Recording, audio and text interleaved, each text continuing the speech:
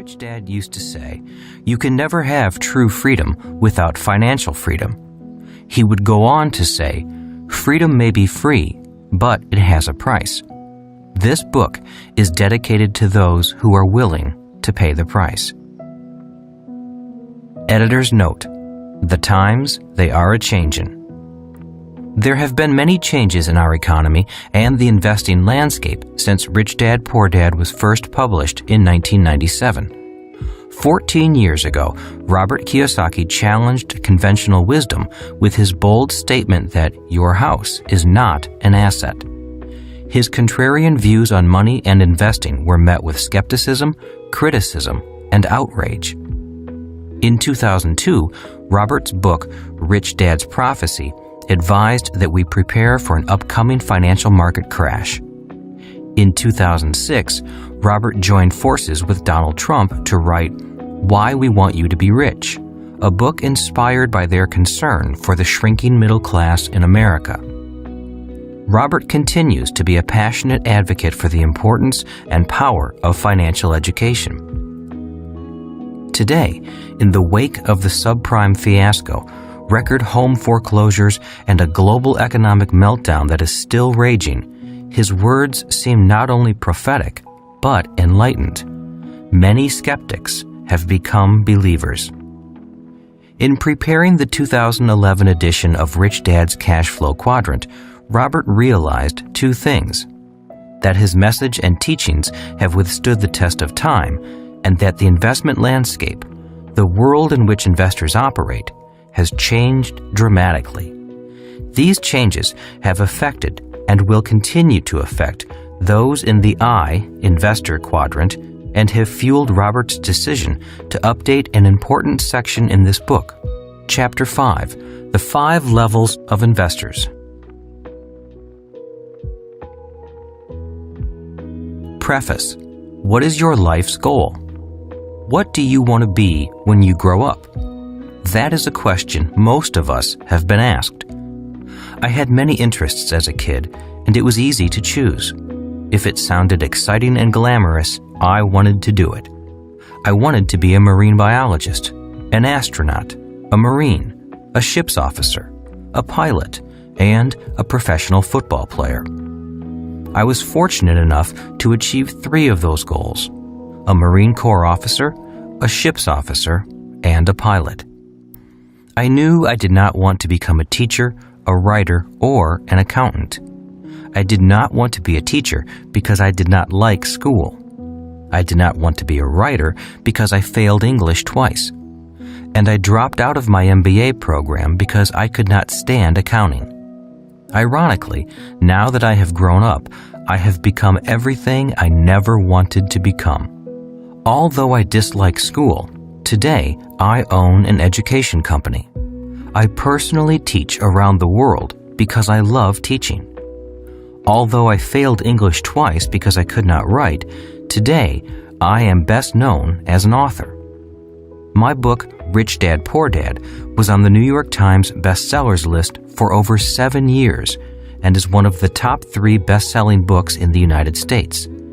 The only books ahead of it are The Joy of Sex and The Road Less Traveled. Adding one more irony, Rich Dad, Poor Dad and my cash flow board game are a book and a game about accounting, another subject I struggled with. So, what does this have to do with the question, what is your goal in life? The answer is found in this simple yet profound statement by a Vietnamese monk, Thich Nhat Hanh. The path is the goal. In other words, finding your path in life is your goal in life. Your path is not your profession, how much money you make, your title, or your successes and failures. Finding your path means finding out what you were put here on this earth to do. What is your life's purpose? Why were you given this gift called life? And what is the gift you give back to life? Looking back, I know going to school was not about finding my life's path. I spent 4 years in military school, studying and training to be a ship's officer. If I had made a career sailing for Standard Oil on their oil tankers, I would never have found my life's path. If I had stayed in the Marines or had gone to fly for the airlines, I would never have found my life's path. Had I continued on as a ship's officer or become an airline pilot, I would never have become an international best-selling author, been a guest on The Oprah Show, written a book with Donald Trump, or started an international education company that teaches entrepreneurship and investing throughout the world. Finding your path. This Cashflow Quadrant book is important because it is about finding your path in life. As you know, most people are programmed early in life to go to school and get a job. School is about finding a job in the E or S quadrant. It is not about finding your life's path. I realize there are people who know exactly what they are going to do early in life. They grow up knowing they are going to be a doctor, lawyer, musician, golfer, or actor. We have all heard about child prodigies, kids with exceptional talents. Yet you may notice these are professions, not necessarily a life's path. So how does one find their path in life? My answer is, I wish I knew. If I could wave my magic wand and your life's path would magically appear, I would. Since I do not have a magic wand, nor can I tell you what to do, the best thing I can do is tell you what I did. And what I did was trust my intuition, my heart, and my guts. For example, in 1973, returning from the war, when my poor dad suggested I go back to school, get my higher degrees, and work for the government, my brain went numb, my heart went heavy, and my gut said, no way. When he suggested I get my old job back with Standard Oil or fly for the airlines, again, my mind, heart, and gut said no. I knew I was through sailing and flying, although they were great professions and the pay was pretty good. In 1973, at the age of 26, I was growing up. I had followed my parents' advice and gone to school, received my college degree, and had two professions, a license to be a ship's officer and a license to fly. The problem was, they were professions and the dreams of a child. At the age of 26, I was old enough to know that education is a process. For example, when I wanted to be a ship's officer, I went to a school that turned out ship's officers. And when I wanted to learn to fly, I went to Navy flight school, a 2-year process that turns non-pilots into pilots. I was cautious about my next educational process. I wanted to know what I was going to become before I started my next educational process. Traditional schools had been good to me. I had achieved my childhood professions. Reaching adulthood was confusing because there were no signs saying, this is the way.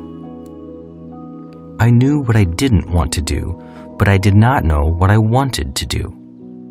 It would have been simple if all I wanted was a new profession. If I had wanted to be a medical doctor, I would have gone to medical school. If I had wanted to be a lawyer, I would have gone to law school. But I knew there was more to life than just going to school to gain another professional credential.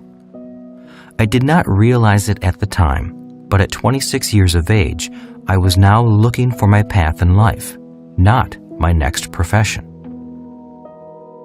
A different education. In 1973, in my last year of active duty flying for the Marine Corps when I was stationed near home in Hawaii, I knew I wanted to follow in my rich dad's footsteps. While in the Marines, I signed up for real estate courses and business courses on the weekends, preparing to become an entrepreneur in the B and I quadrants. At the same time, upon a friend's recommendation of a friend, I signed up for a personal development course, hoping to find out who I really was.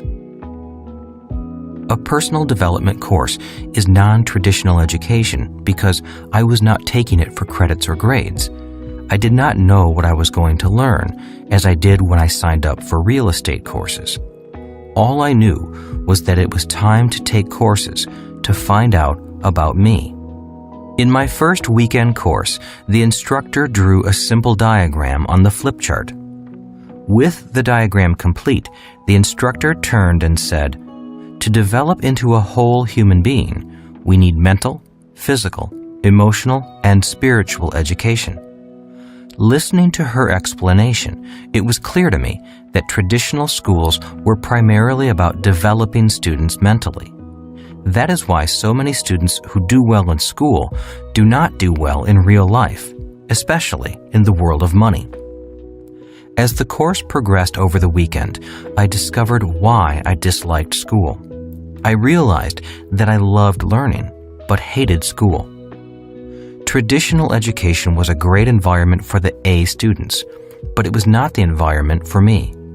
Traditional education was crushing my spirit, trying to motivate me with the emotion of fear, the fear of making mistakes, the fear of failing, and the fear of not getting a job. They were programming me to be an employee in the E or S quadrant. I realized that traditional education is not the place for a person who wants to be an entrepreneur in the B and I quadrants. This may be why so many entrepreneurs never finish school. Entrepreneurs like Thomas Edison, founder of General Electric, Henry Ford, founder of Ford Motor Company, Steve Jobs, founder of Apple, Bill Gates, founder of Microsoft, Walt Disney, founder of Disneyland, and Mark Zuckerberg, founder of Facebook. As the day went on and the instructor went deeper and deeper into these 4 types of personal development, I realized I had spent most of my life in very harsh educational environments. After 4 years at an all-male military academy and 5 years as a Marine pilot, I was pretty strong mentally and physically. As a Marine pilot, I was strong emotionally and spiritually, but all on the macho male development side. I had no gentle side, no female energy. After all, I was trained to be a Marine Corps officer, emotionally calm under pressure, prepared to kill, and spiritually prepared to die for my country. If you ever saw the movie Top Gun starring Tom Cruise, you get a glimpse into the masculine world and bravado of military pilots. I loved that world. I was good in that world. It was a modern-day world of knights and warriors. It was not a world for wimps. In the seminar, I went into my emotions and briefly touched my spirit. I cried a lot because I had a lot to cry about. I had done and seen things no one should ever be asked to do. During the seminar, I hugged a man, something I had never done before, not even with my father. On Sunday night, it was difficult leaving this self-development workshop. The seminar had been a gentle, loving, honest environment. Monday morning was a shock to once again be surrounded by young, egotistical pilots dedicated to flying, killing, and dying for country. After that weekend seminar, I knew it was time to change. I knew developing myself emotionally and spiritually to become a kinder, gentler, and more compassionate person would be the hardest thing I could do. It went against all my years at the military academy and flight school. I never returned to traditional education again. I had no desire to study for grades, degrees, promotions, or credentials again. From then on, if I did attend a course or school, I went to learn, to become a better person. I was no longer in the paper chase of grades, degrees, and credentials. Growing up in a family of teachers, your grades, the high school and college you graduated from, and your advanced degrees were everything. Like the medals and ribbons on a Marine pilot's chest, advanced degrees and brand-name schools were the status and the stripes that educators wore on their sleeves. In their minds, people who did not finish high school were the unwashed, the lost souls of life. Those with master's degrees looked down on those with only bachelor degrees. Those with a PhD were held in reverence. At the age of 26, I knew I would never return to that world. Editor's note: in 2009, Robert received an honorary PhD in entrepreneurship from prestigious San Ignacio de Loyola in Lima, Peru. The few other recipients of this award are political leaders, such as the former president of Spain. Finding my path. I know some of you are now asking, why is he spending so much time talking about non-traditional education courses? The reason is, that first personal development seminar rekindled my love of learning, but not the type of learning that is taught in school. Once that seminar was over, I became a seminar junkie, going from seminar to seminar, finding out more about the connection between my body, my mind, my emotions, and my spirit. The more I studied, the more curious about traditional education I became. I began to ask questions such as, why do so many kids hate school? Why do so few kids like school? Why are many highly educated people not successful in the real world? Does school prepare you for the real world? Why did I hate school but love learning? Why are most school teachers poor? Why do schools teach us little about money? Those questions led me to become a student of education outside the hallowed walls of the school system. The more I studied, the more I understood why I did not like school and why schools failed to serve most of its students, even the A students. My curiosity touched my spirit, and I became an entrepreneur in education. If not for this curiosity, I might never have become an author and a developer of financial education games. My spiritual education led me to my path in life. It seems that our paths in life are not found in our minds. Our path in life is to find out what is in our hearts. This does not mean a person cannot find their path in traditional education. I am sure many do. I am just saying that I doubt I would have found my path in traditional school. Why is a path important? We all know people who make a lot of money but hate their work. We also know people who do not make a lot of money and hate their work. And we all know people who just work for money. A classmate of mine from the Merchant Marine Academy also realized he did not want to spend his life at sea. Rather than sail for the rest of his life, he went to law school after graduation, spending 3 more years becoming a lawyer and entering private practice in the S quadrant. He died in his early 50s. He had become a very successful, unhappy lawyer. Like me, he had 2 professions by the time he was 26. Although he hated being a lawyer, he continued being a lawyer because he had a family, kids, a mortgage, and bills to pay. A year before he died, I met him at a class reunion in New York. He was a bitter man. All I do is sweep up behind rich guys like you. They pay me nothing. I hate what I do and who I work for. Why don't you do something else? I asked. I can't afford to stop working. My first child is entering college. He died of a heart attack before she graduated. He made a lot of money via his professional training, but he was emotionally angry, spiritually dead, and soon his body followed. I realize this is an extreme example. Most people do not hate what they do as much as my friend did.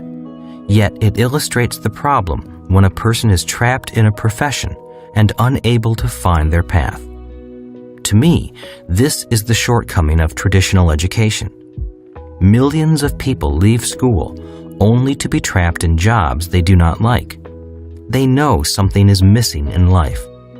Many people are also trapped financially, earning just enough to survive, wanting to earn more but not knowing what to do.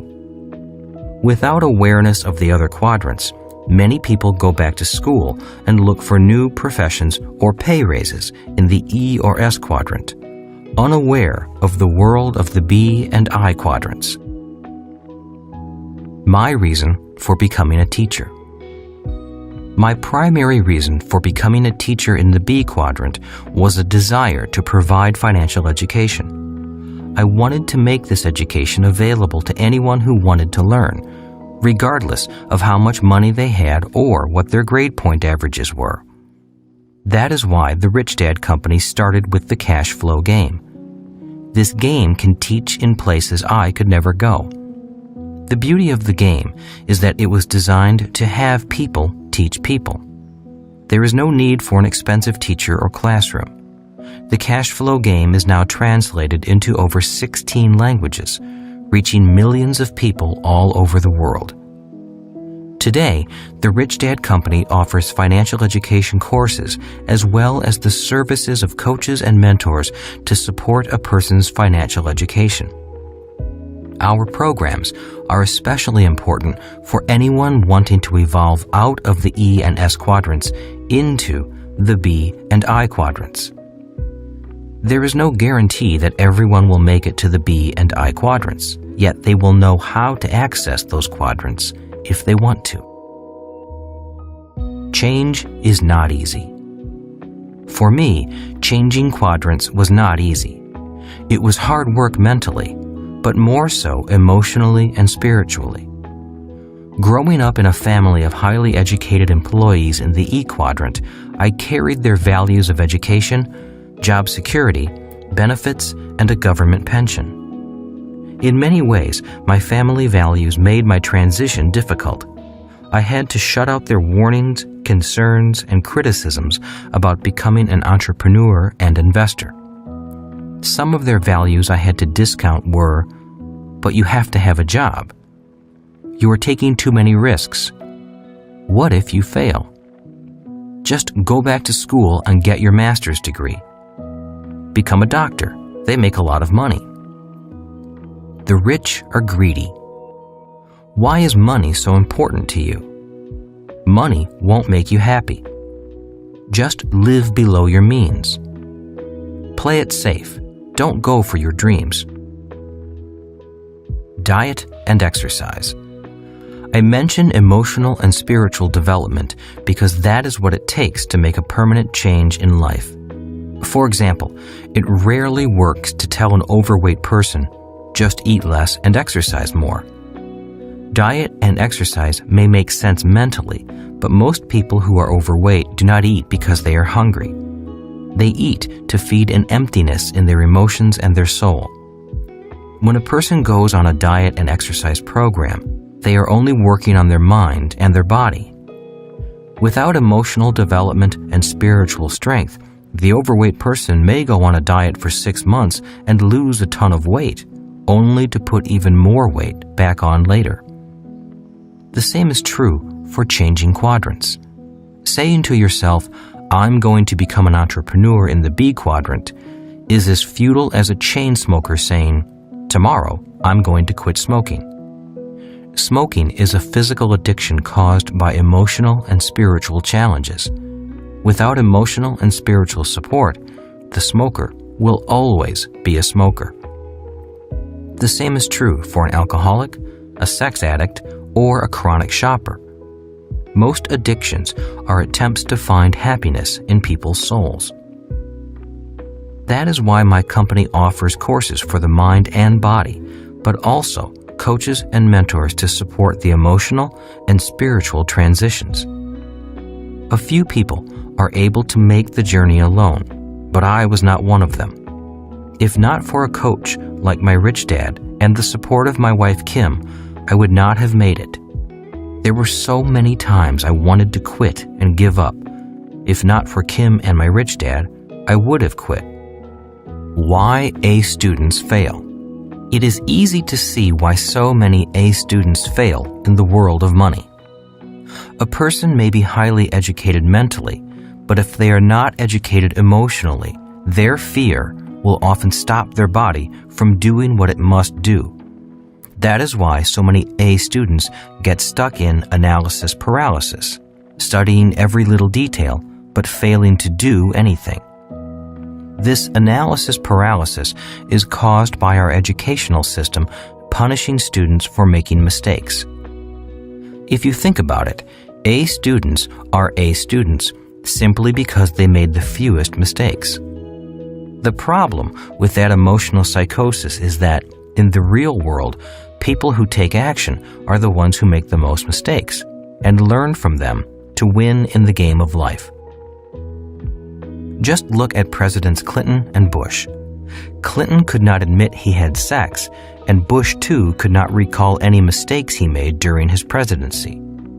Making mistakes is human, but lying about your mistakes is criminal, a criminal act known as perjury. When criticized for making 1,014 mistakes before creating the electric light bulb, Thomas Edison said, "I did not fail 1,014 times. I successfully found out what did not work 1,014 times." In other words, the reason so many people fail to achieve success is because they fail to fail enough times. One of the reasons so many people cling to job security is because they lack emotional education. They let fear stop them. One of the best things about military school and the Marine Corps is that these organizations spend a lot of time developing young men and women spiritually, emotionally, mentally, and physically. Although it was a tough education, it was a complete education, preparing us to do a nasty job. The reason I created the cash flow game is because the game educates the whole person. The game is a better teaching tool than reading or lecture, simply because the game involves the body, mind, emotions, and spirit of the player. The game is designed for players to make as many mistakes as possible with play money, and then learn from those mistakes. To me, this is a more humane way to learn about money. The path is the goal. Today, there are thousands of cash flow clubs all over the world. One reason why cash flow clubs are important is because they are a shelter from the storm, a way station on the path of life. By joining a cash flow club, you get to meet people like you, people who are committed to making changes, not just talking about change. Unlike school, there is not a requirement of past academic success. All that is asked is a sincere desire to learn and make changes. In the game, you will make a lot of mistakes in different financial situations, and will learn from your mistakes using play money. Cash flow clubs are not for those who want to get rich quick. Cash flow clubs are there to support the long-term mental, emotional, spiritual, physical, and financial changes a person needs to go through. We all change and evolve at different rates of speed, so you are encouraged to go at your own speed. After playing the game with others a few times, you will have a better idea of what your next step should be and which of the 4 asset classes, business, real estate, paper assets, or commodities, is best for you. In conclusion, finding one's path is not necessarily easy. Even today, I do not really know if I am on my path or not. As you know, we all get lost at times, and it is not always easy to find our way back. If you feel you are not in the right quadrant for you, or you are not on your life's path, I encourage you to search your heart and find your path in life. You may know it is time to change if you are saying things like the following statements. I'm working with dead people. I love what I do, but I wish I could make more money. I can't wait for the weekend. I want to do my own thing. Is it quitting time yet? My sister is a Buddhist nun. Her path is to support the Dalai Lama, a path that pays nothing. Yet, although she earns little, it does not mean she has to be a poor nun. She has her own rental property and investments in gold and silver. Her strength of spirit and her financially educated mind allow her to follow her life's path without taking a vow of poverty. In many ways, it was a good thing I was labeled stupid in school. Although emotionally painful, that pain allowed me to find my life's path as a teacher. And like my sister, the nun, just because I am a teacher does not mean I have to be a poor teacher. Repeating what Thich Nhat Hanh said, the path is the goal.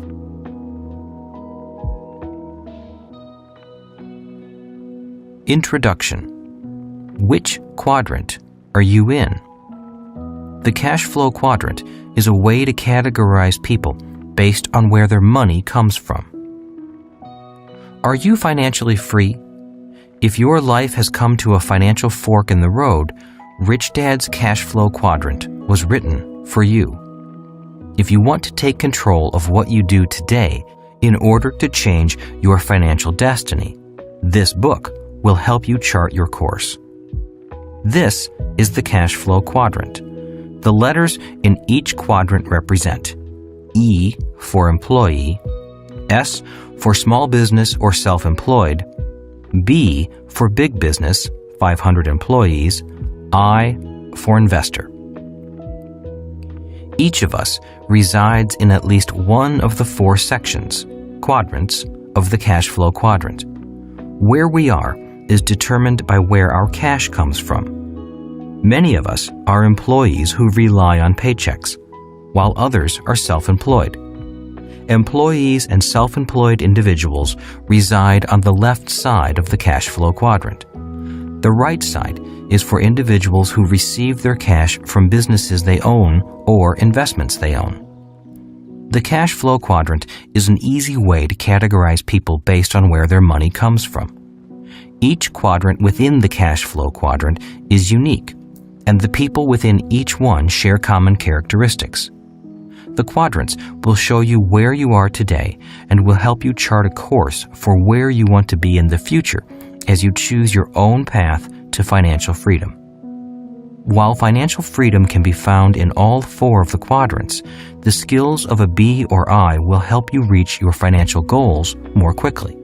Successful E's need to become successful I's to ensure their financial security during retirement. What do you want to be when you grow up?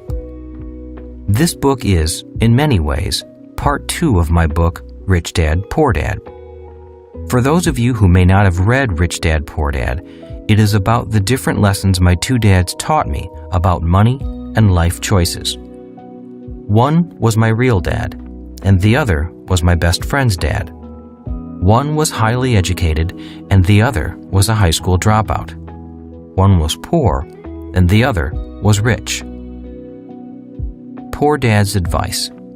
Growing up, my highly educated but poor dad always said, go to school, get good grades, and find a safe, secure job. Poor Dad recommended that I become either a well-paid E employee or a well-paid S, self-employed professional, such as a medical doctor, lawyer, or accountant. My poor dad was very concerned about a steady paycheck, benefits, and job security. That's why he was a well-paid government official, the head of education for the state of Hawaii. Rich Dad's advice. My rich but uneducated dad offered very different advice. He said, go to school, graduate, build businesses, and become a successful investor. This book is about the mental, emotional, and educational process I went through in following my rich dad's advice. Who is this book for? This book is written for people who are ready to change quadrants, especially for individuals who are currently in the E and S categories and are contemplating moving to the B or I category. This book is for people who are ready to move beyond job security and begin to achieve financial security. It's not an easy life path, but the prize at the end of the road, financial freedom, is worth the journey. When I was 12 years old, Rich Dad told me a simple story that guided me to great wealth and financial freedom. It was his way of explaining the difference between the left side of the cash flow quadrant, the E and S quadrants, and the right side, or the B and I quadrants. The story goes like this. Once upon a time, there was this quaint little village. It was a great place to live, except for one problem. The village had no water unless it rained. To solve this problem once and for all, the village elders asked contractors to submit bids to deliver water to the village on a daily basis. 2 people volunteered to take on the task, and the elders awarded the contract to both of them. They felt that a little competition would keep prices low and ensure a backup supply of water. The first person who won the contract, Ed, immediately ran out, bought 2 galvanized steel buckets, and began running back and forth to the lake, which was a mile away. He immediately began making money as he labored morning to dusk, hauling water from the lake with his 2 buckets. He would empty them into the large concrete holding tank the village had built. Each morning, he had to get up before the rest of the village awoke to make sure there was enough water for the people. It was hard work, but he was very happy to be making money and for having one of the 2 exclusive contracts for this business. The second winning contractor, Bill, disappeared for a while. He wasn't seen for months, which made Ed very happy since he had no competition. Instead of buying 2 buckets to compete with Ed, Bill wrote a business plan, created a corporation, found 4 investors, employed a president to do the work, and returned 6 months later with a construction crew. Within a year, his team had built a large volume stainless steel pipeline which connected the village to the lake. At the grand opening celebration, Bill announced that his water was cleaner than Ed's water. Bill knew that the villagers had complained about the water's lack of cleanliness. Bill also announced that he could supply the village with water 24 hours a day, 7 days a week. Ed could only deliver water on weekdays because he didn't want to work on weekends. Then, Bill announced that he would charge 75% less than Ed did for this higher quality, more reliable water. The villagers cheered and immediately ran for the faucet at the end of Bill's pipeline. In order to compete, Ed immediately lowered his rates by 75%, bought 2 more buckets, added covers to his buckets, and began hauling 4 buckets each trip. In order to provide better service, he hired his 2 sons to give him a hand on the night shift and on weekends. When his boys went off to college, he said to them, "Hurry back, because someday this business will belong to you." For some reason, his 2 sons never returned. Eventually, Ed had employees and union problems. The union demanded higher wages and better benefits and wanted its members to only haul 1 bucket at a time. Meanwhile, Bill realized that if this village needed water, then other villages must need water too. He rewrote his business plan and went off to sell his high-speed, high-volume, low-cost, clean water delivery system to villages throughout the world. He only makes a penny per bucket of water delivered, but he delivers billions of buckets of water every day. Whether he works or not, billions of people consume billions of buckets of water, and all that money pours into his bank account. Bill developed a pipeline to deliver money to himself, as well as water to the villages. Bill lived happily ever after. Ed worked hard for the rest of his life and had financial problems forever after. The end. That story about Bill and Ed has guided me for years. It has assisted me in my life's decision-making process. I often ask myself, am I building a pipeline or hauling buckets? Am I working hard or am I working smart? And the answers to those questions have made me financially free. That is what this book is about.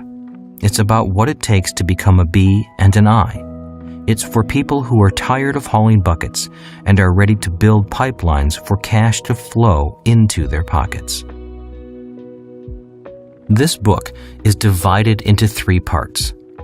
Part 1. The first part of this book focuses on the core differences between people in the 4 quadrants. It shows why certain people gravitate to certain quadrants and often get stuck there without realizing it. It will help you identify where you are today in the quadrant and where you want to be in 5 years. Part 2. The second part of this book is about personal change. It's more about what you have to be instead of what you have to do. Part 3. The third part of this book explains how to find success on the right side of the cash flow quadrant. I will share more of my rich dad's secrets on the skills required to be a successful B and I. It will help you choose your own path to financial freedom. Throughout Rich Dad's Cash Flow Quadrant, I continue to stress the importance of financial intelligence. If you want to operate on the right side, the B and I quadrant side, you must be smarter than if you choose to stay on the left side, the E and S quadrant side. To be a B or I, you must be able to control the direction of your cash flow. This book is written for people who are ready to make changes in their lives to move beyond job security and begin to build their own pipelines to achieve financial freedom. We are in the information age, which offers more opportunities for financial reward than ever before.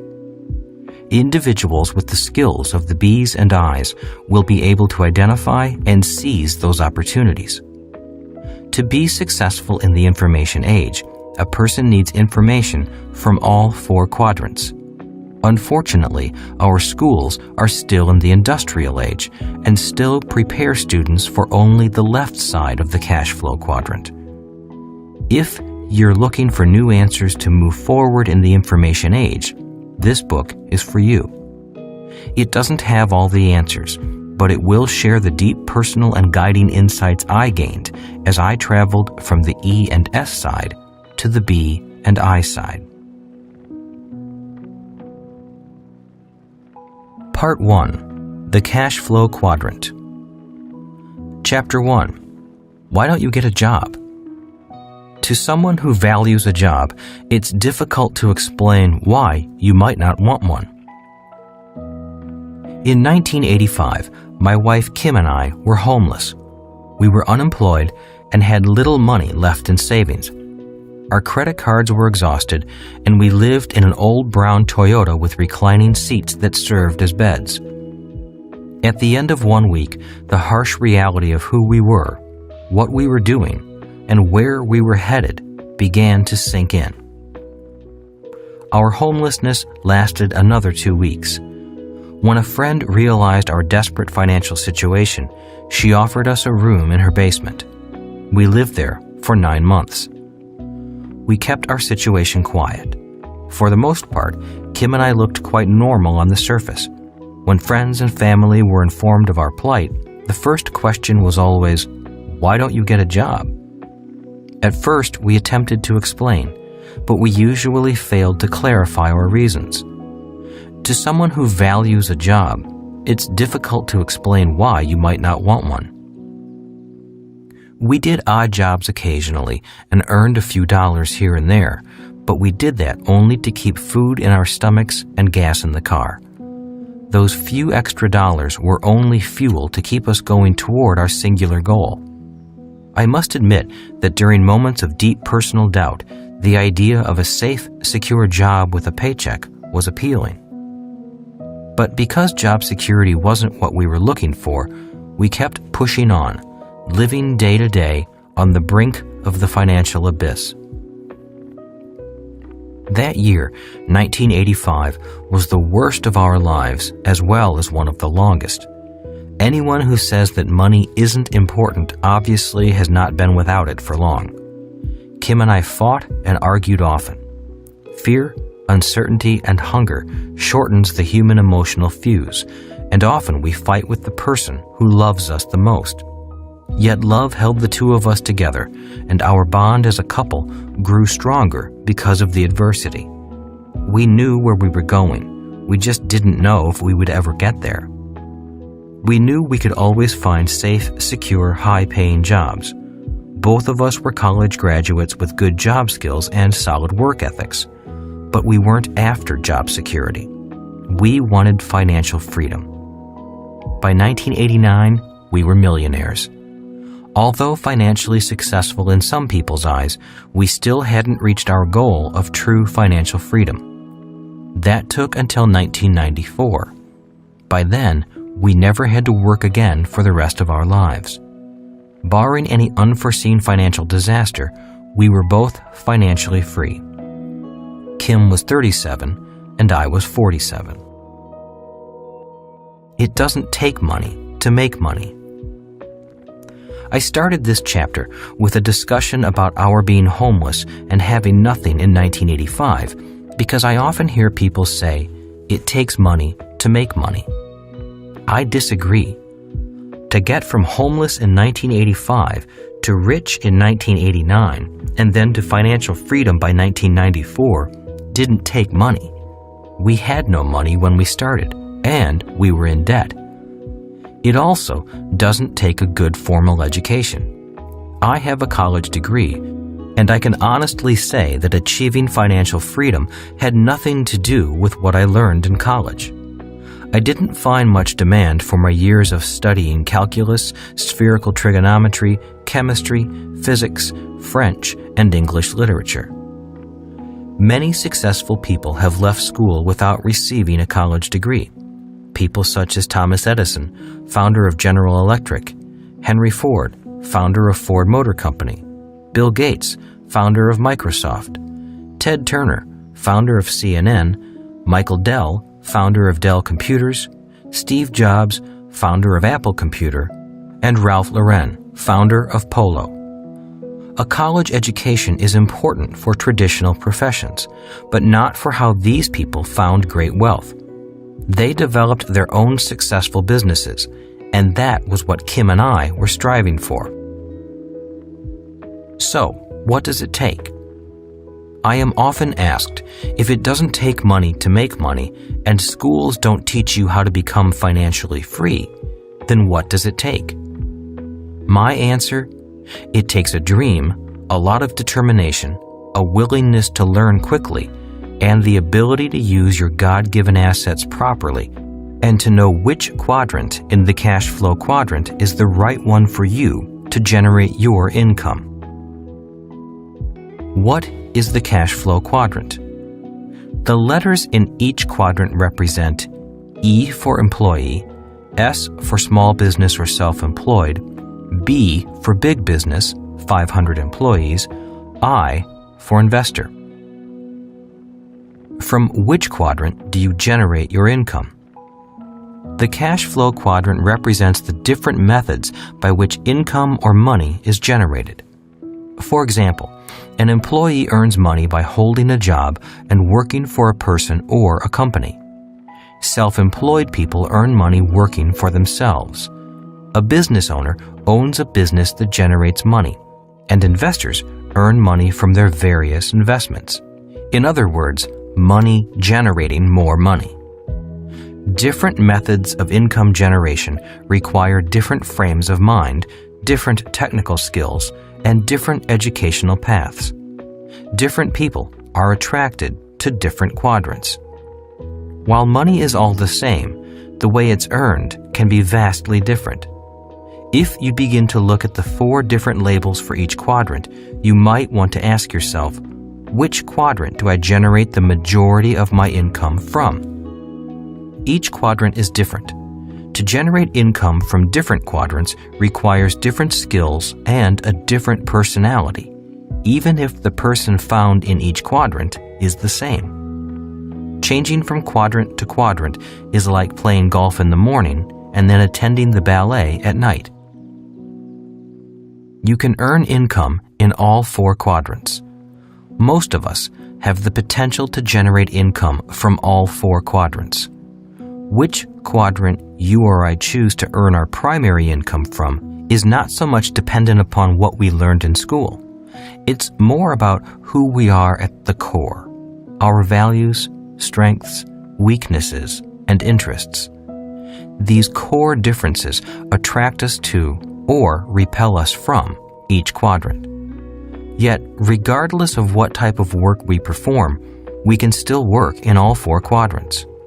For example, a medical doctor could choose to earn income as an E and join the staff of a large hospital or an insurance company, work for the government in the public health field, or become a military doctor.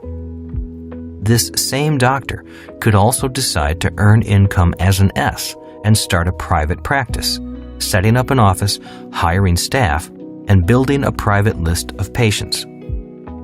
Or the doctor could decide to become a B and own a clinic or laboratory and have other doctors on staff. This doctor probably would hire a business manager to run the organization. In this case, the doctor would own the business but not have to work in it. The doctor also could decide to own a business that has nothing to do with the medical field while still practicing medicine somewhere else.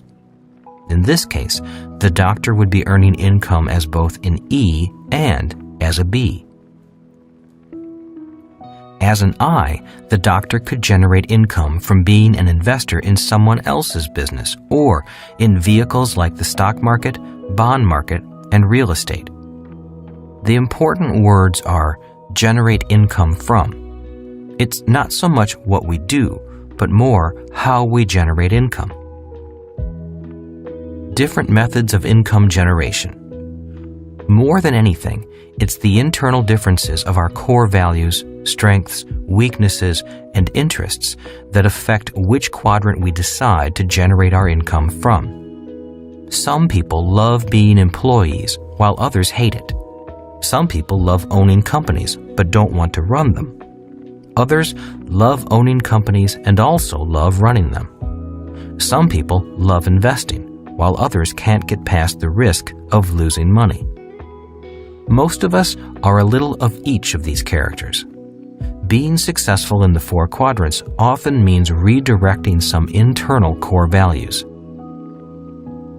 You can be rich or poor in all four quadrants. It is important to note that you can be rich or poor in all four quadrants. There are people who earn millions and people who go bankrupt in each of the quadrants. Being in one quadrant or another does not necessarily guarantee financial success. Not all quadrants are equal.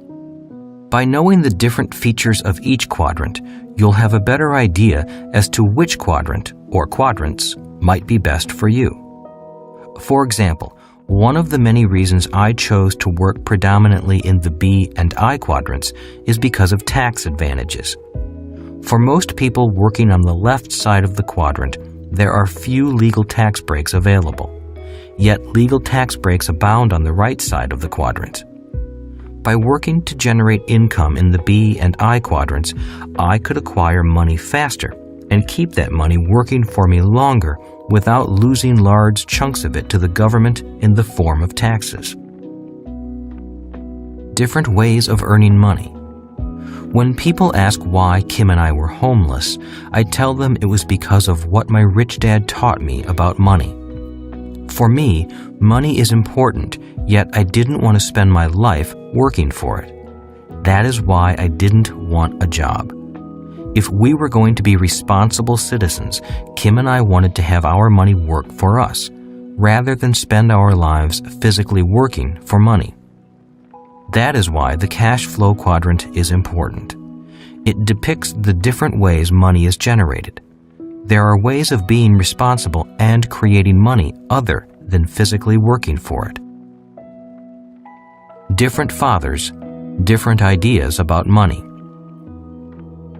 My highly educated dad had a strong belief that the love of money was evil and that excessive profit meant you were greedy. He felt embarrassed when the newspapers published how much he made because he felt he was overcompensated in comparison to the teachers who worked for him. He was a good, honest, hard-working man who did his best to defend his point of view that money wasn't important to his life. My highly educated yet poor dad constantly said, "I'm not that interested in money. I'll never be rich. I can't afford it. Investing is risky. Money isn't everything." Money supports life. My rich dad had a different point of view. He thought it foolish to spend your life working for money and to pretend that money wasn't important. Rich Dad believed that life was more important than money, but that money was important for supporting life. He often said, "You only have so many hours in a day, and you can only work so hard. So why work hard for money? Learn to have money and people work hard for you, and you can be free to do the things that are important." To my rich dad, what was important was having lots of time to raise his kids, having money to donate to charities and projects he supported, bringing jobs and financial stability to the community, having time and money to take care of his health, being able to travel the world with his family. "Those things take money," said Rich Dad. "That's why money is important to me. Money is important, but I don't want to spend my life working for it." Choosing quadrants. One reason Kim and I focused on the B and I quadrants while we were homeless was because I had more training and education in those quadrants. It was because of my rich dad's guidance that I knew the different financial and professional advantages of each quadrant. For me, the quadrants on the right side, the B and I quadrants, offered the best opportunity for long-term financial success and financial freedom. Also, at age 37, I had experienced successes and failures in all four quadrants, which allowed me some degree of understanding about my own personal temperament, likes, dislikes, strengths, and weaknesses. I knew which quadrants I did best in. Parents are teachers. When I was a young boy, my rich dad often referred to the Cashflow Quadrant. He would explain to me the difference between someone who was successful on the left side versus the right side. But being young, I really didn't pay much attention to what he said. I didn't understand the difference between an employee's mindset and a business owner's mindset. I was just trying to survive school. Yet I did hear his words, and soon they began to make sense. Having two dynamic and successful father figures around me gave meaning to what each was saying. But it was what they were doing that allowed me to begin to notice the differences between the ES side and the BI side. At first, the differences were subtle. Then they became glaring. For example, one painful lesson I learned as a young boy was simply how much time one dad had available to spend with me versus the other. As the success and prominence of both dads grew, it was obvious that one dad had less and less time to spend with his wife and 4 children. My real dad was always on the road, at meetings or dashing off to the airport for more meetings. The more successful he got, the fewer dinners we had together as a family. On weekends, he was at home in his crowded little office, buried under paperwork. On the other hand, my rich dad had more and more free time as his success grew. One of the reasons I learned so much about money, finance, business, and life was simply because my rich dad had more and more free time for his children and me. Another example is that both dads made more and more money as they became successful, but my real dad, the educated one, also got further into debt. So he'd work harder and suddenly find himself in a higher income tax bracket. His banker and accountant would then tell him to buy a bigger house for the so-called tax break. My dad would follow the advice and buy a bigger house, and soon he was working harder than ever so he could make more money to pay for it. Ultimately, this just took him even further away from his family. My rich dad was different.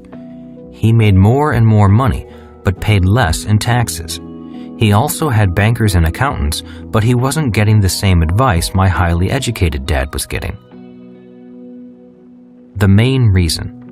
The driving force, however, that wouldn't allow me to stay on the left side of the quadrant was what happened to my highly educated but poor dad at the peak of his career. In the early 1970s, I was already out of college and in Pensacola, Florida, going through pilot training for the Marine Corps before a tour in Vietnam. My educated dad was now the superintendent of education for the state of Hawaii and a member of the governor's staff. One evening, he phoned me with some interesting news. "Son," he said, "I'm going to resign from my job and run for lieutenant governor of Hawaii for the Republican Party." I gulped and then said, "You're going to run for office against your boss?" "That's right," he replied. "Why?" I asked. "Republicans don't have a chance in Hawaii. The Democratic Party and their labor unions are too strong." "I know, son. I know that we don't have a prayer of winning. Judge Samuel King will be the candidate for governor, and I will be his running mate." "Why?" I asked again. "Why go against your boss if you know you're going to lose?" "Because my conscience won't let me do anything else. The games these politicians are playing disturb me." "Are you saying they're corrupt?" I asked. "I don't want to say that," said my real dad. He was an honest and moral man who rarely spoke badly about anyone. Yet I could tell from his voice that he was angry and upset when he said, "I'll just say that my conscience bothers me when I see what goes on behind the scenes. I couldn't live with myself if I turned a blind eye and did nothing. My job and paycheck aren't as important as my conscience." After a long silence, I realized that my dad's mind was made up. "Good luck," I said quietly. "I'm proud of you for your courage, and I'm proud to be your son." My dad and the Republican ticket were crushed, as expected. The re-elected governor sent the word out that my dad was never to work again for the state of Hawaii, and he never did. At the age of 54, my dad went looking for a job, and I was on my way to Vietnam. When he was middle-aged, my dad was hunting for a job. He went from jobs with big titles and low pay to other jobs with big titles and low pay. He was a tall, brilliant, and dynamic man who was no longer welcome in the only world he knew, the world of government employees. He tried starting several small businesses. He was a consultant for a while and even bought a famous franchise, but all his efforts failed. As he grew older and his strength slipped away, so did his drive to start over again. His lack of will became even more pronounced after each business failure. He was a successful E trying to survive as an S, a quadrant in which he had no training or experience and for which he had no heart. He loved the world of public education, but he couldn't find a way to get back in. The ban on his employment in the state government was silently but firmly in place. If not for Social Security and Medicare, the last years of his life would have been a complete disaster. He died frustrated and a little angry, yet he died with a clear conscience. So, what kept me going in the darkest of hours?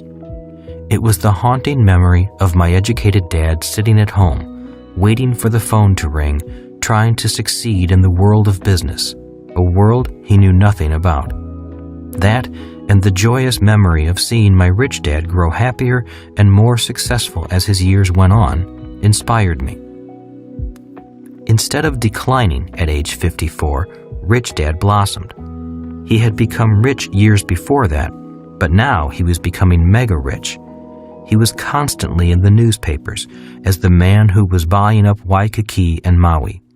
His years of methodically building businesses and investing were paying off, and he was on his way to becoming one of the richest men in the islands. Small differences become large differences. Because my rich dad had explained the quadrants to me, I was better able to see that small differences grow into large differences when measured over the years a person spends working. Because of the Cashflow Quadrant, I knew it was better to decide not so much what I wanted to do, but more who I wanted to become as my working years progressed. In the darkest hours, it was this deep knowledge and the lessons from two powerful dads that kept me going. It is more than the quadrant. The cash flow quadrant is more than 2 lines and some letters. If you look below the surface of this simple diagram, you will find completely different worlds, as well as different ways of looking at the world. As a person who has looked at the world from both the left and the right sides, I can honestly say the world looks much different depending on which side you are on. One quadrant is not better than another. Each has strengths and each has weaknesses. This book is written to give you a glimpse into the different quadrants and into the personal development required to be financially successful in each of them. It's my belief that you'll gain further insights into choosing the financial life path that's best suited for you. Many of the skills essential to being successful on the right side of the quadrant aren't taught in school, which may explain how people like Bill Gates, Ted Turner, and Thomas Edison left school early and yet learned how to be successful B's and I's. This book will identify the skills as well as the personal core temperament that are necessary for finding success on the B and I side. First, I offer a broad overview of the 4 quadrants, and then an in-depth focus on the B and I side. After listening to this book, some of you might want to make a change in how you earn your income, and some of you will be happy to stay just where you are. You might choose to operate in more than one quadrant, maybe even in all 4 quadrants. We're all different, and one quadrant isn't more important or better than another. In every village, town, city, and nation in the world, there is a need for people to operate in all 4 quadrants in order to ensure the financial stability of the community. Also, as we grow older and gain different experiences, our interests change. For example, I noticed that many young people right out of school are often happy to get a job. But after a couple of years, a few of them decide they aren't interested in climbing the corporate ladder, or they lose interest in their chosen field. These changes of age and experience often cause a person to search for new avenues of growth, challenge, financial reward, and personal happiness. I hope this book offers some fresh ideas for attaining those goals. In short, this book isn't about homelessness, but about finding a home in a quadrant or quadrants.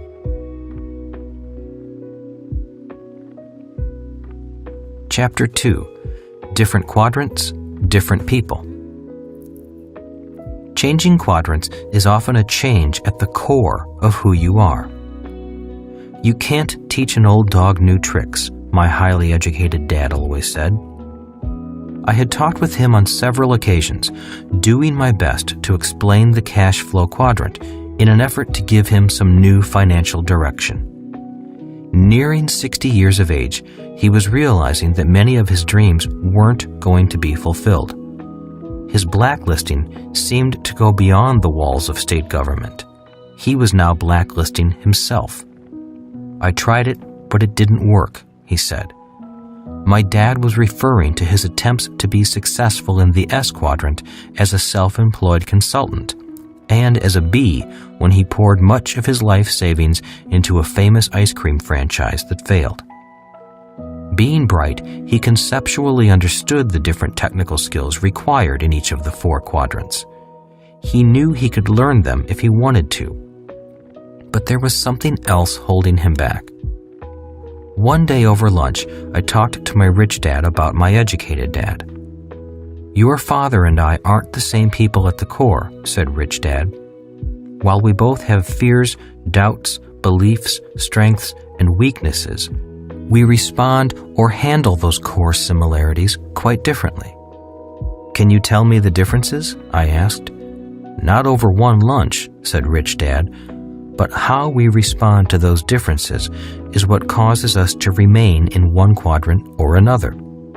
When your dad tried to cross over from the E quadrant to the B quadrant, intellectually he could understand the process, but he couldn't handle it emotionally.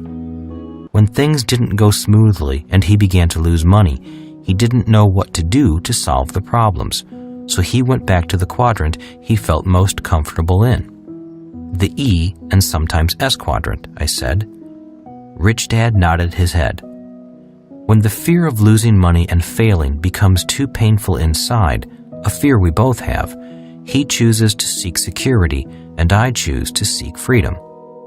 And that is the core difference, I said, signaling the waiter for our check. Even though we're all human beings, said Rich Dad, when it comes to money and the emotions attached to money, we all respond differently. And it's how we respond to those emotions that often determines which quadrant we choose to generate our income from. Different quadrants for different people, I said. That's right, said Rich Dad as we stood and headed for the door. And if you're going to be successful in any quadrant, you need to have more than just technical skills. You also need to know the core differences that cause people to seek different quadrants. Know that, and life will be much easier. We were shaking hands and saying goodbye as the valet brought my Rich Dad's car around. Oh, one last thing, I said hurriedly. Can my dad change? Oh, sure, said Rich Dad. Anyone can change. But changing quadrants isn't like changing jobs or changing professions. Changing quadrants is often a change at the core of who you are, how you think, and how you look at the world. The change is easier for some people than for others, simply because some people welcome change and others fight it. And changing quadrants is most often a life-changing experience. It's a change as profound as the age-old story of the caterpillar becoming a butterfly. Not only will you change, but so will your friends. While you'll still be friends with your old friends, it's just harder for caterpillars to do the same thing butterflies do. So the changes are big changes, and not too many people choose to make them. The valet closed the door, and as my Rich Dad drove off, I was left thinking about the core differences. What are the core differences? How do I tell if people are an E, S, B, or I without knowing much about them? One of the ways is by listening to their words. One of my Rich Dad's greatest skills was being able to read people, but he also believed you could not judge a book by its cover. Rich Dad, like Henry Ford, didn't have an excellent education, but both men knew how to hire and work with people who did. Rich Dad always explained to me that the ability to bring smart people together and work as a team was one of his primary skills. When I was 9, my Rich Dad began to teach me the skills necessary to be successful in the B and I quadrants. One of those skills was to get beyond the surface of a person and gaze into their core. Rich Dad used to say, "If I listen to a person's words, I begin to see and feel their souls." So, as a young boy, I began to sit in with my Rich Dad when he hired people. From these interviews, I learned to listen, not so much for words, but for core values, values that my Rich Dad said came from their souls. E quadrant words. A person who comes from the E, employee quadrant, might say, "I am looking for a safe, secure job with good pay and excellent benefits." S quadrant words. A person who comes from the S, self-employed quadrant, might say, "My rate is $75 per hour," or "My normal commission rate is 6% of the total price," or "I can't seem to find people who want to work and do the job right," or "I've got more than 20 hours into this project." B quadrant words. A person operating out of the B, business owner, quadrant might say, "I'm looking for a new president to run my company." I quadrant words. Someone operating out of the I, investor quadrant might say, "Is my cash flow based on an internal rate of return or net rate of return?" Words are tools. Once my Rich Dad knew who the person he was interviewing was at their core, at least for that moment, he would know what they were really looking for, what he had to offer, and what words to use when speaking to them. Rich Dad always said, words are powerful tools. Rich Dad constantly reminded his son Mike and me of this.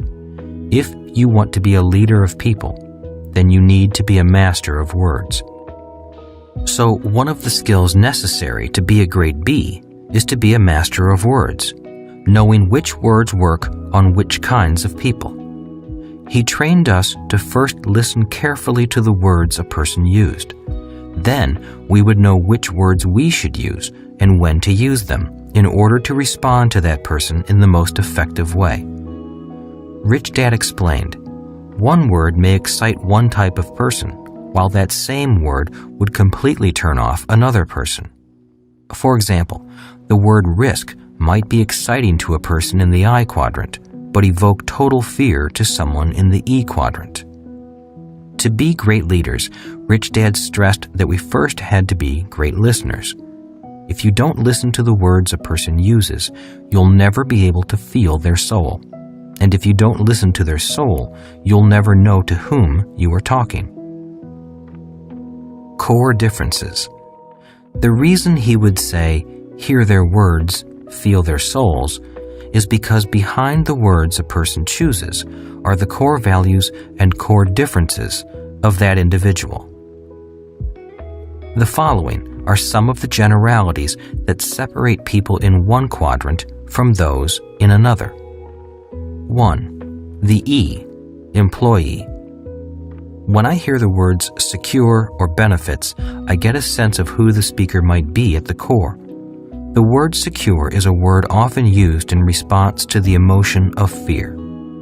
If a person feels fear, then the need for security is often a commonly used phrase for someone who comes predominantly from the E quadrant. When it comes to money and jobs, there are many people who simply hate the feeling of fear that comes with economic uncertainty, hence the desire for security. The word benefit means people would also like some kind of additional reward that is spelled out, a defined and assured extra compensation, such as health insurance or a retirement plan. The key is that they want to feel secure and see it in writing. Uncertainty doesn't make them happy. Certainty does. Their internal workings say, I'll give you this if you promise to give me that in return. They want their fear reduced by the presence of some degree of certainty, so they seek security and strong agreements when it comes to employment. They're accurate when they say, I'm not that interested in money. For them, the idea of security is often more important than money. Employees can be presidents of companies or janitors. It's not so much what they do, but the contractual agreement they have with the person or organization that hires them. 2. The S, self-employed. These are people who want to be their own boss or like to do their own thing. I call this group the do-it-yourselfers.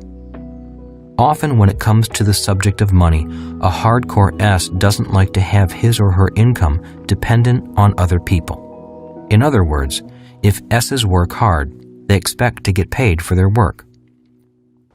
S's don't like having the amount of money they earn dictated by someone else or by a group of people who might not work as hard as they do. If they work hard, they expect to be paid well. Conversely, they also understand that if they don't work hard, then they don't deserve to be paid much. When it comes to money, they have fiercely independent souls. The emotion of fear. So while the E often responds to the fear of not having money by seeking security, the S often responds differently. The people in this quadrant respond to fear, not by seeking security, but by taking control of the situation and doing it on their own. That is why I call the S group the do-it-yourself group. When it comes to fear and financial risk, they want to take the bull by the horns. In this group, you will find well-educated professionals who spend years in school, such as doctors, lawyers, and dentists. Also in the S group are people who took educational paths other than or in addition to traditional school.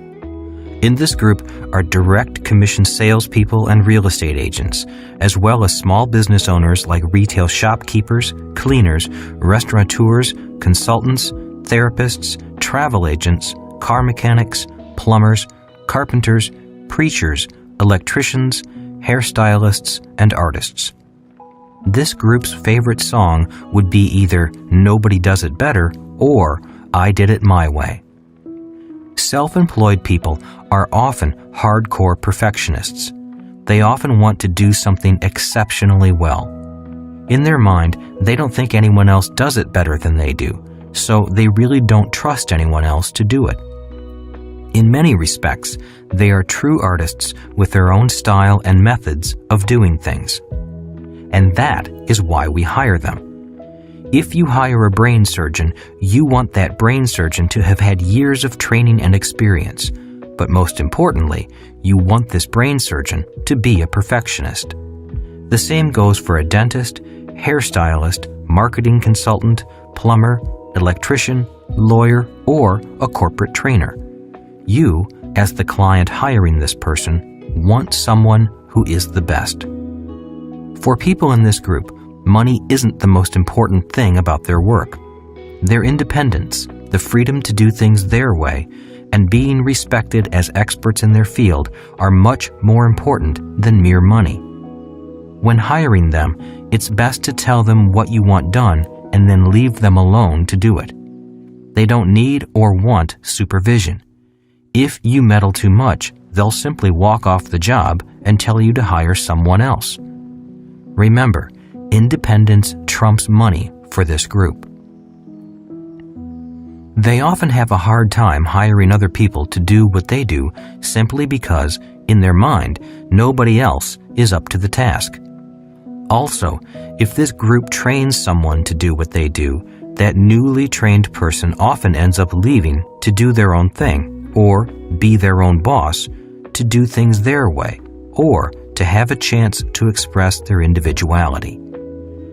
Many S-types are hesitant to hire and train other people because, once trained, they often end up as their competition.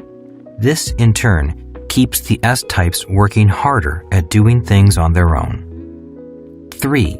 The B, business owner. This group of people could almost be the opposite of the S. Those who are true Bs like to surround themselves with smart people from all four categories: E, S, B, and I. Unlike the S, who doesn't like to delegate work because no one can do it better, the B likes to delegate. The true motto of a B is, why do it yourself when you can hire someone to do it for you, and they can do it better? Henry Ford fits this mold. As one popular story goes, a group of so-called intellectuals came by to condemn Ford for being ignorant. They claimed he really didn't know much. So Ford invited them into his office and challenged them to ask him any question, and he would answer it. So this panel assembled around America's most powerful industrialist and began to ask him questions. Ford listened to their questions and, when they were through, he simply reached for several phones on his desk and called in some of his bright assistants and asked them to give the panel the answers they sought. He ended by informing the panel that he'd rather hire smart people who went to school to come up with answers so he could leave his mind clear to do more important tasks like thinking. One of the quotes credited to Ford goes, "Thinking is the hardest work there is. That is why so few people engage in it." Leadership is bringing out the best in people. My rich dad's idol was Henry Ford. He had me read books about people like Ford and John D. Rockefeller, the founder of Standard Oil. Rich Dad constantly encouraged Mike and me to learn the essence of leadership and the technical skills of business. In retrospect, I understand now that many people may have one or the other, but to be a successful B, you really do need to have both. I also now realize that both skills can be learned. There is a science, as well as an art, to business and leadership. For me, both are lifelong studies. When I was a boy, my rich dad gave me the children's book Stone Soup, written in 1947 by Marcia Brown and still available today. He had me read this book to begin my training as a leader in business. Leadership, Rich Dad said, is the ability to bring out the best in people. So he trained his son and me in the technical skills necessary for becoming successful in business. Technical skills such as reading financial statements, marketing, sales, accounting, management, production, and negotiation. Throughout each lesson, he stressed that we needed to learn to work with and lead people. Rich Dad always said, the technical skills of business are easy. The hard part is working with people. As a reminder, I still read Stone Soup today because I personally have a tendency to be a tyrant instead of a leader when things don't go my way. Entrepreneurial development. I often hear the words, I'm going to start my own business. Many people tend to believe that the way to financial security and happiness is to do your own thing or to develop a new product no one else has. So they rush out and start their own business. In many cases, this is the path they take. Many wind up starting an S type of business and not a B type of business. Again, one is not necessarily better than the other. Both have different strengths, weaknesses, risks, and rewards. But many people who want to start a B type of business wind up with an S type of business and become stalled in their quest to move to the right side. Many new entrepreneurs want to move from the E quadrant to the B quadrant, but they wind up instead moving from the E quadrant to the S quadrant and getting stuck there. Many then attempt to move from the S quadrant to the B quadrant. But only a few who attempt this actually make it. Why? Because the technical skills and human skills to be successful in each quadrant are different. You must learn the skills and mindset required by a quadrant in order to find true success there. The difference between an S type of business and a B type of business. Those who are true Bs can leave their business for a year or more and return to find their business more profitable and running better than when they left it. In a true S type of business, if the S left for a year or more, chances are there would be no business left to return to. So, what causes the difference? Saying it simply, an S owns a job, a B owns a system, and then hires competent people to operate the system. Or, put another way, in many cases, the S is the system. That is why they can't leave. For example, let's take a look at a typical dentist. A dentist spends years in school learning to become a self-contained system. You, the client, get a toothache. You go see your dentist. He fixes your tooth. You pay and go home. You're happy and you tell all of your friends about your great dentist. In most cases, the dentist can do the entire job by himself. The problem is that if the dentist goes on vacation, so does his income. B business owners can go on vacation forever because they own a system, not a job. If the B is on vacation, the money still comes in. To be successful as a B requires 1. Ownership or control of systems, and 2. The ability to lead people. For S's to evolve into Bs, they need to convert who they are and what they know into a system, and many aren't able to do that. Or they're often too attached to the system to let go and let other people in. Can you make a better hamburger than McDonald's?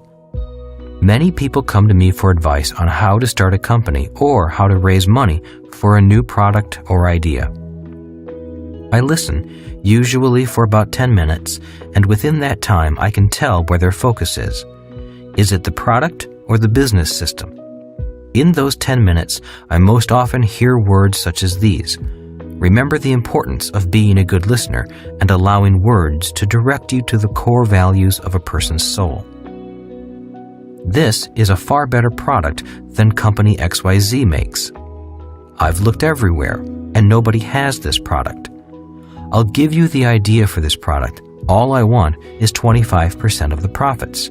I've been working on this product, book, music score, invention for years. These are the words of a person generally operating from the left side, the ES side. It's important to be gentle at this time because I'm dealing with core values and ideas that have been entrenched for years, maybe handed down for generations. If I'm not gentle or patient, I could damage a fragile and sensitive launch of an idea and, more importantly, a human being ready to evolve into another quadrant. The hamburger and the business. Since I need to be gentle, at this point in the conversation, I often use the McDonald's hamburger example for clarification. After listening to their pitch, I slowly ask, can you personally make a better hamburger than McDonald's? So far, 100% of the people I've talked with about their new idea or product have said yes. They can all prepare, cook, and serve a better quality hamburger than McDonald's. Next, I ask them, can you personally build a better business system than McDonald's? Some people see the difference immediately, and some don't.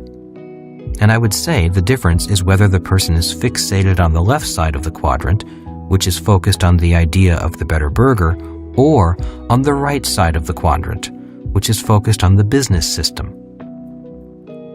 I do my best to explain that there are a lot of entrepreneurs out there offering far superior products or services than are offered by the mega-rich multinational corporations, just as there are billions of people who can make a better burger than McDonald's. But only McDonald's has created this system that has served billions of burgers.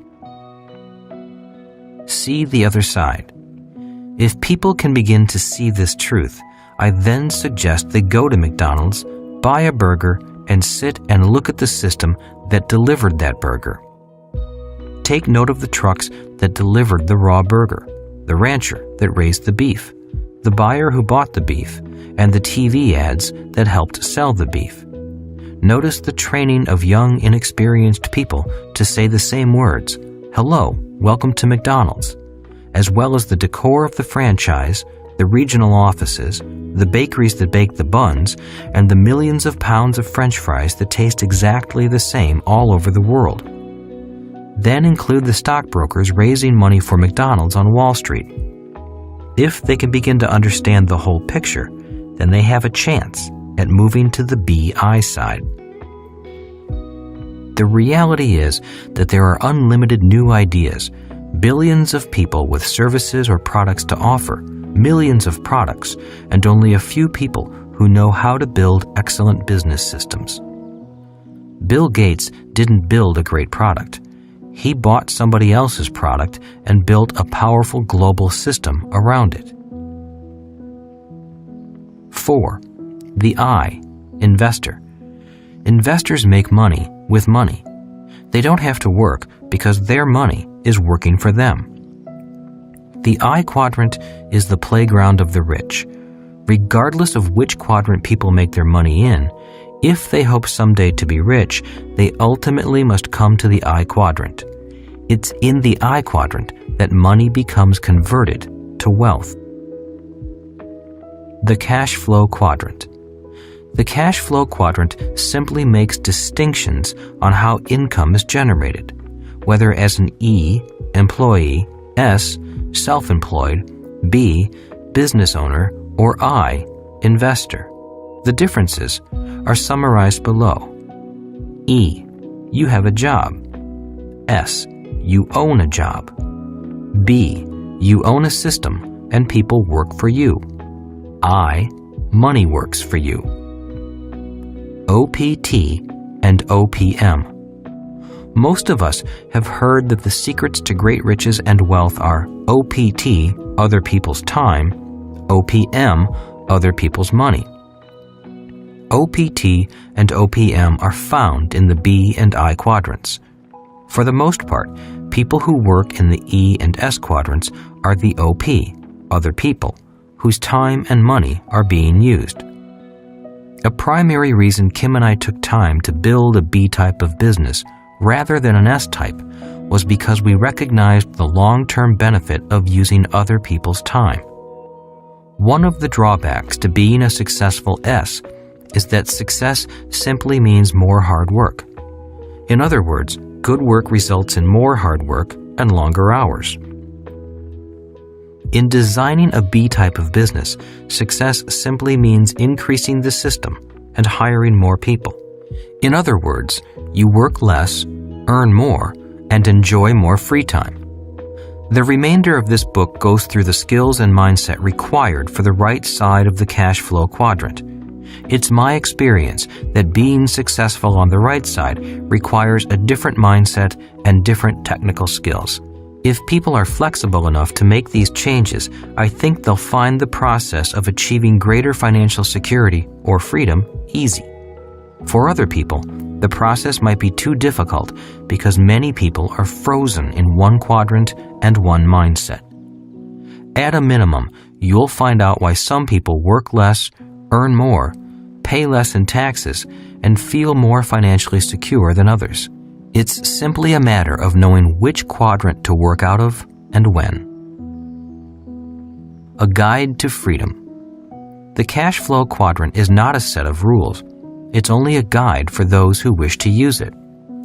It guided Kim and me from financial struggle to financial security, and then to financial freedom. The difference between the rich and everyone else. A few years ago, I read an article that said most rich people receive 70% of their income from investments, or the I quadrant, and less than 30% from wages, or the E quadrant. If they were an E, chances are that they were employees of their own corporation. For most everyone else, the poor and the middle class, at least 80% of their income comes from wages from the E or S quadrant, and less than 20% from investments in the I quadrant. The difference between being rich and being wealthy. In Chapter 1, I wrote that Kim and I were millionaires by 1989, but we weren't financially free until 1994. There's a difference between being rich and being wealthy. By 1989, our business was making us a lot of money. We were earning more and working less because the business system was growing without any more physical effort on our part. We had achieved what most people would consider financial success. However, we still needed to convert the cash flow coming from the business into even more tangible assets that would generate additional cash flow. We had grown our business into a success. Now it was time to focus on growing our assets to the point where the cash flow from all of our assets would be greater than our living expenses. By 1994, the passive income from all of our assets was greater than our expenses. At that point, we were wealthy.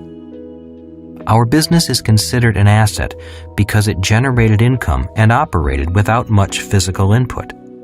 For our own personal sense of wealth, we wanted to make sure we also had tangible assets, such as real estate and stocks, that were throwing off more passive income than our expenses before we claimed to be wealthy. Once the income coming from tangible assets in our asset column was greater than the money coming in from the business, we sold the business to our partner. We were now wealthy. The definition of wealth. The definition of wealth is the number of days you can survive without physically working, or anyone else in your household physically working, and still maintain your standard of living. For example, if your monthly expenses are $5,000 a month and you have $20,000 in savings, your wealth is approximately 4 months, or 120 days. Wealth is measured in time, not dollars. By 1994, Kim and I were wealthy indefinitely, barring great economic changes, because the income from our investments was greater than our monthly expenses. Ultimately, it's not how much money you make that matters, but how much money you keep, and how long that money works for you. Every day I meet many people who make a lot of money, but all of their money goes out the expense column. Every time they make a little more money, they go shopping. They often buy a bigger house or new car, which results in long-term debt and more hard work. nothing is left to go into the asset column. The money goes out so fast that you'd think they took some kind of financial laxative. Redline finances. In the world of cars, there's a saying about keeping the engine at redline. Redline means the throttle is keeping the RPMs of the engine close to the redline, the maximum speed the car's engine can maintain without blowing up. Many people, rich and poor, operate constantly at the financial redline of their personal finances. No matter how much money they make, they spend it as fast as it comes in. The trouble with operating your car's engine at redline is that the life expectancy of the engine is shortened. The same is true with operating your finances at the redline. Several of my doctor friends say that one of the main problems they see today is stress caused by working hard and never having enough money. One says that the biggest cause of health disorders is something she calls cancer of the wallet. Money making money. Regardless of how much money people make, ultimately, they should put some in the I quadrant. The I quadrant is where your money makes more money. It's based on the idea that your money works hard so you don't have to work. Although the I quadrant is important to your financial health, there are other forms of investing worth noting. Other forms of investing. People invest in their education. Traditional education is important. The more education you have, the better your chances may be to earn more money, depending on your choice of profession. Given that the average person spends 40 years or more actively working, college or some type of higher education may be a good investment. Giving your loyalty and best efforts to an employer is another form of investment. In return, via contract, the employee is rewarded with a pension for life. This was a form of investment popular in the industrial age that is now almost obsolete in the information age. Other people invest in having large families and, in turn, have their children care for them in their old age. That form of investing was the norm in the past, yet due to economic constraints in the present, it has become more difficult for families to handle the living and medical expenses of parents. Government retirement programs such as Social Security and Medicare, which are often paid for through payroll deductions, are another form of investment mandated by law. Due to massive changes in demographics and costs, this form of investment will probably not be able to keep many of the promises it has made. And there are independent investment vehicles for retirement that are called individual retirement plans. Often, the federal government will offer tax incentives to both the employer and employee to participate in such plans.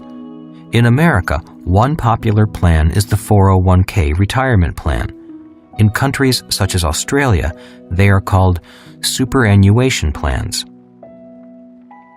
Income received from investments. Although the above are all forms of investing, the I quadrant focuses on investments that generate income on an ongoing basis during your working years.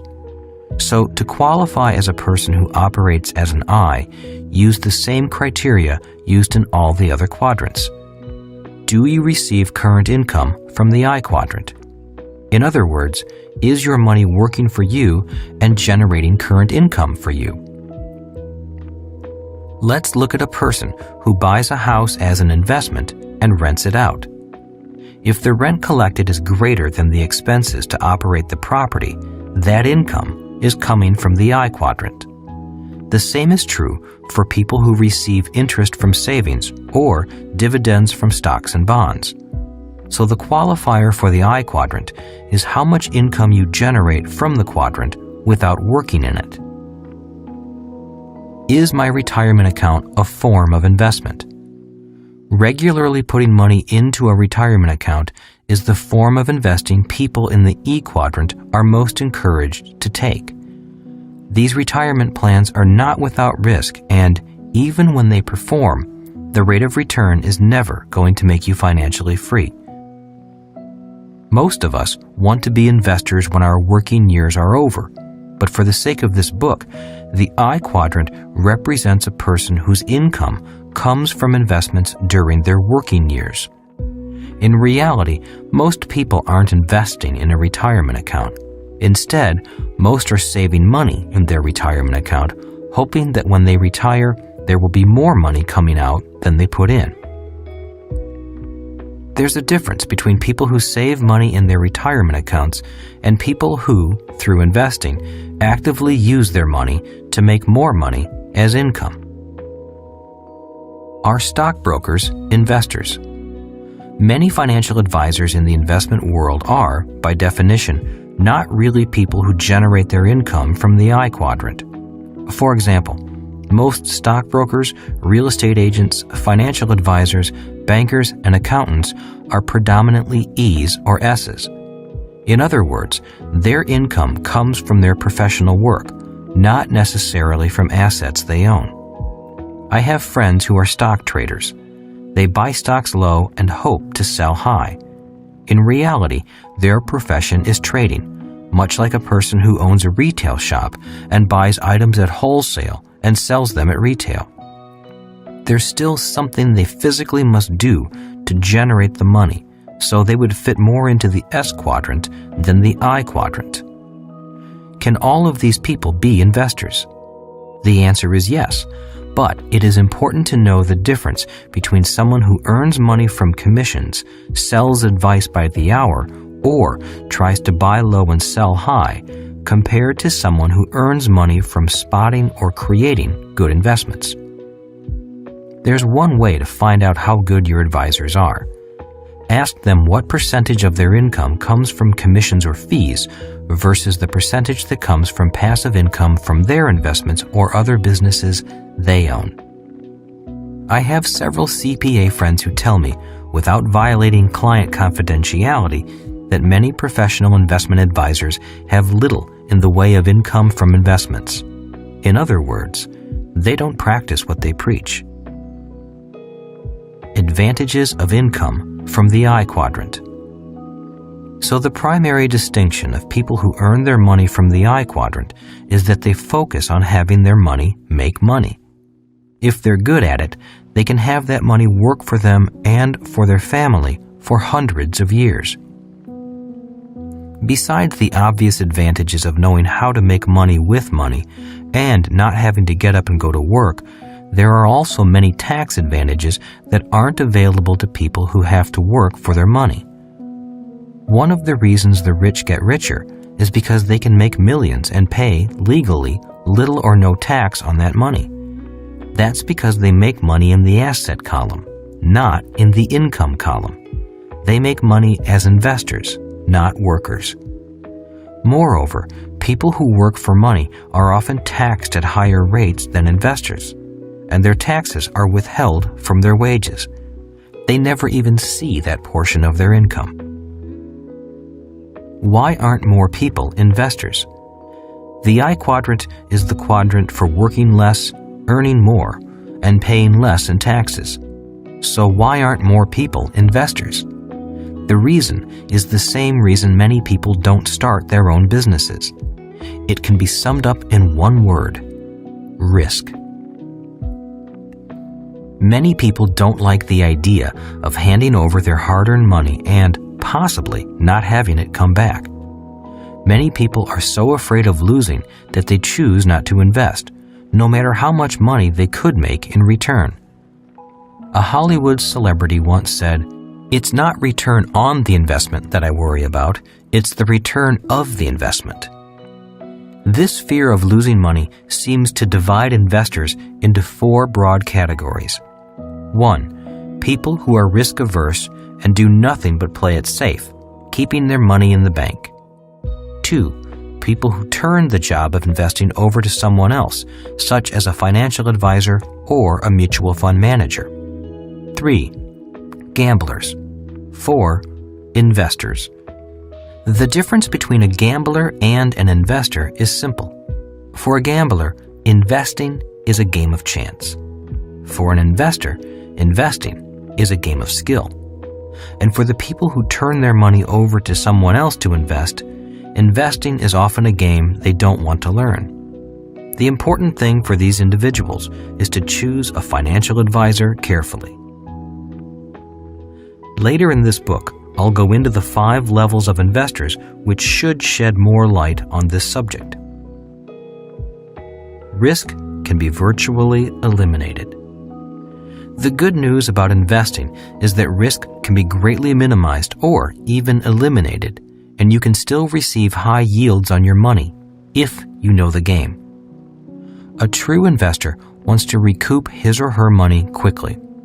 People who have a retirement account have to wait years to find out if they'll ever get their money back.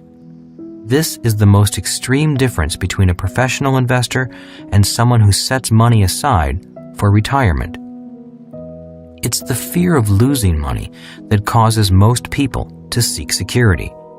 Yet the I quadrant is not as treacherous as many people think. The I quadrant is like any other quadrant. It has its own skills and mindset. The skills to be successful in the I quadrant can be learned if you're willing to take the time to learn. A new age begins. In 1989, the Berlin Wall was torn down, as was communism. This, in my opinion, signaled the end of the industrial age and the start of the information age. The difference between industrial age pension plans and information age pension plans.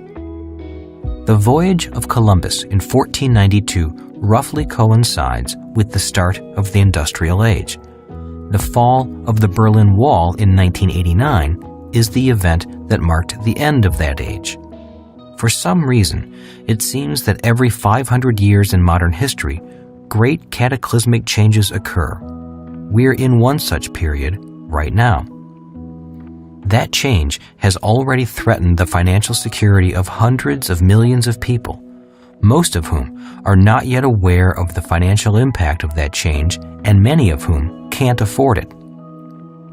The change is found in the difference between an industrial age pension plan and an information age pension plan. When I was a boy, my rich dad encouraged me to take risks with my money and learn to invest. He'd always say, if you want to get rich, you need to learn how to take risks. Learn to be an investor. At home, I told my educated dad about my rich dad's suggestion that we learn how to invest and manage risk. My educated dad replied, I don't need to learn how to invest. I have a government pension plan, a pension from the teachers' union, and guaranteed Social Security benefits. Why take risks with my money? My educated dad believed in industrial age pension plans, such as government employee pensions and Social Security. He was happy when I signed up for the U.S. Marine Corps. Instead of being worried that I might lose my life in Vietnam, he simply said, stay in for 20 years and you'll get a pension and medical benefits for life. Although still in use, such pension plans are becoming obsolete.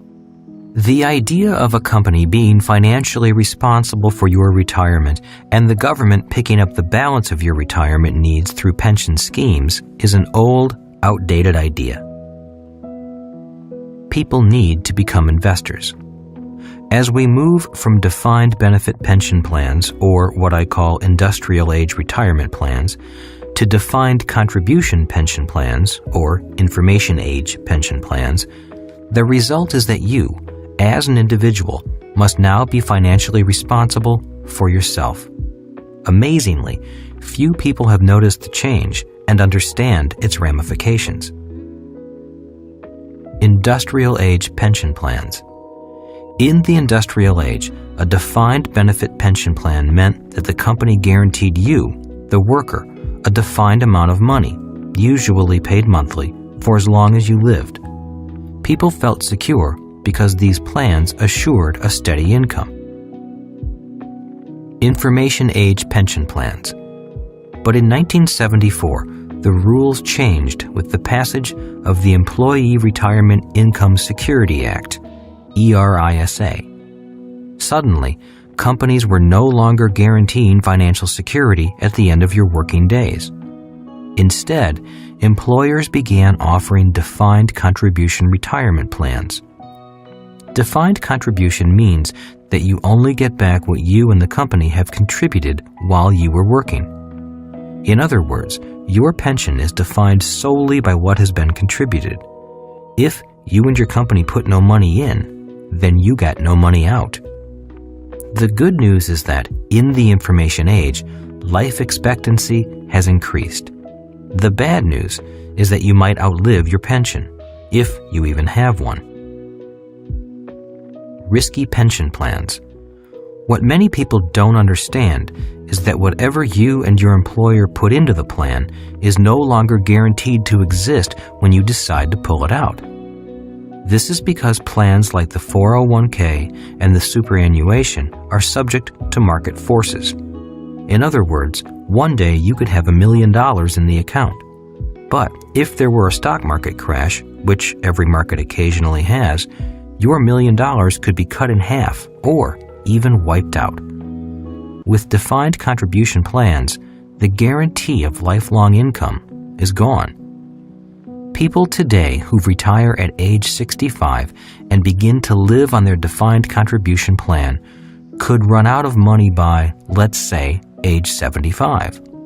Then what do? Dust off the resume? And what about the government's defined benefit pension plan?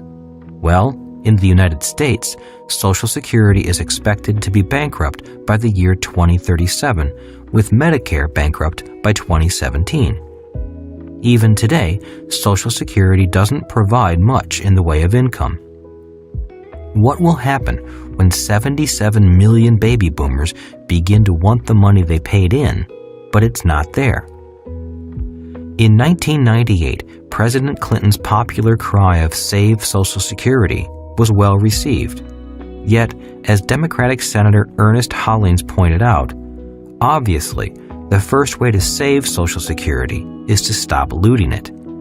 For decades, the federal government has been responsible for borrowing the retirement money for expenditures, a government-sanctioned Ponzi scheme. Many politicians seem to think that Social Security is income that can be spent rather than an asset that should be held in trust. Too many people counting on the government. I write my books and create products such as the educational Cashflow board game because the industrial age is history, and we must prepare for the opportunities of the information age. My concern as a private citizen is that, from my generation forward, we aren't properly prepared to handle the differences between the industrial age and the information age. A case in point is how we prepare financially for our retirement years. The idea of go to school and get a safe, secure job was a good one for people born before 1930. Today, everyone needs to go to school to prepare for a job or career, but we also need to know how to invest. And investing is not a subject taught in school. One of the problems created by the industrial age is that too many people are dependent upon the government to solve their individual problems. Today, we're facing even bigger problems because we have delegated our personal financial responsibility to the government. It's estimated that by the year 2020, there will be 275 million Americans, with 100 million of them expecting some kind of government support. This will include federal employees, military retirees, postal workers, teachers, other government employees, and retirees expecting Social Security and Medicare payments. They're contractually correct in expecting government support because, in one way or another, most have been investing into that promise throughout their working lives. Unfortunately, there were too many promises made for too many years. Now the bill is coming due. I don't think those financial promises can be kept. If our government begins to raise taxes even higher to pay for those promises, those who can escape will escape to countries that have lower taxes. In the information age, the term offshore won't necessarily mean another country as a tax haven. Offshore could mean cyberspace. a great change is at hand. I recall President John F. Kennedy warning, "A great change is at hand." Well, that change is here. Investing without being investors. The change from defined benefit to defined contribution pension plans is forcing millions of people throughout the world to become investors, with little investor education. Many people who have spent their lives avoiding financial risks are now being forced to take them. Most will find out when it comes time to retire whether they were wise investors or careless gamblers. Today, the stock market is fueled by many things, one of which is non-investors trying to become investors. A large majority of these people, the E's and S's, are people who by nature are security-oriented. That's why they seek secure jobs or start small businesses they can control. Because of the defined contribution retirement plans, they're migrating today to the I quadrant, where they hope they'll find security when their working years are over.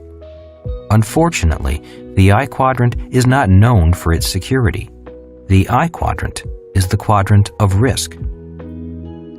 Because so many people on the left side of the cash flow quadrant come looking for security, the stock market responds in kind.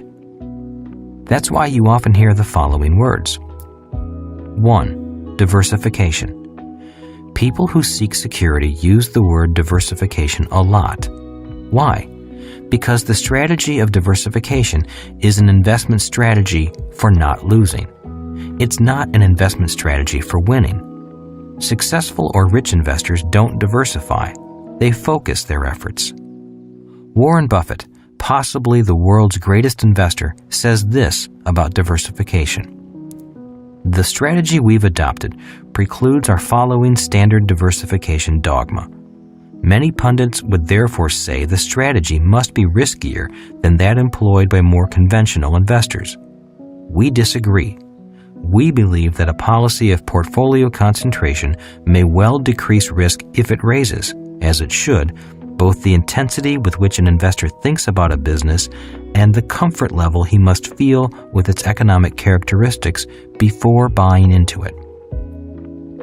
In other words, Warren Buffett is saying that portfolio concentration, or focusing on a few investments rather than diversifying, is a better strategy. In his mind, concentration rather than diversification requires you to become smarter and more intense in your thoughts and actions. His article goes on to say that average investors avoid volatility because they think volatility is risky. Warren Buffett says instead, in fact, the true investor welcomes volatility. When Kim and I were escaping from financial struggle to financial freedom, we didn't diversify. We concentrated our investments. 2. Blue chip stocks. Security-minded investors usually buy blue chip companies. Why? Because in their mind, they're safer. While the company might be safer, the stock market is not. These stocks won't protect your money in a market freefall. 3. Mutual funds. People who know little about investing feel more secure turning their money over to a fund manager who they hope will do a better job than they can. This is a smart strategy for people who have no intention of becoming professional investors. But the problem is that, as smart as this strategy is, it doesn't mean that mutual funds are less risky.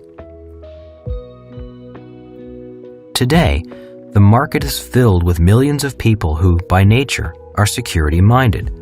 But due to the changing economy, they are being forced to cross from the left side of the cash flow quadrant into the right side, where their brand of security doesn't really exist. That causes me concern. Great economic upheavals coming. The stage is set for a great economic upheaval. Such upheavals have always marked the end of an old era and the birth of a new one. At the end of every age, there are people who move forward and other people who cling to ideas of the past. I'm afraid that people who still believe their financial security is the responsibility of a big company or big government will be disappointed in the coming years. Those are the ideas of the industrial age, not the information age. No one has a crystal ball. I subscribe to many investment news services, and each one says something different. Some say the near future is bright. Some say a market crash and major depression are right around the corner. To remain objective, I listen to both sides because both have points worth listening to. I do not play fortune teller, trying to predict the future. Instead, I work at staying educated in both the B and I quadrants and being prepared for whatever happens. A person who is prepared will prosper no matter which direction the economy goes, whenever it goes. If history is any indicator, a person who lives to the age of 75 should anticipate going through one depression and 2 major recessions during his or her lifetime. My parents went through their depression, but the baby boomers have not. Yet. Today, we all need to be concerned with more than just job security. I think we must also focus on our own long-term financial security and not leave that responsibility to a company or the government. The times officially changed when companies said that they were no longer responsible for your retirement years. Once they switched to the defined contribution retirement plan, the message was that you were now responsible for investing in your own retirement. Today, we all need to become wiser investors, always aware of the ups and downs of the financial markets. I recommend learning to be an investor rather than giving your money to somebody else to invest for you. If you simply turn your money over to a mutual fund or to an advisor, you may have to wait until you're 65 to find out if that person did a good job.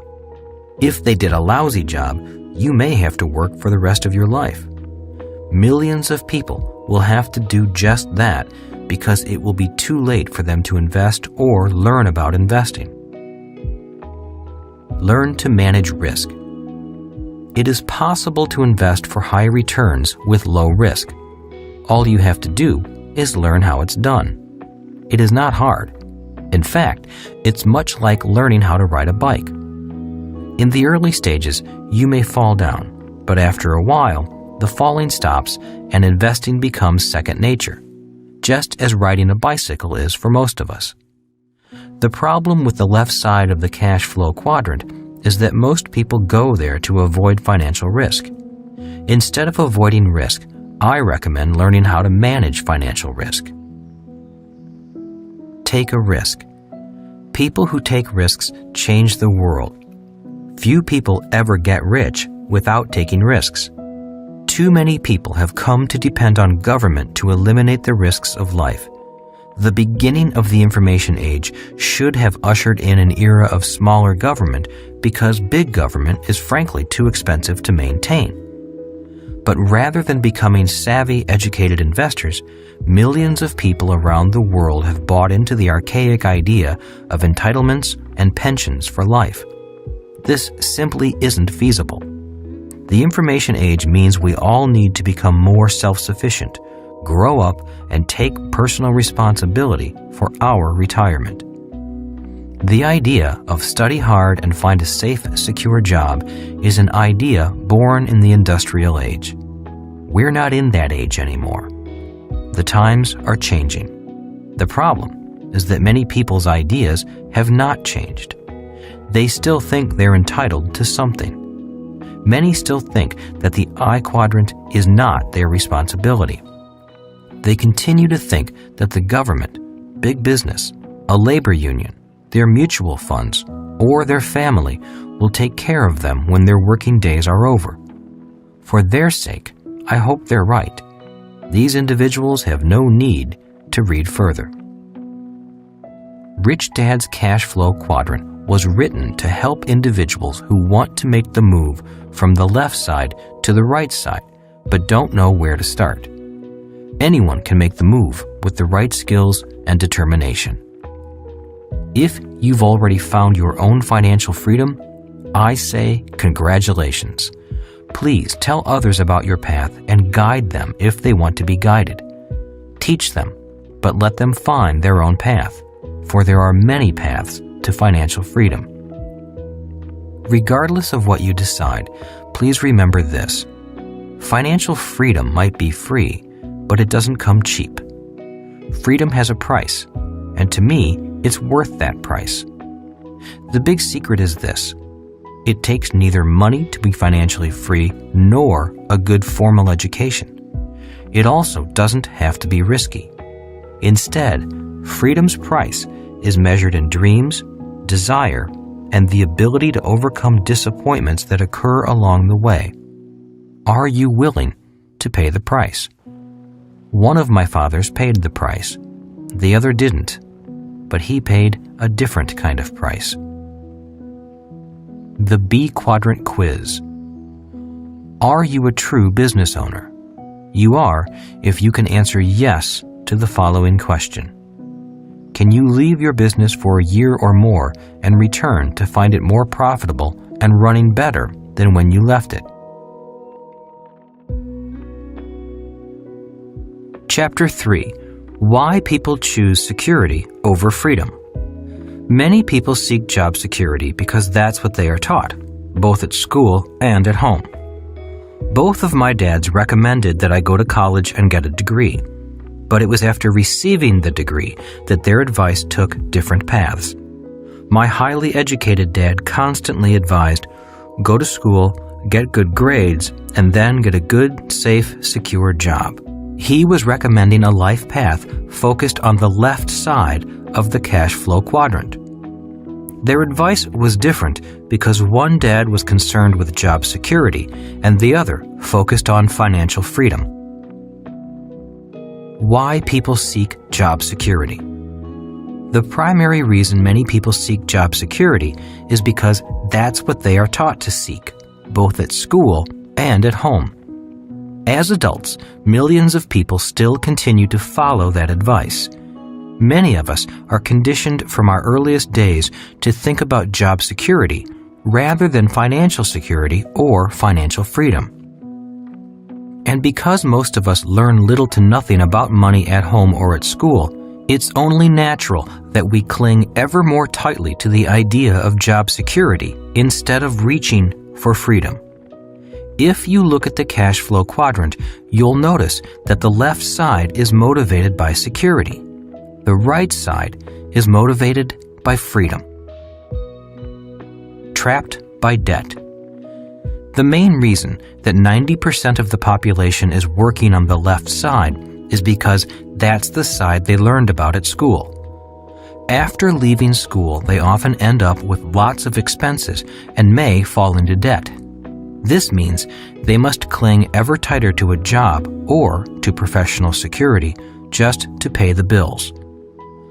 I often meet young people who receive their college diploma along with the bill for their college loans. Several of them told me that they're depressed when they see that they are in debt thousands and thousands of dollars for their college education.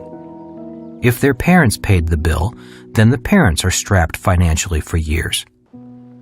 Most Americans today will receive a credit card while still in school and will be in debt for the rest of their lives. That's because they're often following a script that became popular in the industrial age. Following the script. If we track the life of an average educated person, the financial script often goes like this. The child goes to school, graduates, finds a job, and soon has some money to spend.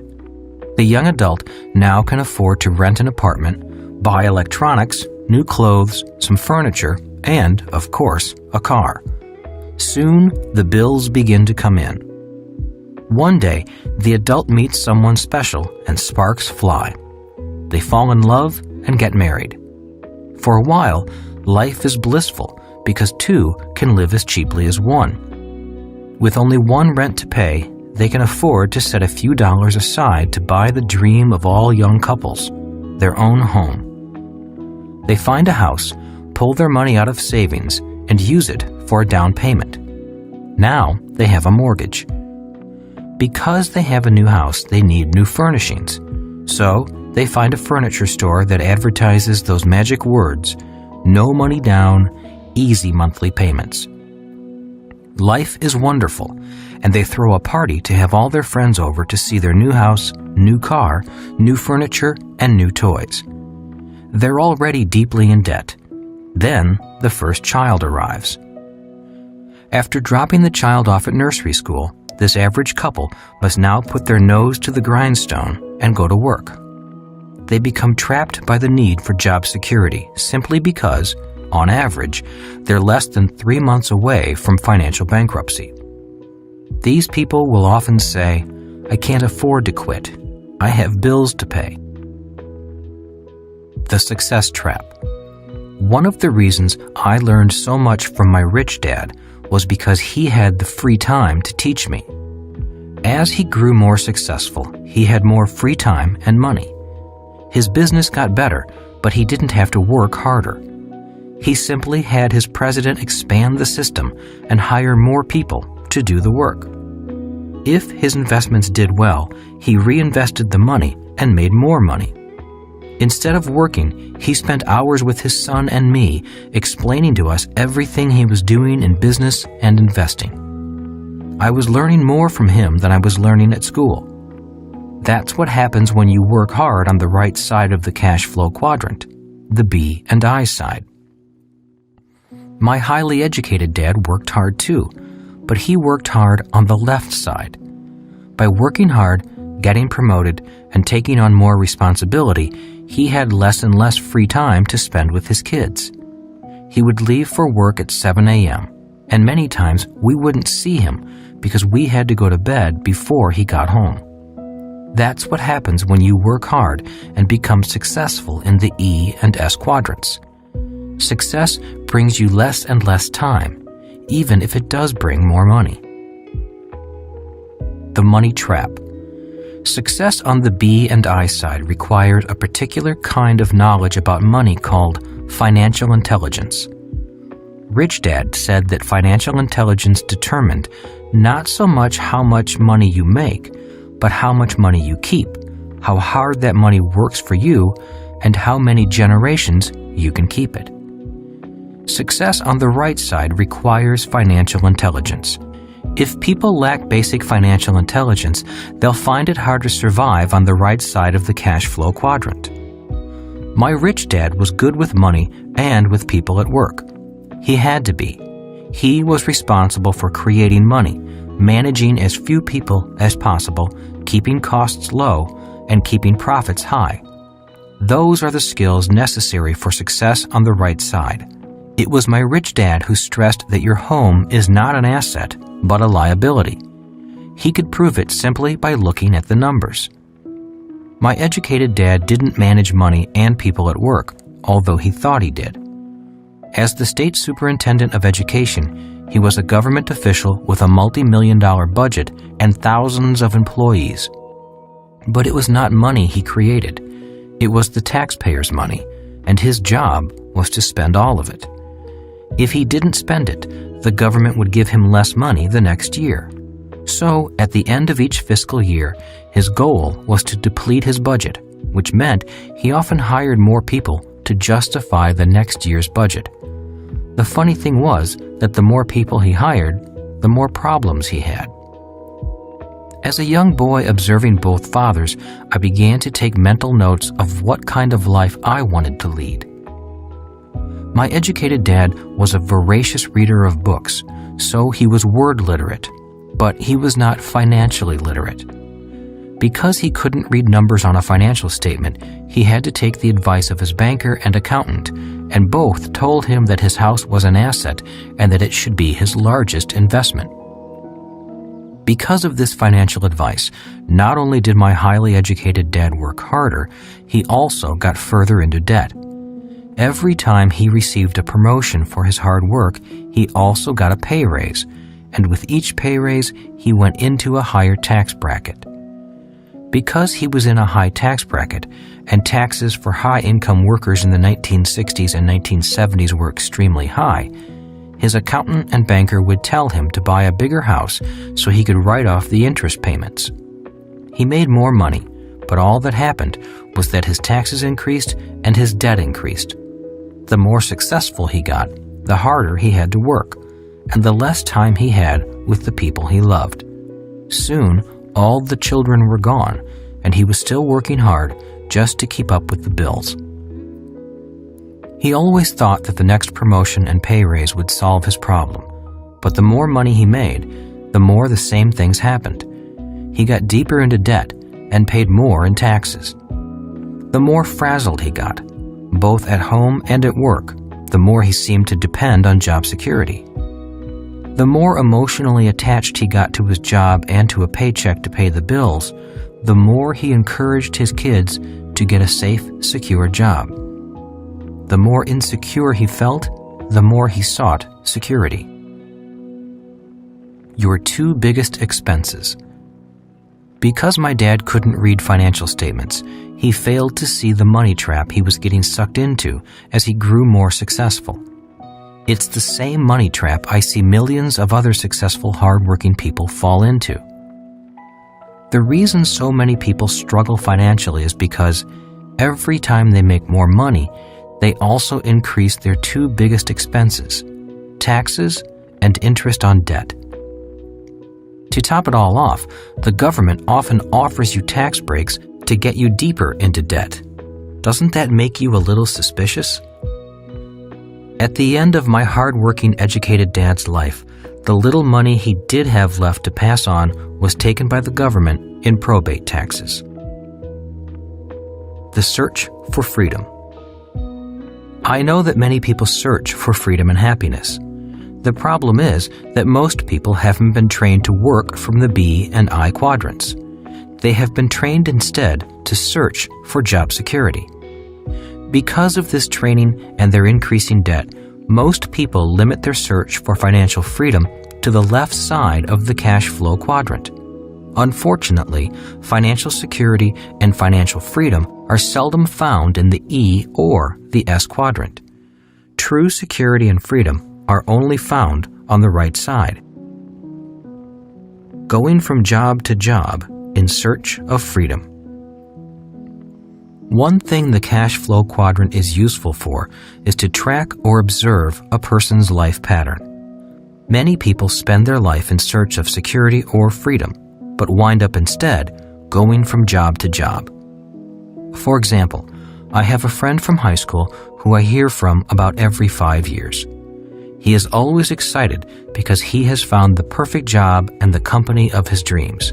He loves the company. It's doing exciting things. He loves his work. He has an important title. The pay is great, the people are great, the benefits are great, and his chances for promotion are great. About 4.5 years later, I hear from him again. Only this time, he's dissatisfied.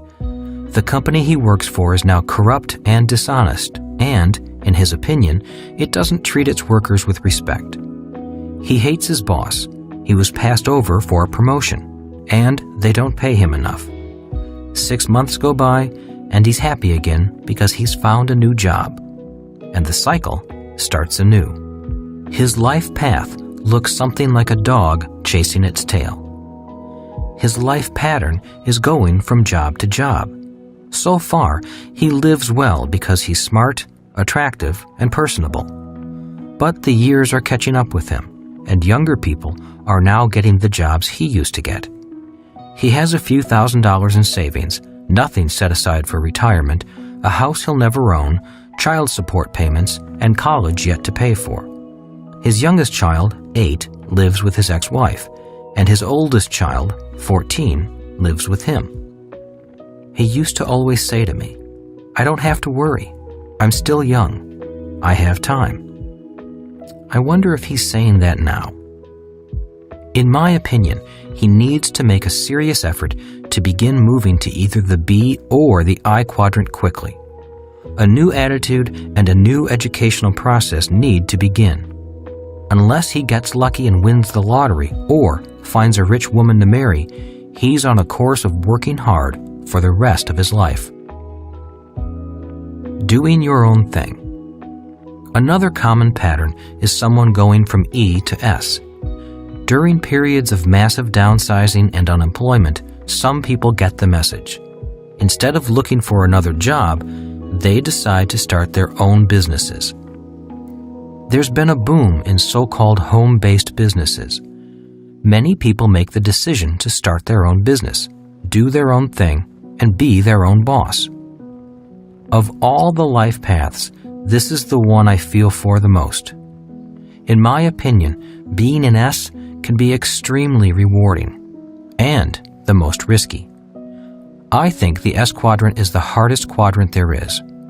The failure rates are high, and if you make it, being successful can be worse than failing.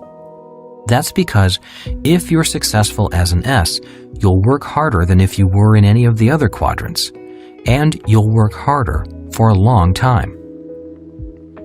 The reason S's work the hardest is because they typically are the proverbial chief cook and bottle washer.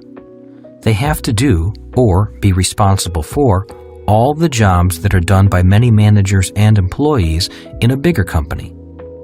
An S just starting out often answers the phone, pays the bills, makes sales calls, tries to advertise on a small budget, handles customers, hires employees, fires employees, fills in when employees don't show up, talks to the tax man, fights off the government inspectors, and on and on. Personally, I cringe whenever I hear someone say they're going to start their own business. I wish them well, yet I feel great concern for them. I've seen so many E's take their life savings or borrow money from friends and family to start their own business. After 3 or so years of struggle and hard work, the business folds and, instead of life savings, they have debt to pay off. Nationally, 9 out of 10 of these types of businesses fail in 5 years. Of the one that is remaining, 9 out of 10 of them fail in the next 5 years. In other words, 99 out of 100 small businesses ultimately disappear in 10 years. I think the reason most fail in the first 5 years is due to lack of experience and lack of capital. The reason the one survivor often fails in the second 5 years isn't due to lack of capital, but lack of energy. The hours of long, hard work finally get to the person. Many S's just burn out. Those who do survive seem to have become used to the idea of getting up, going to work, and working hard forever. That seems to be all they know and all they do. I have a friend whose parents have spent the last 45 years working long hours in their liquor store. As crime increased in their neighborhood, they had to put steel bars up on the doors and all the windows. Today, money is passed through a slot, much like in a bank. I go by occasionally to see them. They're wonderful, sweet people, but it saddens me to see them as virtual prisoners in their own business, from 10 in the morning until 2 the next morning, staring out from behind bars. Many wise S's sell their businesses at their peak, before they run out of steam, to someone with energy and money. They take some time off and then start something new.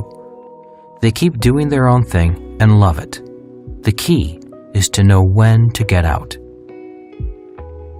The worst advice to give your children.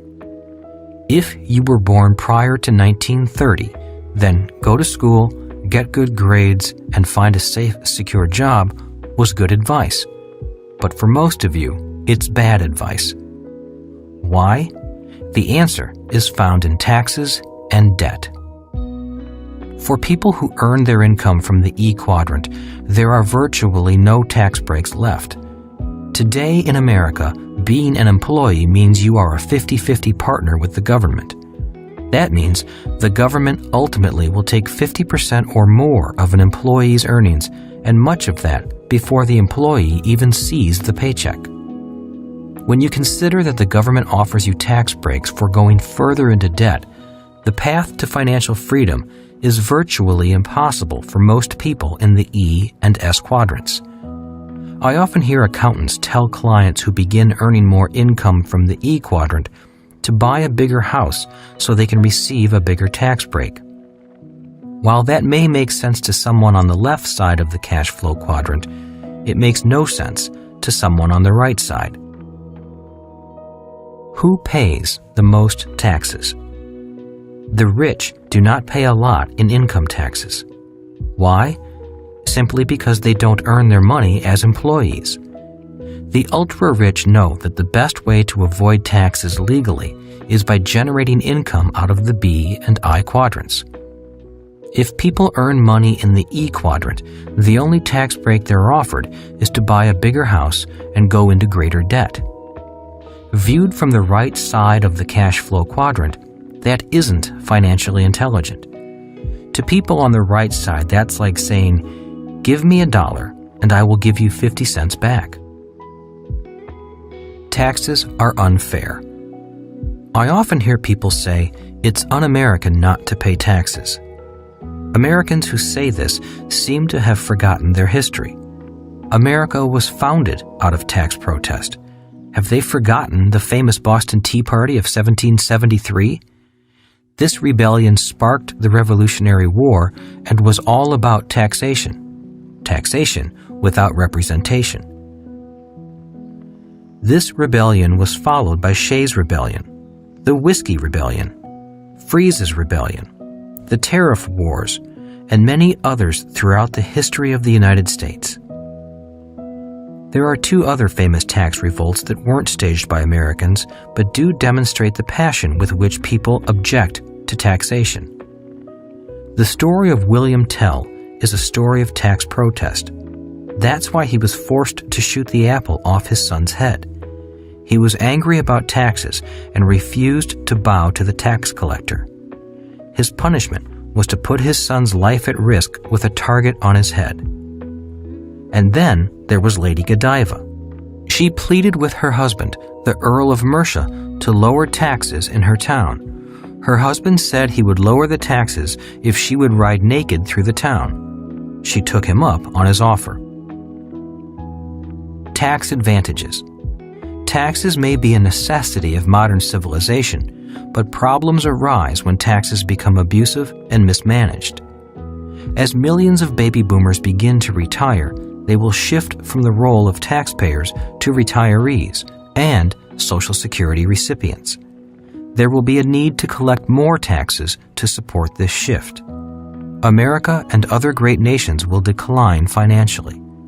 Individuals with money will leave in search of countries that welcome their money instead of penalizing them for having it. A big mistake. A newspaper reporter once asked me how much money I made during the prior year. I replied, "Approximately $1 million. "And how much did you pay in taxes?" he asked. "Nothing," I said. "That money was made in capital gains and I was able to indefinitely defer paying those taxes. I sold 3 pieces of real estate and put them through a Section 1031 exchange under the U.S. Internal Revenue Code. I never touched the money. I just reinvested it into a much larger property." A few days later, the newspaper ran this story. Rich man makes $1 million and admits to paying nothing in taxes. I did say something like that, but a few choice words were missing, which distorted the message. I don't know if the reporter was being malicious or if he simply didn't understand what a 1031 exchange is.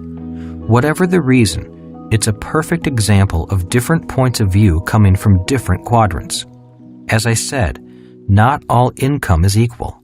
Some income is much less taxed than others. Most people focus on income, not assets. Today, I still hear people say, "I'm going back to school so I can get a raise," or "I'm working hard so I can get a promotion."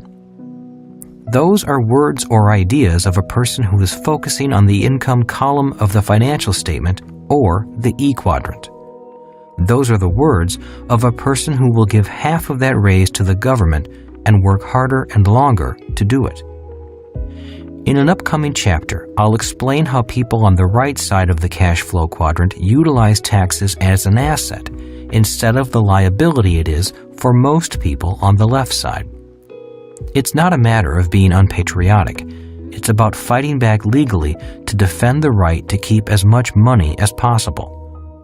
Countries where people don't protest their taxes often have depressed economies. Get rich quickly. For Kim and me to go from homeless to financially free quickly meant earning our money in the B and I quadrants. In these quadrants, you can get rich quickly because you can avoid paying taxes legally. And by being able to keep more money and have that money work for us, we found freedom quickly. How to get free. Debt and taxes are the main reasons most people never feel financially secure or achieve financial freedom. The path to security or freedom is found on the right side of the cash flow quadrant.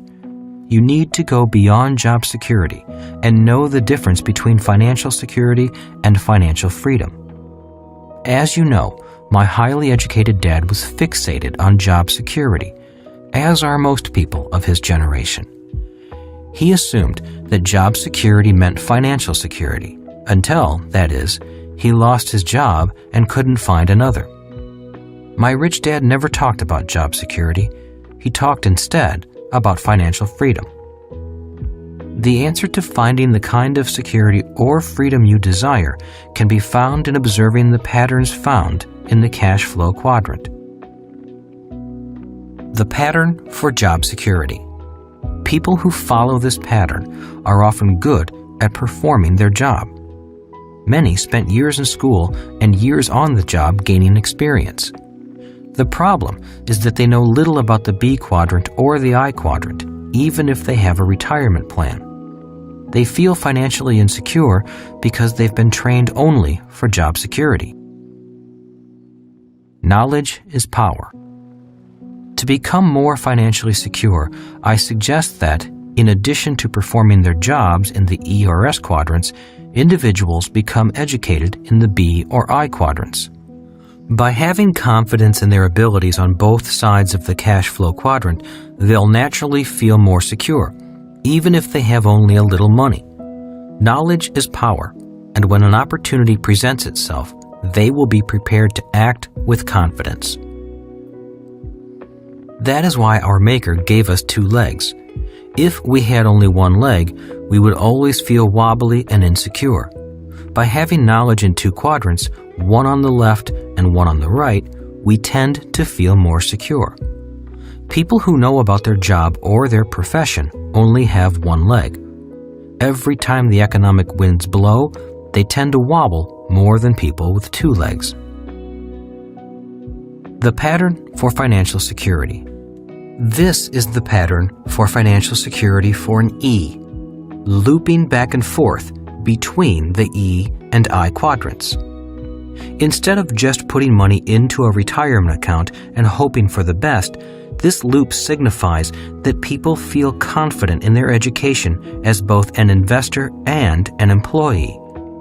Just as we study at school to learn a job, I suggest you study to become a professional investor. The reporter who was upset about my making $1 million in my asset column and not paying taxes never asked me the question, "How did you make the $1 million?" To me, that's the real question. Legally avoiding the taxes is easy.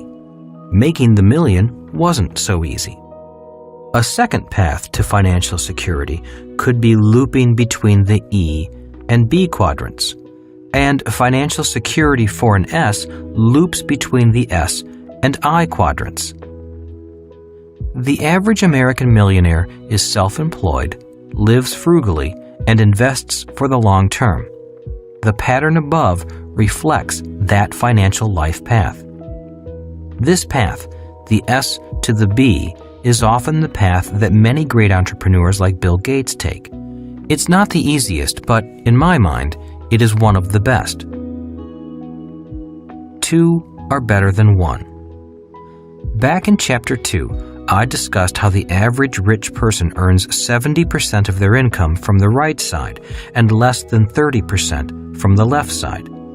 I found that no matter how much money people make, they will feel more secure if they operate in more than one quadrant. Financial security is having a secure footing on both sides of the cash flow quadrant. Millionaire firefighters. I have two friends who are examples of success on both sides of the cash flow quadrant. They have tremendous job security with benefits, and they have also achieved great financial wealth on the right side. Both are firefighters who work for the city government. They enjoy good, steady pay, excellent benefits and retirement plans, and work only 2 days a week.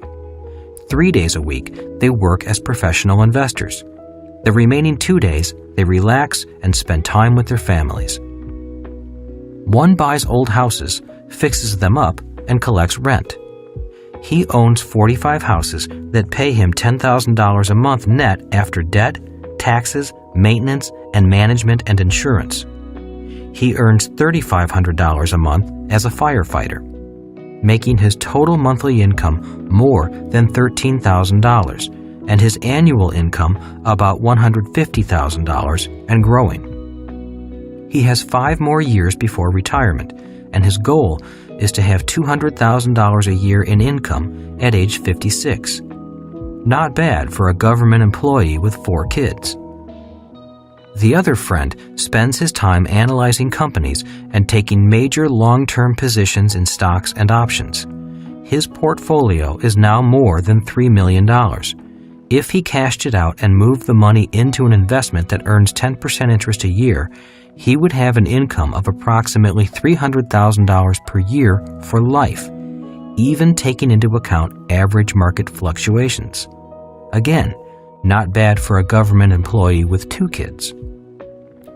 Both friends have enough passive income from their 20 years of investing to have retired by age 40, but they both enjoy their work and want to retire with full benefits. Then, they'll be free to enjoy the benefits of success gained from both sides of the cash flow quadrant. Money alone does not bring security. I have met many people who have millions in their retirement accounts and still feel insecure. Why? Because it's money generated from their job or business. They often have the money invested in a retirement account, but know little to nothing about the subject of investments. If that money disappears and their working days are over, what do they do then? In times of great economic change, there are always great transfers of wealth. Even if you don't have much money, it's important to invest in your education because, when the changes come, you'll be better prepared to handle them. Don't be caught unaware and afraid. As I said, no one can predict what will happen, so it's best to be prepared for whatever happens.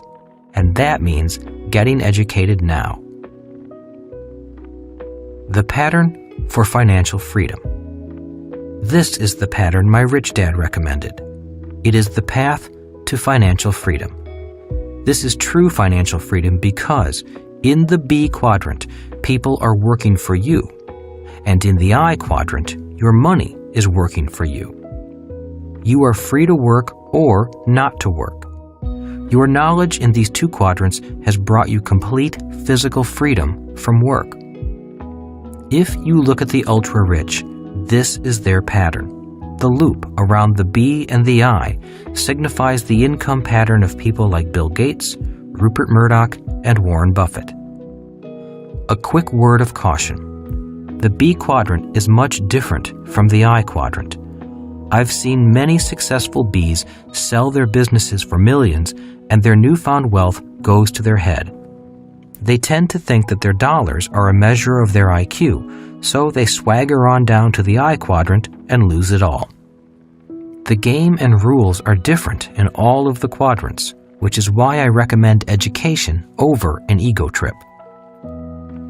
Just as in the case of financial security, having 2 quadrants gives you greater stability in the world of financial freedom. A choice of paths. The preceding patterns are the different financial paths people can choose. Unfortunately, most people choose the path of job security. When the economy starts wobbling, they cling ever more desperately to job security and wind up spending their lives pursuing it. At a minimum, I recommend becoming educated in financial security, which is feeling confident about your job and feeling confident about your ability to invest in good and bad times. A big secret is that true investors make more money in bad markets.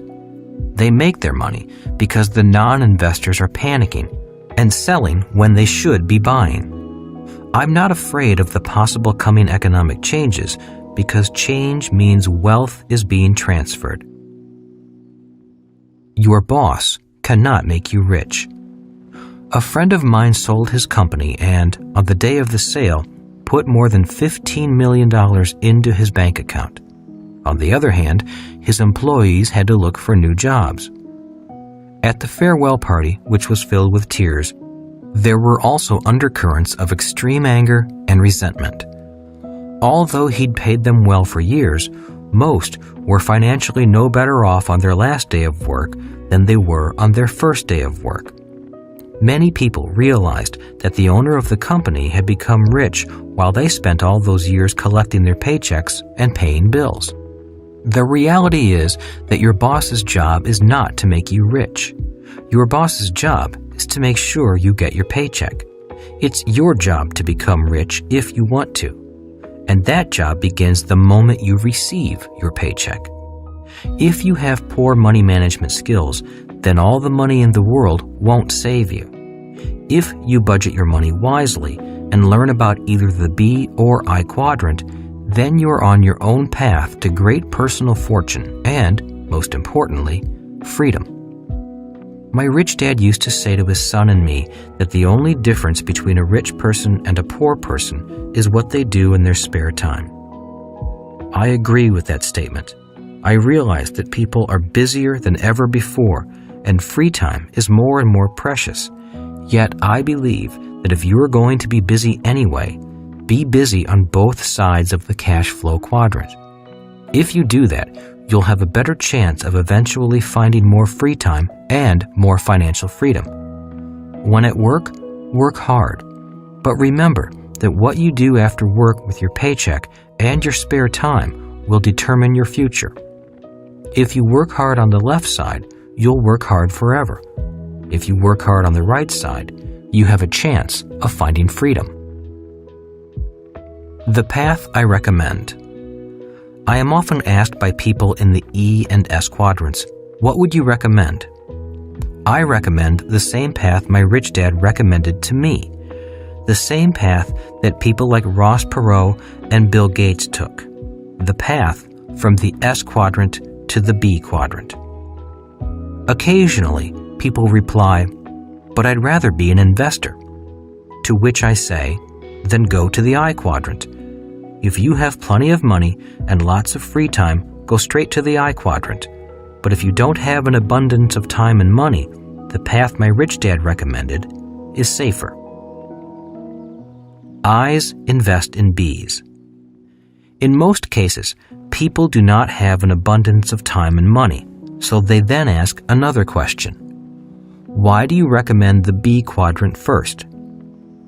This discussion usually takes an hour or so, but I'll just summarize my reasons in the next few lines. 1. Experience and education.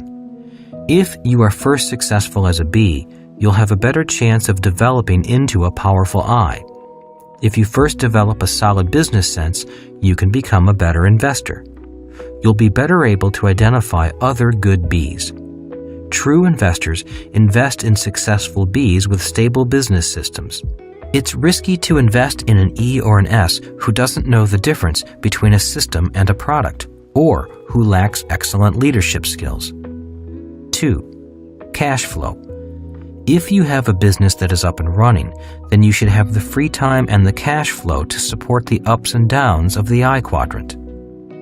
Many times I meet people from the E and S quadrants who are so tight on cash that they can't afford to take any kind of financial loss. One market swing and they're wiped out because they operate financially at the red line. The reality is that investing is capital, and knowledge intensive. Sometimes it takes lots of capital and requires a lot of time to gain the necessary knowledge. Many successful investors have lost many times before winning. Successful people know that success is a poor teacher. Learning comes from making mistakes, and in the I quadrant, mistakes cost money.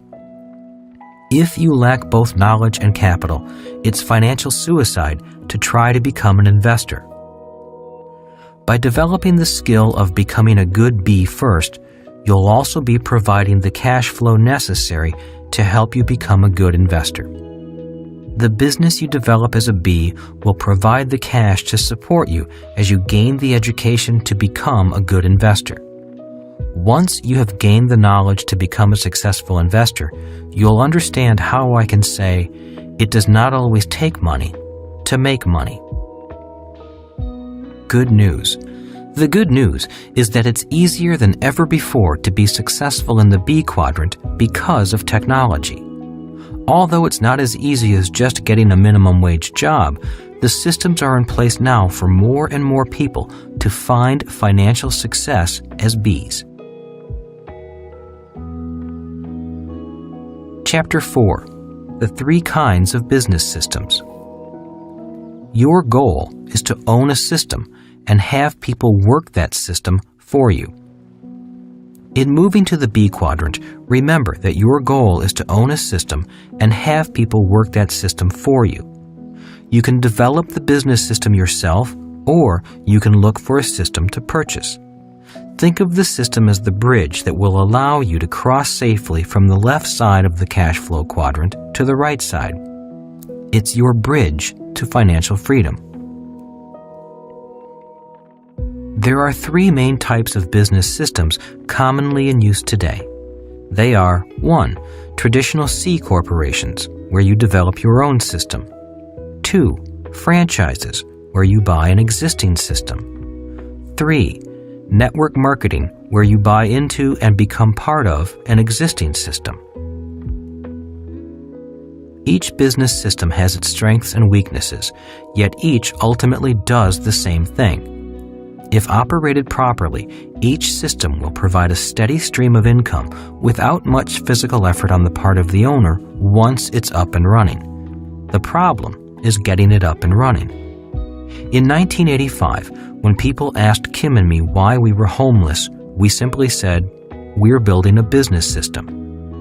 It was a business system that was a hybrid of the traditional C corporation and a franchise. As stated before, the B quadrant requires a knowledge of both systems and people. Our decision to develop our own system meant a lot of hard work. I'd taken this route before, and my company had failed.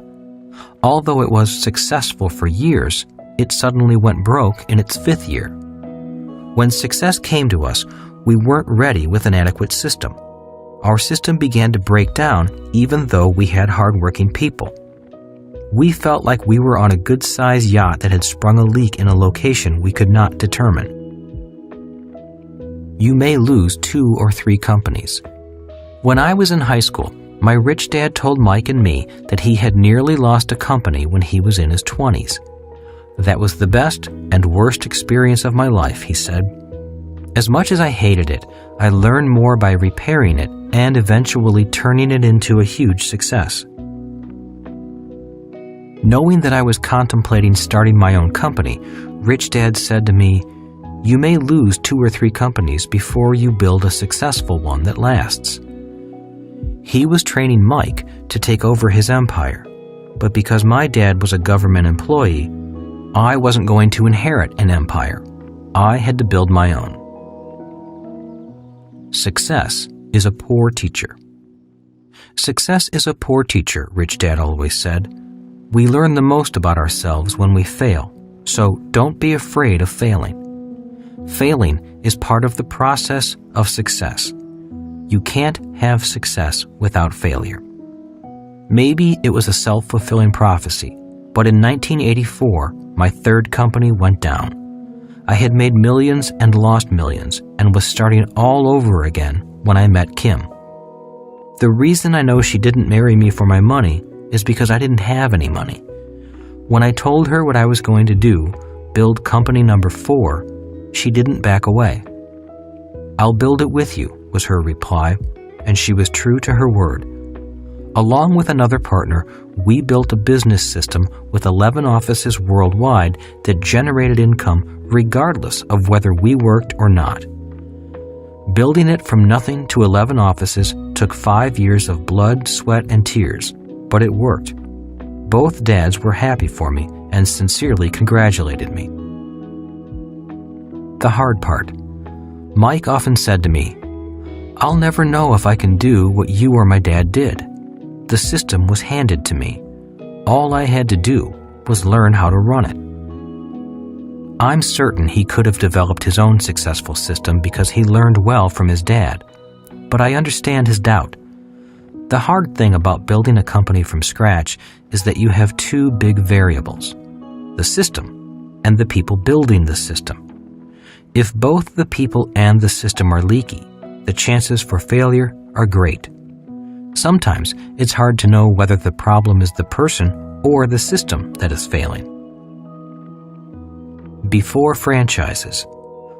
When my rich dad began teaching me about becoming a B, there was only one kind of business: big business, a major corporation that usually dominated the town. In our town in Hawaii, it was the sugar plantation that controlled virtually everything, including other big businesses. So there were big businesses and mom-and-pop S-type businesses, with little in between. Working at the top levels of those big sugar companies wasn't a realistic goal for people like Rich Dad and me. Minorities, such as the Japanese, Chinese, and Hawaiians, worked in the fields, but were never allowed in the boardroom. So Rich Dad learned everything he knew, simply by trial and error. As I started high school, we began to hear about a thing called franchises, but none had come to our little town. We hadn't yet heard about McDonald's, Kentucky Fried Chicken, or Taco Bell. They weren't part of our vocabulary while I was studying with Rich Dad. When we did hear rumors about them, we heard they were illegal, fraudulent scams and dangerous. Rather than believe the rumors, Rich Dad flew to California to check out franchising for himself. When he returned, all he said was, "Franchises are the wave of the future," and he bought the rights to 2 of them. His wealth skyrocketed as the idea of franchises caught on, and he began selling his rights to other people so they could have a chance at building their own businesses. When I asked him if I should buy one from him, he simply said, "No, you've come this far in learning how to build your own business system. Don't stop now. Franchises are for people who don't want to build or don't know how to build their own systems. Besides, you don't have the $250,000 it takes to buy a franchise from me." It's hard to imagine today a city without a McDonald's or Burger King or Pizza Hut on every corner. Yet there was a time, not too long ago, when they didn't even exist. How to learn to become a B. The way I learned to become a B was by being an apprentice to my rich dad. His son and I were both E's learning to be B's. And that is the way many people learn. It's called on-the-job training. This is the way many closely held family empires are passed on from one generation to the next. The problem is that not too many people are privileged or lucky enough to learn the behind-the-scenes aspects of becoming a B. Most corporate management training programs are just that. The company only trains you to be a manager. Few teach what it takes to be a B. Often, people get stuck in the S quadrant on their journey to the B quadrant. This happens primarily because they don't develop a strong enough system and end up becoming an integral part of the system. Successful Bs develop a system that will run without their involvement. There are 3 ways you can make it to the B side quickly. 1. Find a mentor. My rich dad was my mentor. A mentor is someone who has already done what you want to do and is successful at doing it. Don't find an advisor. An advisor is someone who tells you how to do it but may not have personally done it. Most advisors are in the S quadrant. The world is filled with S's trying to tell you how to be a B or an I. My rich dad was a mentor, not an advisor. One of the biggest tips my rich dad gave me was this: be careful of the advice you take. While you must keep your mind open, always be aware of which quadrant the advice is coming from. My rich dad taught me about systems and how to be a leader of people, not a manager of people. Managers often see their subordinates as inferiors. Leaders must direct people who are often smarter. A traditional way of learning about systems is getting your MBA from a prestigious school and then getting a fast-track job that takes you up the corporate ladder. An MBA is important because you learn the basics of accounting and how the financial numbers relate to the systems of a business. Yet, having an MBA doesn't mean you're competent to run all the systems that ultimately make up a complete business system. To learn about all the systems necessary in a big company, you'll need to spend 10 to 15 years there and learn all the different aspects of the business. You should then be prepared to leave and start your own company. Working for a successful major corporation is like being paid by your mentor. Even with a mentor and/or years of experience, this first method is labor-intensive. Creating your own system requires a lot of trial and error, upfront legal costs, and paperwork. All of this occurs at the same time you're trying to develop your people. 2. Buy a franchise. Another way to learn about systems is to buy a franchise. When you buy a franchise, you're buying a tried and proven operating system. By buying the franchise system, instead of trying to create your own system, you can focus on developing your people. Buying the system removes one big variable when you're learning how to be a B. Many banks will loan money for a franchise, but not for a small startup business, because they recognize the importance of systems and how starting with a good system lowers their risk. A word of caution. Franchises are hard for people with an S quadrant mentality who want to do their own thing. If you buy a franchise system, be an E. Just do it exactly the way they tell you to do it. Nothing is more tragic than the courtroom fights between franchisees and franchisors. The fights happen because the people who buy the system really want to do it their way, not the way the person who created the system wants it done. If you want to do your own thing, then do it after you've mastered both systems and people. My highly educated dad failed, even though he bought a famous ice cream franchise. Although the system was excellent, the business still failed. In my opinion, the franchise failed because his partners were all E's and S's who didn't know what to do when things started to go bad and didn't ask for support from the parent company. In the end, the partners fought among themselves and the business went down. They forgot that a true B is more than a system. It's also dependent on good people to operate the system. Banks don't lend money to people without systems. If a bank won't lend money to a small business without a system, why should you? Almost daily, people come to me with business plans with the hope of raising money for their idea or their project. Most of the time, I turn them down for one main reason. The people raising the money don't know the difference between a product and a system. I've had friends ask me to invest money in developing a new music CD, and others who want me to help form a new nonprofit to change the world. As much as I might like the project, the product, or the person, I'll turn them down if they have little or no experience in creating and running business systems. Just because you can sing doesn't mean you understand the systems of marketing, finance and accounting, sales, human resources, and the many other systems that are required to keep a business afloat and make it successful. For a business to survive and thrive, 100% of all the systems must be functioning and accountable. For example, An airplane is a system of systems. If it takes off and, let's say, the fuel system fails, there often is a crash. The human body is also a system of systems. Most of us have had a loved one die because one of the body systems failed. The same thing happens in business. That is why building a tried and true business system isn't easy. It's the systems you forget about or don't pay attention to that cause you to crash and burn. That's why I rarely invest with an E or S who has a new product or idea. Professional investors tend to invest in proven systems with people who know how to run those systems. If banks lend based only on tried and true systems and the person who is going to run them, then you should do the same if you want to be a smart investor.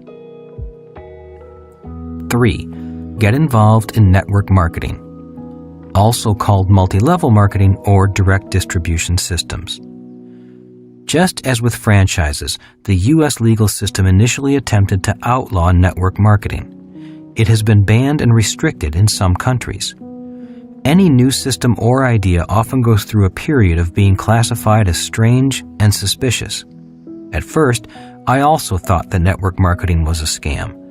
But over the years, I've studied the various systems available through network marketing, watched several friends become successful at this form of B, and changed my mind.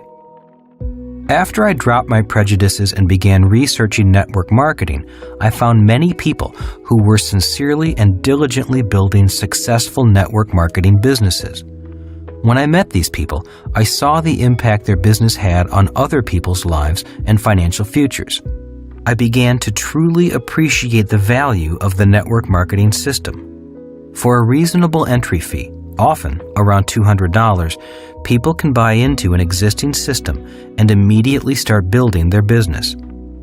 Due to the technological advances in the computer industry, these organizations are totally automated, and the headaches of paperwork, order processing, distribution, accounting, and follow-up are almost entirely managed by the network marketing software systems. New distributors can focus all of their efforts on building their business instead of worrying about the normal startup headaches of a small business. One of my old friends, who did more than $1 billion in real estate business in 1 year, recently signed on as a network marketing distributor and began building his business. I was surprised to find him so diligently building a network marketing business because he definitely didn't need the money. When I asked him why, he explained it this way. I went to school to become a CPA, and I have an MBA in finance. When people ask me how I became so rich, I tell them about the multi-million-dollar real estate transactions I do and the hundreds of thousands of dollars in passive income I receive each year from it. I then notice that some of them withdraw or shy away. We both know that their chances of doing multi-million-dollar real estate investments like I do are slim to none. So I began to look for a way I could help them achieve the same level of passive income I developed from real estate without going back to school for 6 years and spending 12 years investing in real estate. I believe network marketing gives people the opportunity to build up the passive income they need for support while they learn to become professional investors. That is why I recommend network marketing to them. Even if they have little money, they can still invest sweat equity for 5 years and begin to generate more than enough passive income to begin investing. By developing their own business, they have the free time to learn and the capital to invest with me in my bigger deals.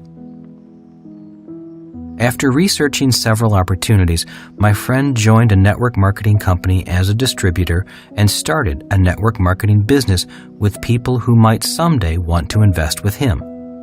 He's now doing well in his network marketing business as well as in his investment business. He told me, "I did it initially because I wanted to help people find the money to invest, and now I'm getting rich from a whole new business."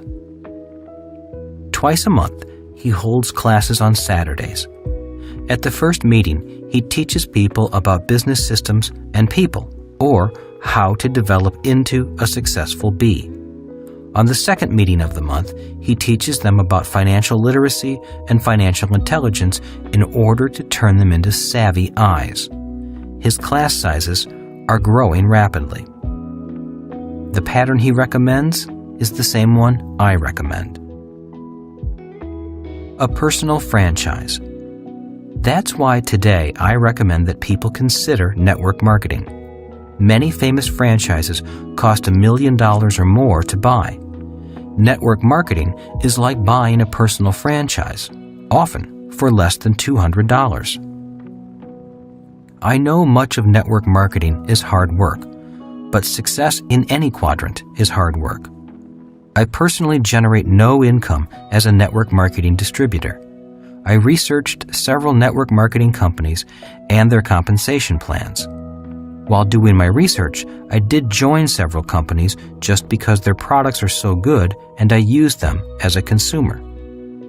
The one recommendation I have for finding a good organization to help you move to the right side of the cash flow quadrant is to focus not so much on the product, but on the education the organization offers.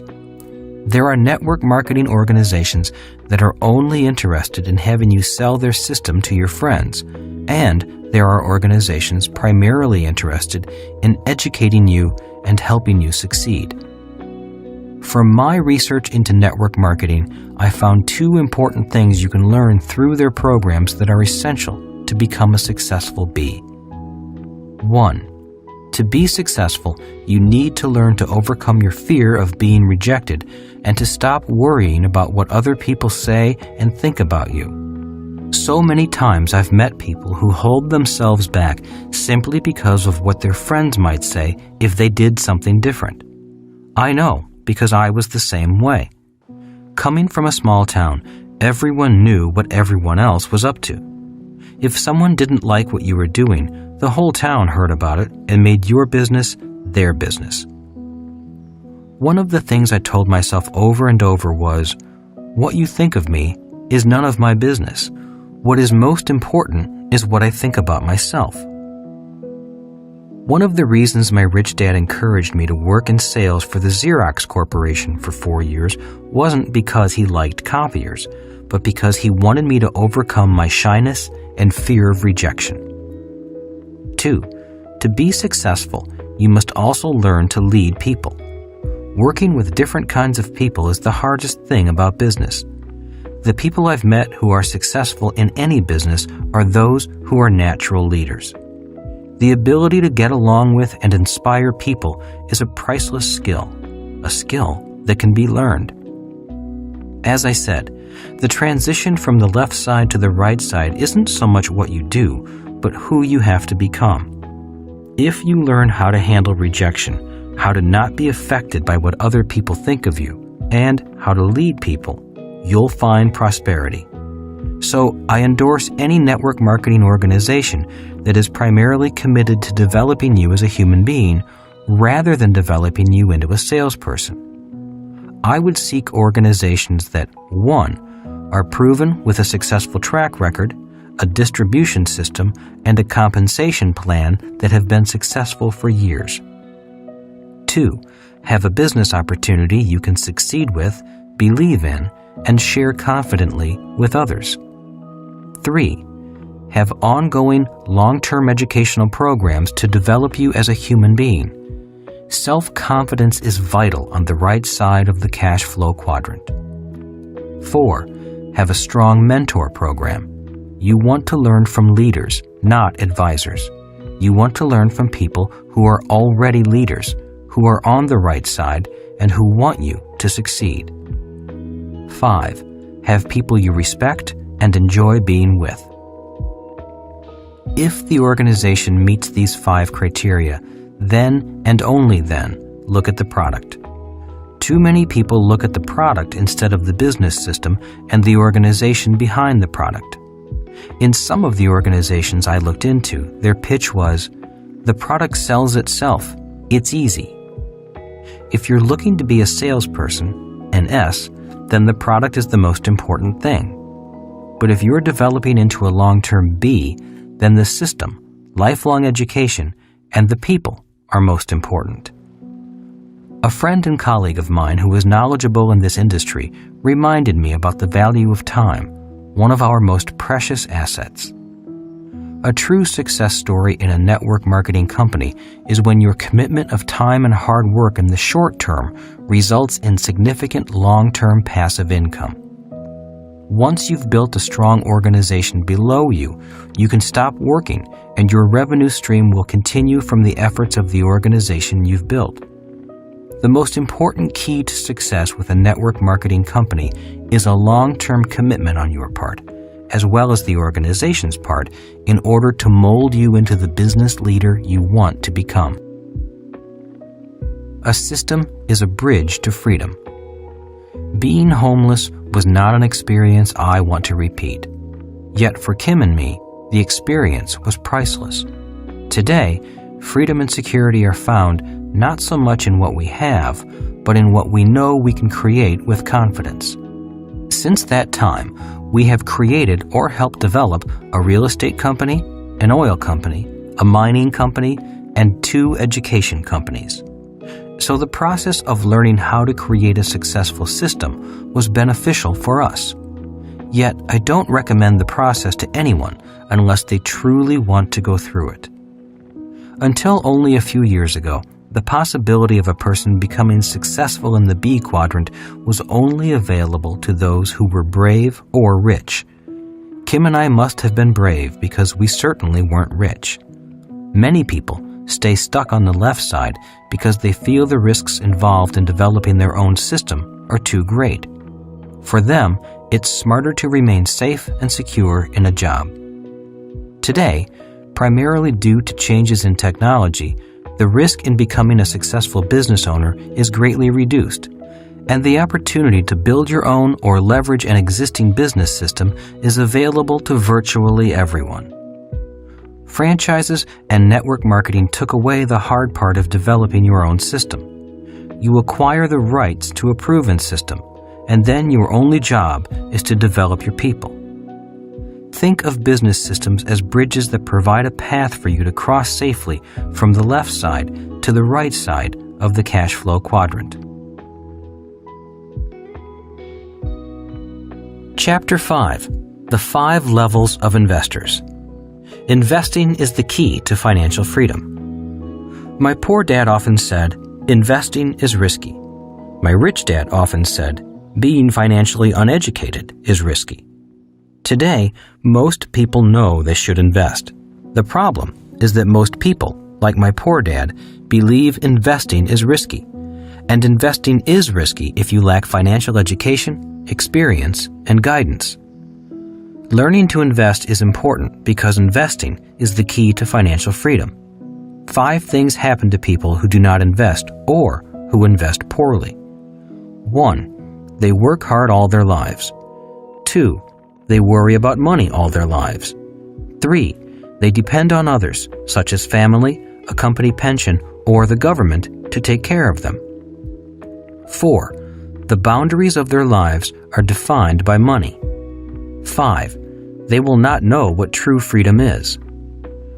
Rich Dad often said, "You will never know true freedom until you achieve financial freedom." By this, he meant that learning to invest is more important than learning a profession. He said, when you learn a profession, let's say to be a doctor, you learn how to work for money. Learning to invest is learning how to have money work for you. The moment you have money working for you, you have your ticket to freedom. He also said, the more money you have working for you, the less you pay in taxes, if you are a true investor. Learning to invest. My rich dad began preparing me for the I quadrant at the age of 9 using the game of Monopoly as a teaching tool. Over and over again, he would say, one of the great formulas for wealth is found in the game of Monopoly. Always remember the formula: 4 green houses, 1 red hotel. The game of Monopoly is a game of cash flow. For example, if you had 1 green house on a property you owned and you received $10, that was $10 a month in cash flow. 2 houses, $20. 3 houses, $30. and the red hotel, $50. More greenhouses and more red hotels mean more cash flow, less work, less taxes, and more freedom. A simple game, but an important lesson. Rich Dad played Monopoly in real life. He would often take his son and me to visit his greenhouses that would one day become a big red hotel right on Waikiki Beach. As I grew up and watched my rich dad play the game of Monopoly in real life, I learned many valuable lessons about investing. Some of those lessons are: investing is not risky. Investing is fun. Investing can make you very, very rich. More importantly, investing can set you free. Free from the struggle of earning a living and worrying about money. In other words, if you were smart, you could build a pipeline of cash flow for life. A pipeline that would produce cash in good times and bad, in market booms and market crashes. Your cash flow would increase automatically with inflation and, at the same time, allow you to pay less in taxes. I am not saying real estate is the only way to invest. I use the game of Monopoly simply as an example of how the rich get richer. A person can earn income from stock via dividends, from bonds via interest, or from oil, books, and patents via royalties. In other words, there are many ways to financial freedom. Financial experts. Unfortunately, due to a lack of financial education in schools, most people blindly turn their money over to people they believe are financial experts. People such as bankers, financial planners, and stockbrokers. Unfortunately, most of these experts are not really investors in the I quadrant. Most are employees in the E quadrant working for a paycheck, or self-employed financial advisors in the S quadrant working for fees and commissions. Most experts cannot afford to stop working simply because they don't have investments working for them. Warren Buffett said, "Wall Street is the only place that people ride to in a Rolls-Royce to get advice from those who take the subway." If people do not have sound financial education, they cannot tell if a financial advisor is a salesman or a con man, a fool or a genius. Remember, all con men are nice people. If they were not being nice by telling you what you want to hear, you would not listen to them. There is nothing wrong with being a salesperson. We all have something to sell. Yet, as Warren Buffett says, never ask an insurance salesman if you need insurance. When it comes to money, there are many people desperate enough to tell and sell you anything, just to get your money. Interestingly, the vast majority of investors never meet the person taking their money. In most of the Western world, employees simply have their money automatically deducted from their paycheck, the same way the tax department collects taxes. Many workers in America simply allow their employer to deduct their money and put it into their 401k retirement plan, possibly the worst way to invest for retirement. 401k plans go by different names in different countries. In Australia, they are called superannuation plans. In Japan, they are also called 401ks, and in Canada, they are known as RRSPs. I say the 401k may possibly be the worst way to invest for retirement for the following reasons. 1. Time magazine is on my side. Time magazine has run a number of articles over the years questioning the wisdom of putting so many people's retirement at risk. Time has been predicting that millions will not have enough money to retire after a lifetime of turning their money over to strangers. A typical 401k plan takes 80% of the profits. The investor may receive 20% if they are lucky.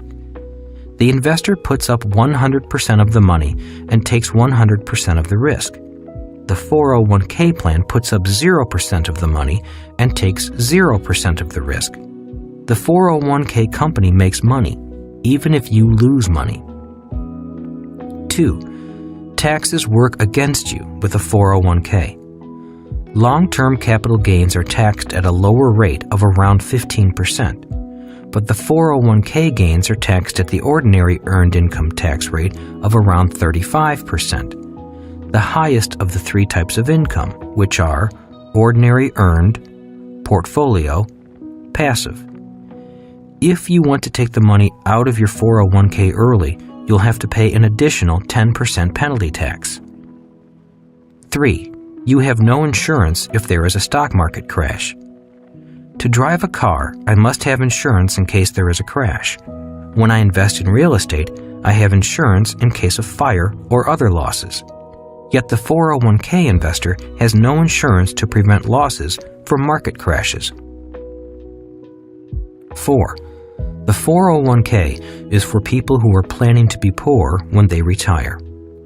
That is why financial planners often say, when you retire, you'll be taxed at a lower tax rate. They assume your income will go down in retirement into a lower tax bracket. If, on the other hand, you are rich when you retire and you have a 401k, you could pay even higher taxes at retirement.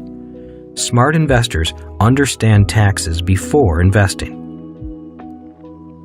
The sad truth about most financial advisors and pension fund managers is that they are not investors. Most are employees in the E quadrant. One reason why so many government pensions and union pensions are in trouble is because these employees are not trained to be investors. Most do not have any real-life financial education. To make matters worse, most financial experts advise uneducated investors to invest for the long term in a well-diversified portfolio of stocks, bonds, and mutual funds. Why do these financial experts, employees in the E quadrant or salespeople in the S quadrant masquerading as investors in the I quadrant, advise you to do that? It's because they get paid not by how much money they make for you, but by how much money you turn over to them for the long term. The longer your money is parked with them, the more they get paid. The reality is that real investors do not park their money. They move their money. It is a strategy known as the velocity of money. A true investor's money is always moving, acquiring new assets and then moving on to acquire even more assets. Only amateurs park their money. I am not saying 401k type plans are bad, although I would never have one. For me, they are too expensive, too risky, too tax inefficient, and unfair to the investor. I am saying there are better ways to invest, but they require financial education. What is the best investment? The average investor does not know the difference between investing for cash flow and investing for capital gains. Most investors invest for capital gains, hoping and praying the price of their stock or home goes up. As long as you have more cash flowing in than flowing out, your investment is a good investment. Keep in mind that it's not the asset class that makes a person rich or poor.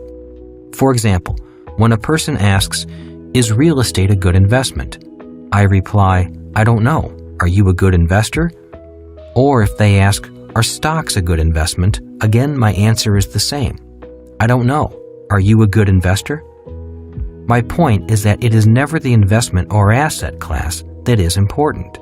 Success or failure, wealth or poverty, depends solely on how smart the investor is. A smart investor will make millions in the stock market.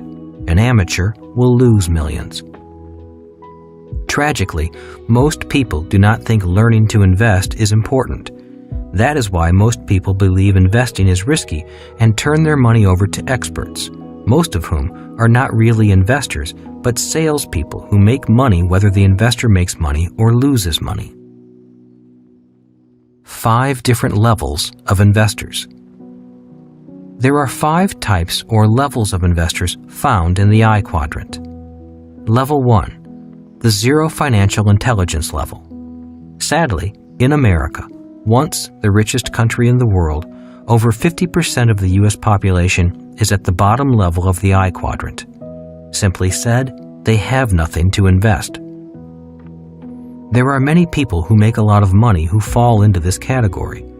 They earn a lot and spend more than they earn. I have a friend who looks very rich. He has a good job as a real estate broker, a beautiful wife, and 3 kids in private school. They live in a beautiful house overlooking the Pacific Ocean in San Diego. He and his wife drive expensive European cars. When his son and daughters were old enough, they too drove expensive cars. They looked rich, but what they had was bad debt. They looked rich, but were poorer than most poor people. Now, they are homeless. When the real estate market crashed, they crashed. They were no longer able to pay the interest on all the debt they had accumulated. When we were younger, this same friend made a lot of money. Unfortunately, it was his low financial intelligence level, 0, that caused him to be a 0 over the long run. In fact, he is so deeply in debt that he is really a sub-zero investor. Like many people, everything he buys loses value or costs him money. Nothing he buys makes him richer. 2. The savers are losers level. Many people believe it is smart to save money. The problem is that today money is no longer money. Today people are saving counterfeit dollars, money that can be created at the speed of light. In 1971, President Nixon took the US dollar off the gold standard and money became debt. The primary reason why prices have risen since 1971 is simply because the United States now has the power to print money to pay its bills. Today, savers are the biggest losers. Since 1971, the US dollar has lost 95% of its value when compared to gold. It will not take another 40 years to lose its remaining 5%.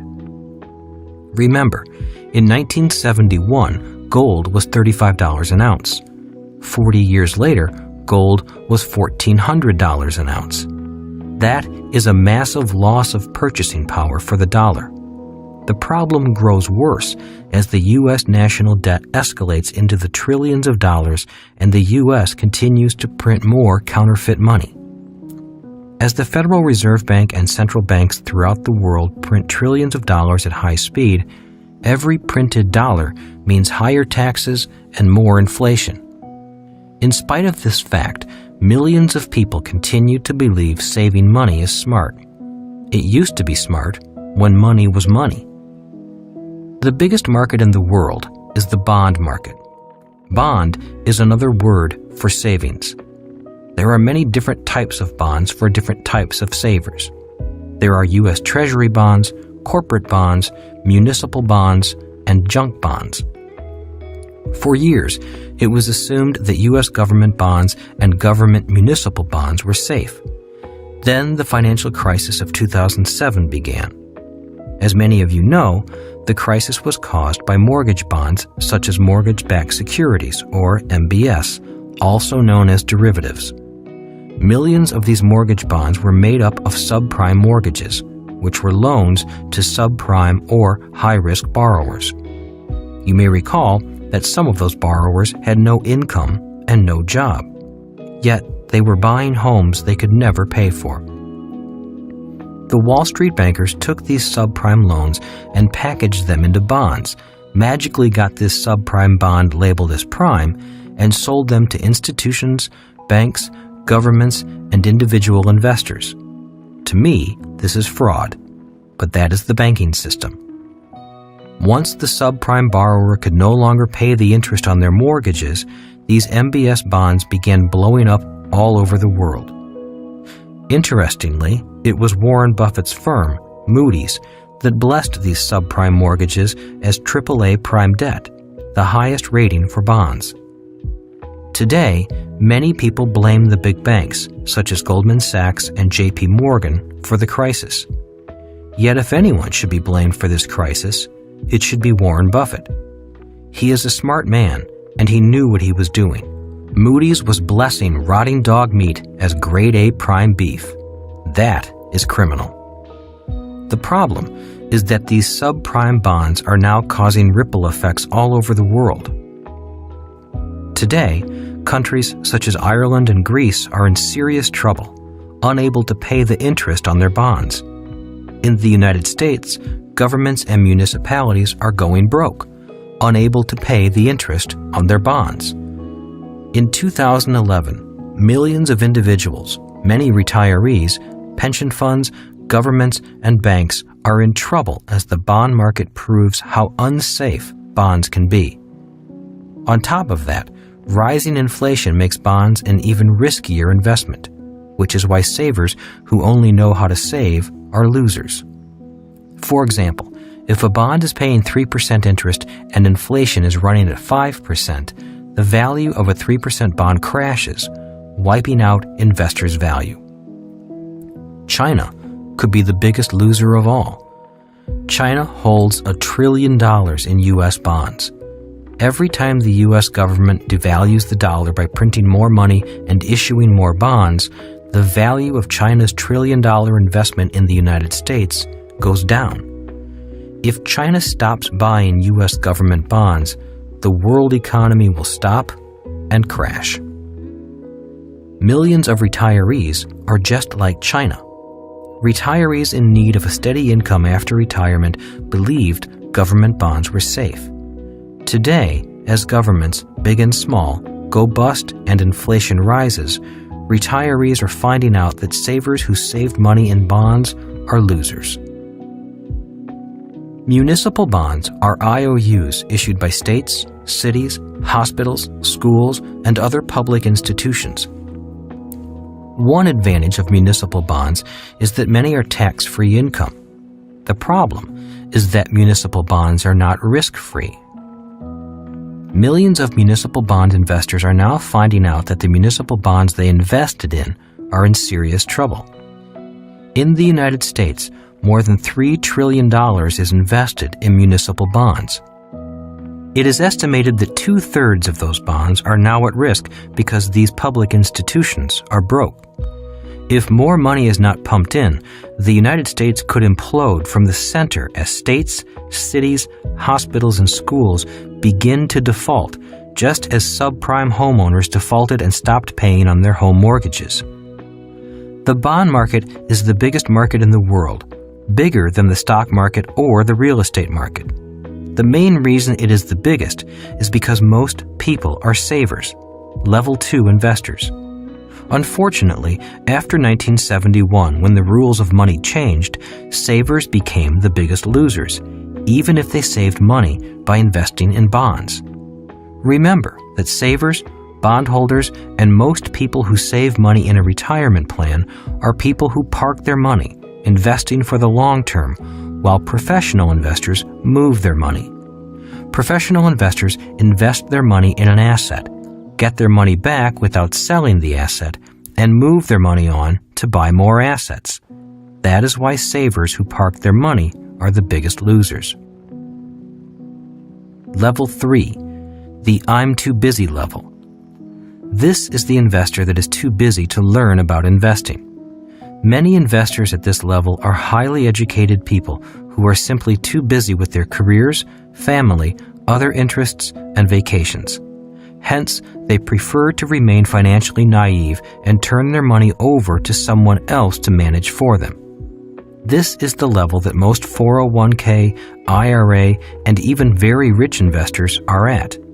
They simply turn their money over to an expert and then hope and pray their expert is really an expert.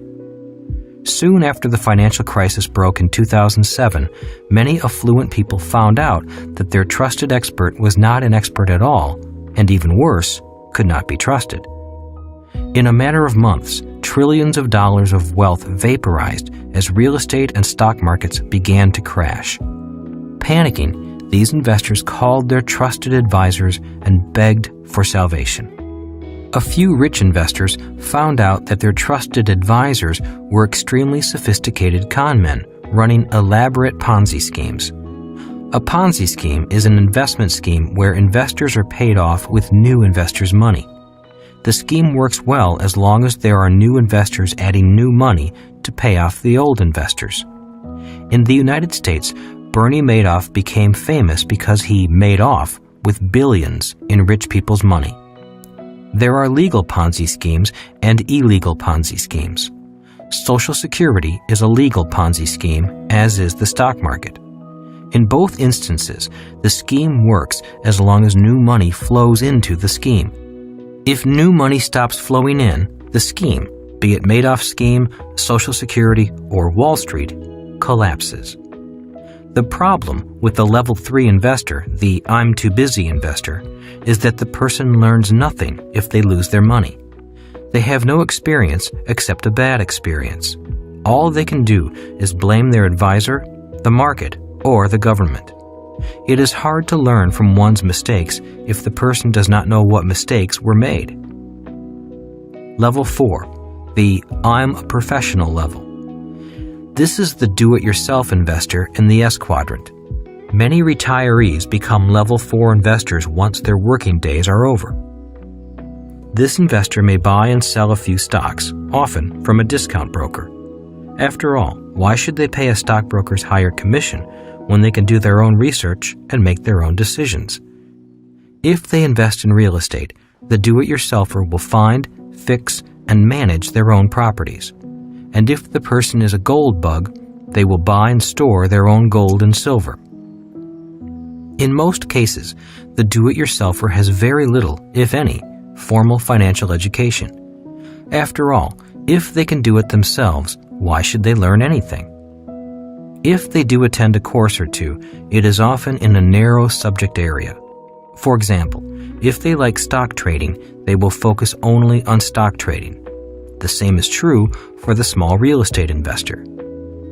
At the age of 9, when Rich Dad began my financial education with the game of Monopoly, he wanted me to have a bigger picture of the world of investing.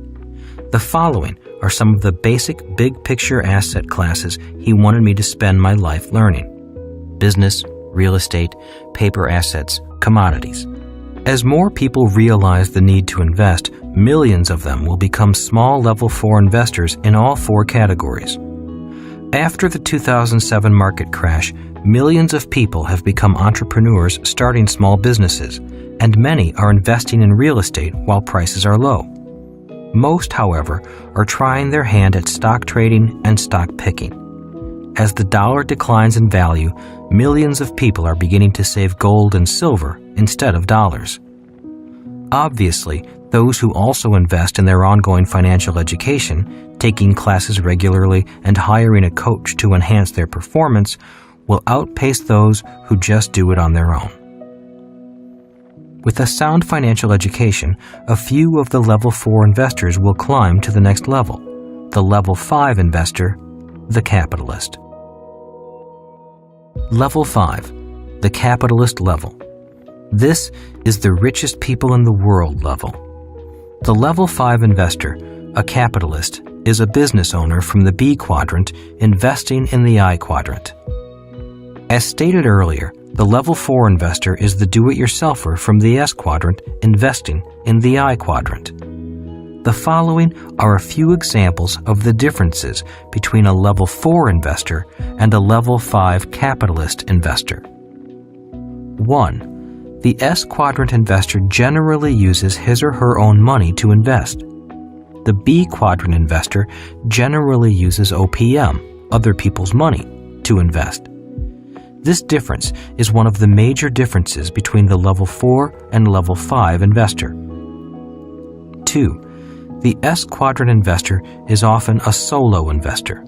The S also stands for smartest.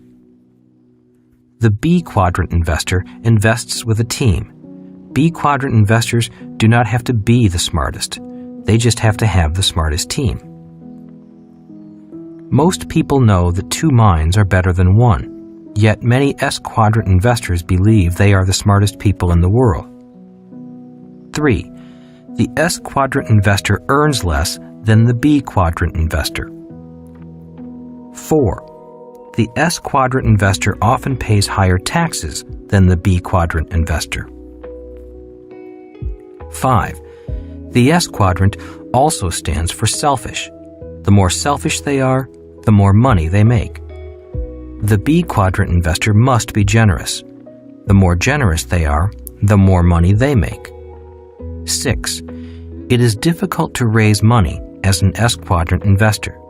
It is easy for a B quadrant investor to raise capital.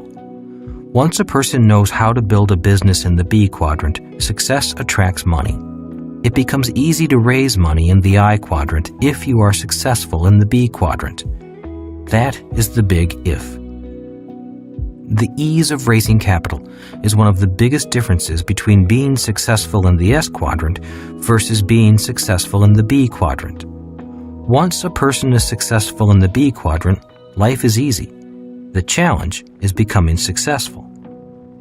The problem with success in the S quadrant is that raising capital is always difficult. For example, it is easy to take a B quadrant business public via selling shares of the business on the stock market. The story of Facebook is a modern example of how easy it is to raise capital for a B quadrant business. If Facebook had remained just a small web consulting firm, it would have been very difficult to raise investor capital. Another example is McDonald's. If McDonald's had remained just a single hamburger store, an S quadrant operation, no one would have invested in it. Once McDonald's began expanding into the B quadrant via a franchise system and was listed on the stock exchange, money poured in. The reason a business sells shares is because the more they share, the richer the entrepreneur becomes. An S quadrant business has a tough time selling shares because the business is too small to share. In real estate, the same is true. When I was a small real estate investor investing in single-family homes, condos, and small 4 to 30 unit apartment buildings, it was difficult getting loans. The moment Kim and I began investing in apartment buildings with over 100 units, banks were more than willing to lend us much more money. The reason? On 100-unit plus properties priced in the millions, banks do not finance the investor. They finance the investment. In other words, on properties with over 100 units, banks look more closely at the investment than the investor. On top of that, bankers would rather lend $10 million than $10,000 since it takes just as much time to lend thousands as it does millions. Remember, bankers love debtors because debtors make the bank rich. Once bankers are satisfied with our ability to own and manage large apartment houses profitably, banks often line up to offer us money, even during a crisis. So the question is, who do level 5 investors get their money from? The answer is, they get their money from level 2 and level 3 investors who save their money in banks and pension plans. Starting with nothing. The reason I started this book with the story of Kim and me being homeless is to let listeners know that not having any money is not an excuse for not growing smarter, thinking bigger, and becoming richer. For most of my life, I have never had enough money. If I had let not having money be an excuse, I would never have become a capitalist. This is important because a true capitalist never has money. That is why they must know how to raise capital and use other people's money to make a lot of money for a lot of people. How to become a capitalist. My mom and dad wanted me to be successful in the E and S quadrants. My dad suggested I go to school, get my PhD, which he did himself, and work for the government or climb a corporate ladder in the E quadrant. My mom, a registered nurse, wanted me to become a medical doctor in the S quadrant. My rich dad suggested I become a capitalist. That meant I had to study the skills required for success in the B and I quadrants. My mom and dad believed in traditional schools such as colleges, law schools, and medical schools. They valued good grades, degrees, and credentials, such as a law degree or a medical license. My rich dad believed in education, but not the type of education found in traditional schools. Rather than go to school, my rich dad signed up for seminars and courses that improved his business and investing skills. He also took personal development courses. He was not interested in grades or credentials. He wanted real-life skills that gave him strengths and operational skills in the B and I quadrants. When I was in high school, My rich dad often flew to Honolulu to attend seminars on entrepreneurship and investing. One day, when I told my poor dad that rich dad was going to a class on sales, my poor dad laughed. He could not understand why anyone would want to learn how to sell, especially if the class hours were not applied as credit to an advanced college degree. My poor dad also looked down upon my rich dad because my rich dad never finished high school. Because I had two dads with differing attitudes on education, I became aware that there is more than one type of education. Traditional schools are for those who want to be successful in the E and S quadrants. Another type of education is for those who want to be successful in the B and I quadrants. In 1973, I returned from Vietnam. It was time for me to make up my mind about which dad I was going to follow. Was I going to follow in my poor dad's footsteps and go back to school to become an E or an S, or take my rich dad's path and become a B or an I, eventually to become a capitalist? In 1973, my rich dad suggested I take classes on real estate investing. He said, if you want to be a successful capitalist, you must know how to raise capital and how to use debt to make money. That year, I took a 3-day workshop on real estate investing. It was the start of my education into the world of the capitalist. A few months later, after looking at over 100 properties, I purchased my first rental property on the island of Maui, using 100% debt financing and still putting $25 cash flow in my pocket each month. My real-life education had begun. I was learning to use other people's money to make money, a skill a true capitalist must know. In 1974, my contract with the Marine Corps was up, and I took a job with the Xerox Corporation in Hawaii, not because I wanted to climb the corporate ladder, but because Xerox had the best sales training program. Again, this was all part of my rich dad's educational program to train me to become a capitalist. By 1994, Kim and I were financially free, never needing a job or a company or a government retirement plan. Rich Dad was correct. My education could set me free, but not the education found in traditional schools. When the markets began to crash in 2007, rather than crash with the rest of the economy, our wealth skyrocketed. As the stock market and real estate markets crashed, great deals floated to the surface, and banks were more than eager to lend us millions of dollars to buy and take over their investments gone bad. In 2010 alone, Kim and I acquired over $87 million in real estate, using loans from banks and pension funds. That year was our best year so far. As Rich Dad often said, if you are a true investor, it does not matter if the markets are going up or coming down. A true investor does well in any market condition. Where are you?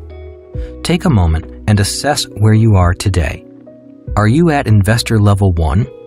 If there is nothing in your asset column with no income coming in from your investments and you have too many liabilities, then you are starting at the bottom level, ground zero. If you are deeply in bad debt, your best investment might be to get out of debt. There is nothing wrong with being deeply in debt, unless you do nothing.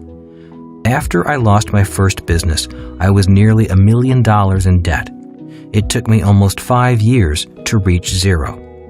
In many ways, learning from my mistakes and taking responsibility for my mistakes was the best education I could have asked for. If I had not learned from my mistakes, I would not be where I am today. Kim and I put together a simple program and workbook, How We Got Out of Bad Debt, explaining the process we used to get out of hundreds of thousands of dollars of bad debt. It is a simple, almost painless process. All it takes is some discipline and a willingness to learn. Are you at investor level 2? If you are a saver, be very careful, especially if you are saving money in a bank or in a retirement plan. In general, savers are losers. Saving is often a strategy for people who do not want to learn anything. You see, it takes no financial intelligence to save. You can train a monkey to save money. The risk in saving is that you learn little. And if your savings are wiped out, either by market decline or devaluation of the money supply, you wind up without money and without education. Remember that the US dollar has lost 95% of its value since 1971. It will not take long to lose the rest of its value. As stated before, a person can even lose money saving gold if they buy gold at the wrong price. I suggest taking a few courses on investing, either in stocks or real estate, and see if anything interests you. If nothing interests you, then keep saving. Remember that the bond market is the biggest market in the world simply because most people and businesses are savers, not investors. This may sound strange to savers, but the bond market and banks need borrowers. Are you at investor level 3? This level is similar to level 2, except that this level invests in riskier instruments such as stocks, bonds, mutual funds, insurance, and exchange-traded funds. Again, the risk with this level is that if everything is lost, the investor loses everything and learns nothing. If you are ready to move out of level 3 by investing in your financial education and taking control of your money, then level 4 is a good level for you. Are you at investor level 4? If you are here as a professional investor, congratulations. Very few people invest the time to learn and manage their own money. The key to success at level 4 is lifelong learning, great teachers, great coaches, and like-minded friends. Level 4 investors take control of their lives, knowing that their mistakes are their opportunities to learn and to grow. The fear of investing does not frighten them. It challenges them. Are you at investor level 5? To me, being a capitalist investor at level 5 is like being on top of the world. Literally, the world is your oyster. The world has no borders. In this world of high-speed technology, it is easier than ever to be a capitalist in a world of plenty. If you are at this level, keep learning and keep giving. Remember that true capitalists are generous because a B quadrant capitalist knows you must give more to receive more. It's your choice. One great thing about freedom is the freedom to choose to live the life you want to live. In 1973, at the age of 26, I knew I did not want to live my life the way my parents chose to live. I did not want to be living below my means, living paycheck to paycheck, trying to make ends meet. To me, this was not living. It may have been good for them, but I knew in my heart that it was not right for me. I also knew that going back to school for advanced degrees was not for me. I knew school did not make people rich because I grew up in a family of advanced degrees. Most of my uncles and aunts had master's degrees, and a few had their doctorates. I did not want to climb a corporate ladder in the E quadrant either, nor did I want to be a very special specialist in the S quadrant. So I took the path less traveled and decided to become an entrepreneur and professional investor. I wanted the freedom to travel the world, do business, and invest. It was my choice. I do not recommend that path for everyone, but I do recommend that a person choose. That is what freedom is, the power to choose. I encourage you to look at the 5 levels of investors and make your choice. Each level has its pros and cons, its advantages and disadvantages. Each level has a price greater than money. If you choose level 1, 2, or 3, there are many other people and organizations qualified to support your investment life at those levels. In 1997, Kim and I created the Rich Dad Company to provide educational games, programs, and coaches for those individuals who seek to be level 4 and level 5 investors. A final word on investing. In the world of money, you will often see the term ROI, return on investment. Depending upon whom you talk to, ROI will vary. For example, if you talk to a banker, he or she may say, we pay 3% interest on your money. For many people, this may sound good. If you talk to a financial planner, they may say, you can expect a return on your investment of 10% per year.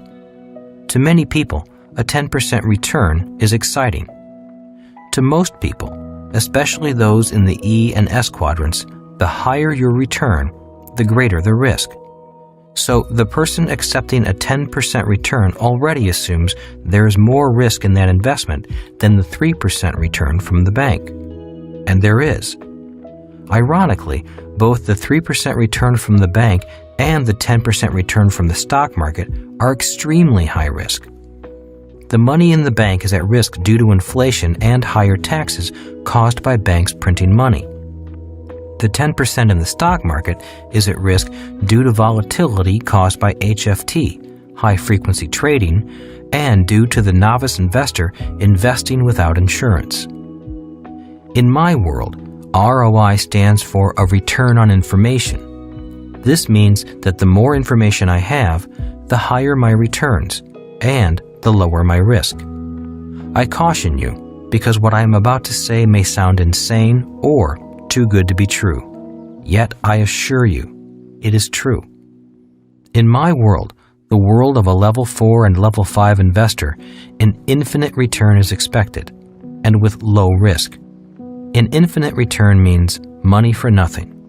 In other words, investors receive income without having any of their own money in the investment. In the earlier section, I wrote that I took a real estate course in 1973. After looking at over 100 investments, I purchased a condo on Maui using 100% financing, which means I used none of my own money. I put $25 each month into my pocket. That $25 was an infinite return on my investment, since I had zero invested. And I quote from that section, "My real-life education had begun. I was learning to use other people's money to make money, a skill a true capitalist must know." I know $25 a month is not a lot of money, yet it was not the money that was important to me. It was learning a way of thinking, a way of processing information and producing a result. One of the reasons that I have so much money today is simply because I was educated and trained to think differently. If you have read Rich Dad, Poor Dad, you may recall that the title of the first chapter is "The Rich Don't Work for Money." One of the reasons why those in the E and S quadrants have problems with that statement is because most went to school to learn to work for money. They did not go to school to learn how to have other people's money work for them. When Kim and I started the Rich Dad Company, we borrowed $250,000 from investors. We paid the money back once the company was up and running. Today, the business has returned multi-millions of dollars, not only to Kim and me, but to companies and individuals associated with Rich Dad. As I said, capitalists are generous. My point is that the moment a person knows how to make money out of nothing, or with other people's money or a bank's money, they enter a different world. It's a world almost exactly opposite from the E and S quadrants world of hard work, high taxes, and low returns on investment. The reason most people believe saving is smart and a 10% return in the stock market is worth it is simply due to a lack of financial education. Your best ROI is not a return on your investment, but a return on your information. This is why a financial education is essential, especially for the uncertainty of the world ahead. Remember this about the word education. Education gives us the power to turn information into meaning. In the information age, we are drenched with financial information. Yet without financial education, we cannot turn information into useful meaning for our lives. In closing, I say the I quadrant is the most important quadrant for your future. No matter what you do for a living, how well you do in the I quadrant will determine your future. In other words, even if you make very little money in the E or S quadrant, financial education in the I quadrant is your ticket to freedom and financial security. For example, my sister is a Buddhist nun. She earns nearly 0 in the S quadrant. Yet she attends our investment courses and has steadily been increasing her financial education. Today, her future is bright because she stopped saving money in the bank and buying mutual funds and began investing in real estate and silver. In the 10 years between 2000 and 2010, she has made much more money in the I quadrant than she could ever make as a nun in the S quadrant. I am very proud of my sister. She may be a nun by profession, but she does not have to be a poor nun. Before listening further, before we go on, here's the big question. 1. What level of investor are you? If you are truly sincere about getting wealthy quickly, review the 5 levels. Each time I review the levels, I see a little of myself in all the levels. I recognize not only strengths, but also character flaws that hold me back. The way to great financial wealth is to strengthen your strengths and address your character flaws. And the way to do that is by first recognizing them rather than pretending that you're perfect. We all want to think the best of ourselves. I've dreamed of being a level 5 capitalist for most of my life. I knew this was what I wanted to become from the moment my rich dad explained the similarities between a stock picker and a person who bets on horses. But after studying the different levels of this list, I could see the character flaws that held me back. I found character flaws in myself from level 4 that would often rear their ugly heads in times of pressure. The gambler in me was good, but it was also not so good. So with the guidance of Kim, my friends, and additional schooling, I began addressing my own character flaws and turning them into strengths. My effectiveness as a level 5 investor improved immediately. Although I do operate today as a level 5 investor, I continue to review the 5 levels and work on improving myself. Here's another question for you. 2. What level of investor do you want or need to be in the near future? Warning: anyone with the goal of becoming a level 5 investor must develop their skills first as a level 4 investor. Level 4 cannot be skipped on your path to level 5. Anyone who tries to do this is really a level 3 investor, a gambler. If your answer to question 2 is the same as that in question 1, then you are where you want to be. If you are happy where you are as an investor, then there's not much need to listen any further to this book. One of life's greatest joys is to be happy where you are.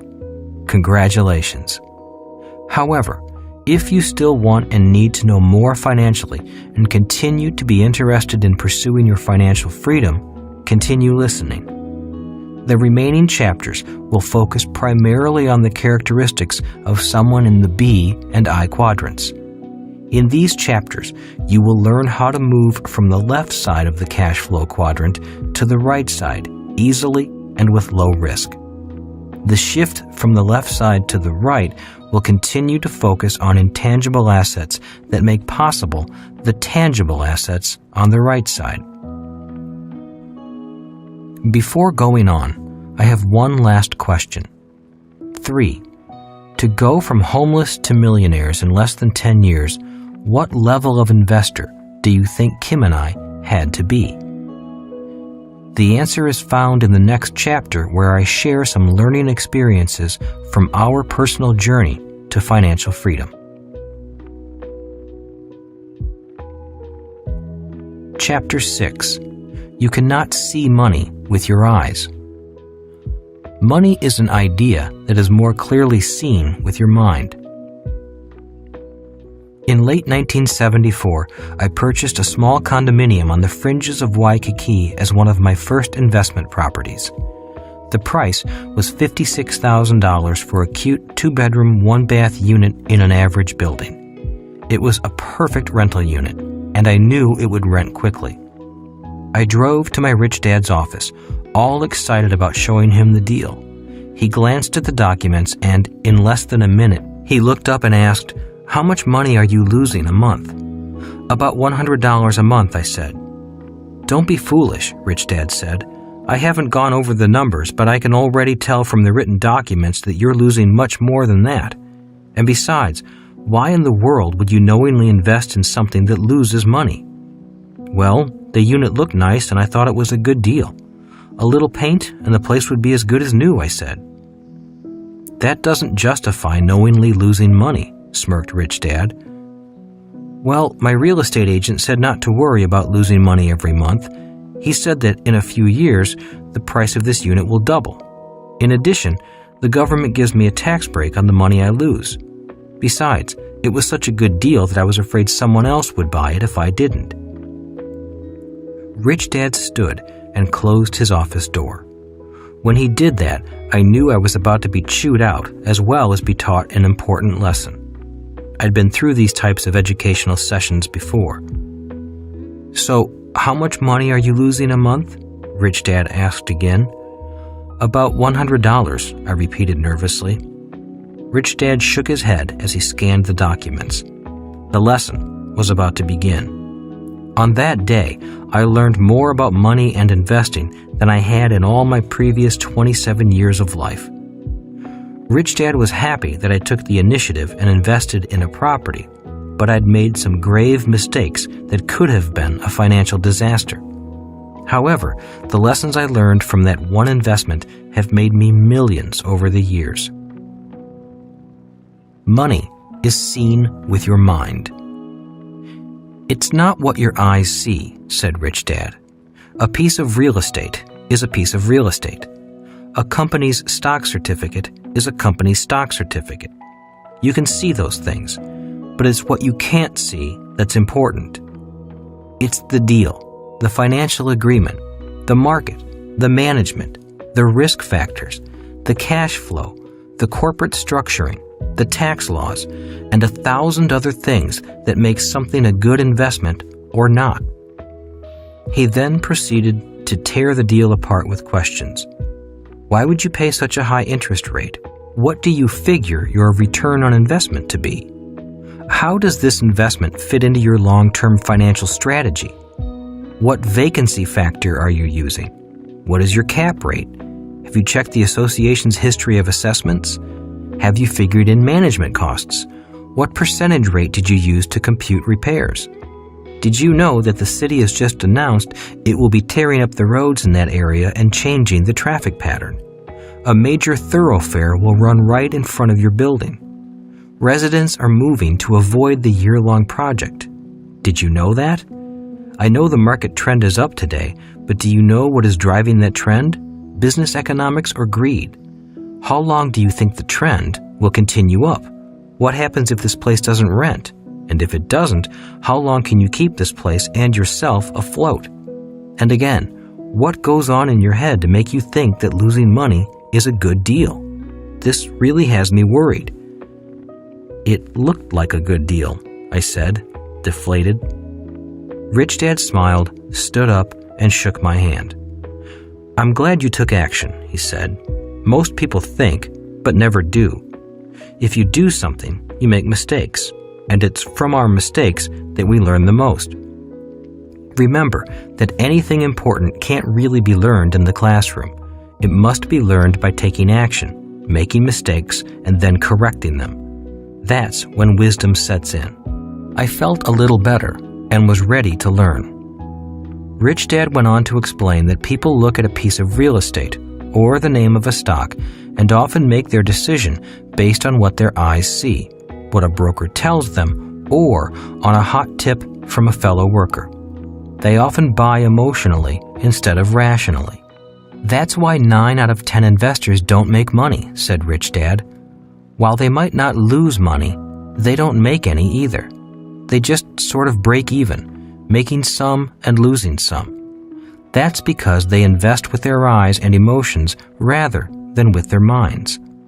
Many people invest because they want to get rich quickly. So instead of becoming investors, they wind up being dreamers, hustlers, gamblers, and crooks. The world is filled with them.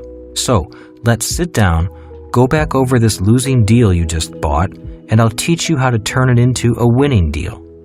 I'll begin to teach your mind to see what your eyes can't.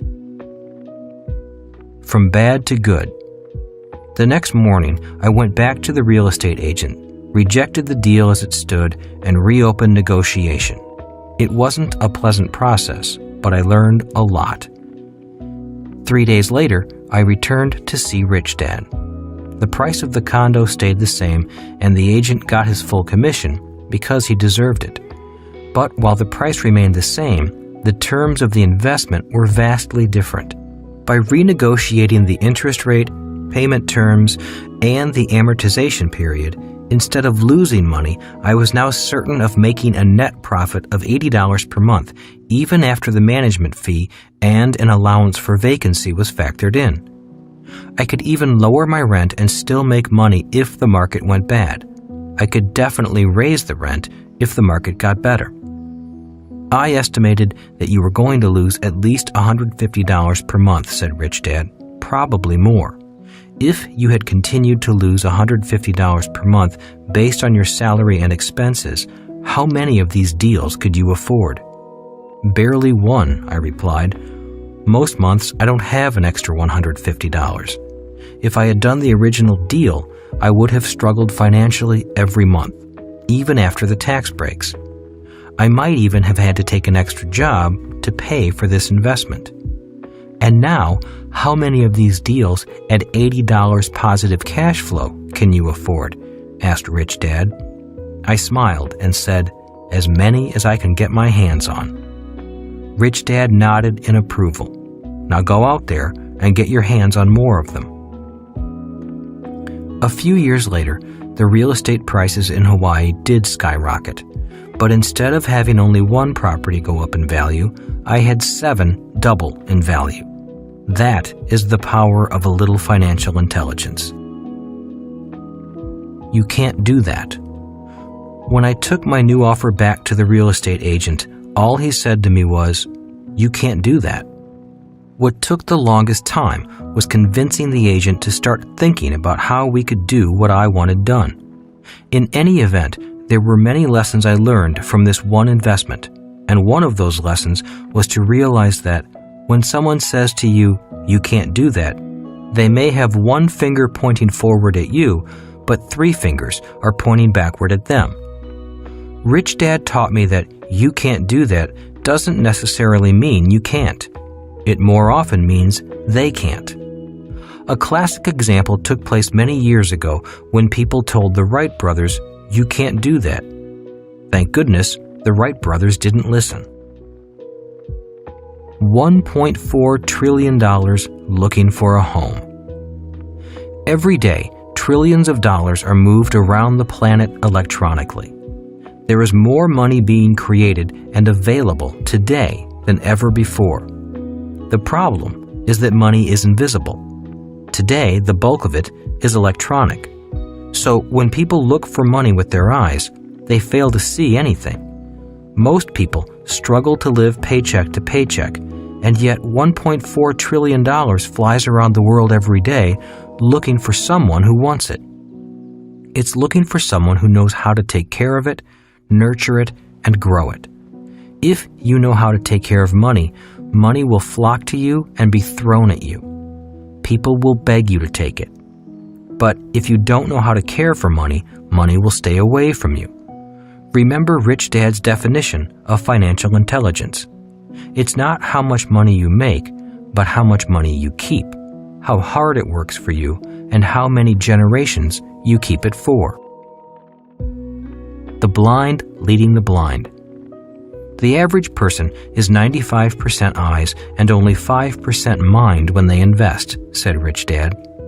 If you want to become a professional in the B and I quadrants, you need to train your eyes to be only 5% and train your mind to see the other 95%. Rich Dad went on to explain that people who train their minds to see money have tremendous power over people who don't. He was adamant about whom I took financial advice from. The reason most people struggle financially is because they take advice from people who are also mentally blind to money. It's the classic tale of the blind leading the blind. If you want money to come to you, you must know how to take care of it. If money isn't first in your head, it won't stick to your hands. If it doesn't stick to your hands, then money, and people with money, will stay away from you. Train your brain to see money. So, what is the first step in training your brain to see money? The answer is easy. It's financial literacy. It begins with the ability to understand the words and the number systems of capitalism. If you don't understand the words or the numbers, you might as well be speaking a foreign language. And in many cases, each quadrant represents a foreign language. If you look at the cash flow quadrant, each quadrant is like a different country. They don't all use the same words, and if you don't understand the words, you won't understand the numbers. For example, if a medical doctor says your systolic is 120 and your diastolic is 80, is that good or bad? Is that all you need to know for your health? The answer is obviously no, but it's a start. It's like asking, my stock's PE is 12 and my apartment's cap rate is 12. Is this all I need to know for my wealth? Again, the answer is no, but it's a start. At least we're beginning to speak the same words and use the same numbers. And that is the beginning of financial literacy, which is the basis of financial intelligence. It starts with knowing the words and numbers. The doctor is speaking from the S quadrant, and the investor is speaking with the words and numbers of the I quadrant. They might as well be speaking different languages. I disagree when someone says to me it takes money to make money. In my opinion, the ability to make money with money begins with understanding the words and the numbers. As my rich dad always said, if money is not first in your head, it won't stick to your hands. Know what real risk is. The second step in training your brain to see money is to learn to recognize what real risk is. When people say to me that investing is risky, I simply say, investing is not risky. Being uneducated is risky. Investing is much like flying. If you've been to flight school and spent a number of years gaining experience, then flying is fun and exciting. But if you've never been to flight school, I'd leave the flying to someone else. Bad advice is risky. Rich Dad firmly believed that any financial advice was better than no financial advice. He was a man with an open mind. He was courteous and listened to many people, but he relied ultimately on his own financial intelligence to make his decisions. If you don't know anything, then any advice is better than no advice. But if you can't tell the difference between bad advice and good advice, then that is risky. Rich Dad firmly believed that most people struggle financially because they operate on financial information handed down from parent to child, and most people don't come from financially sound families. He often said, bad financial advice is risky, and most of the bad advice is handed out at home, not from what is said, but from what is done. Children learn by example more than words. Your advisors are only as smart as you. Rich Dad said, your advisors can only be as smart as you are. If you are not smart, they can't tell you that much. If you are financially well educated, competent advisors can give you more sophisticated financial advice. If you are financially naive, they must by law offer you only safe and secure financial strategies. If you are an unsophisticated investor, they can only offer low-risk, low-yield investments. They often recommend diversification for unsophisticated investors. Few advisors choose to take the time to teach you because their time is money. So, if you will take it upon yourself to become financially educated and manage your money well, then a competent advisor can inform you about investments and strategies that few will ever see. But first, you must do your part to get educated. Always remember, your advisor can only be as smart as you. Is your banker lying to you? Rich Dad had several bankers he dealt with. They were an important part of his financial team. While he was close friends with and respected his bankers, he always felt he had to watch out for his own best interests, just as he expected the bankers to look out for their own best interests. After my 1974 investment experience, he asked me this: when a banker says that your house is an asset, is he telling you the truth? Since most people are not financially literate and don't know the game of money, they often mistake the opinion and advice of people they tend to trust. If you are not financially literate, then you need to trust someone you hope is. Many people invest or manage their money based on someone else's recommendations more than their own, and that is risky. They're not lying, they're just not telling you the whole truth. The fact is that when a banker says your house is an asset, they're not really lying to you. They're just not telling you the whole truth. While your house is an asset, they simply don't say whose asset it is. If you read financial statements, it's easy to see that your house is not your asset. It is the bank's asset. Remember my Rich Dad's definitions of an asset and a liability from Rich Dad, Poor Dad. An asset puts money in my pocket. A liability takes money out of my pocket. People on the left side don't really need to know the difference.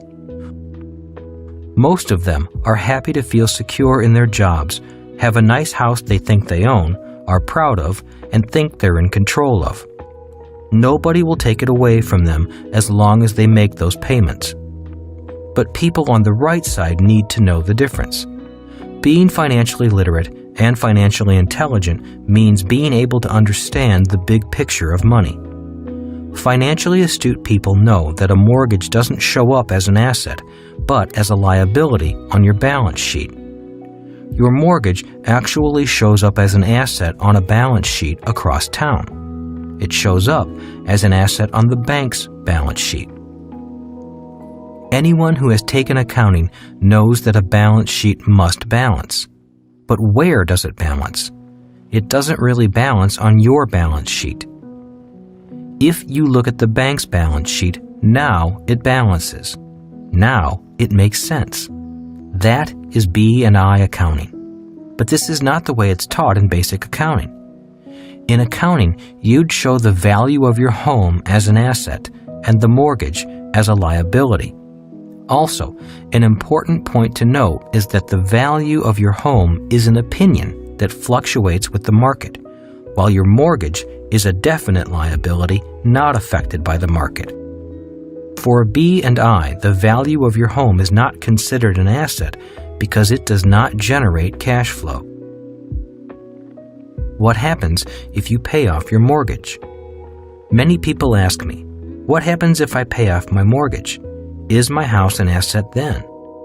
And my reply is, in most cases, the answer is still no. It's still a liability. There are several reasons why this is true. One is maintenance and general upkeep. Property is like a car.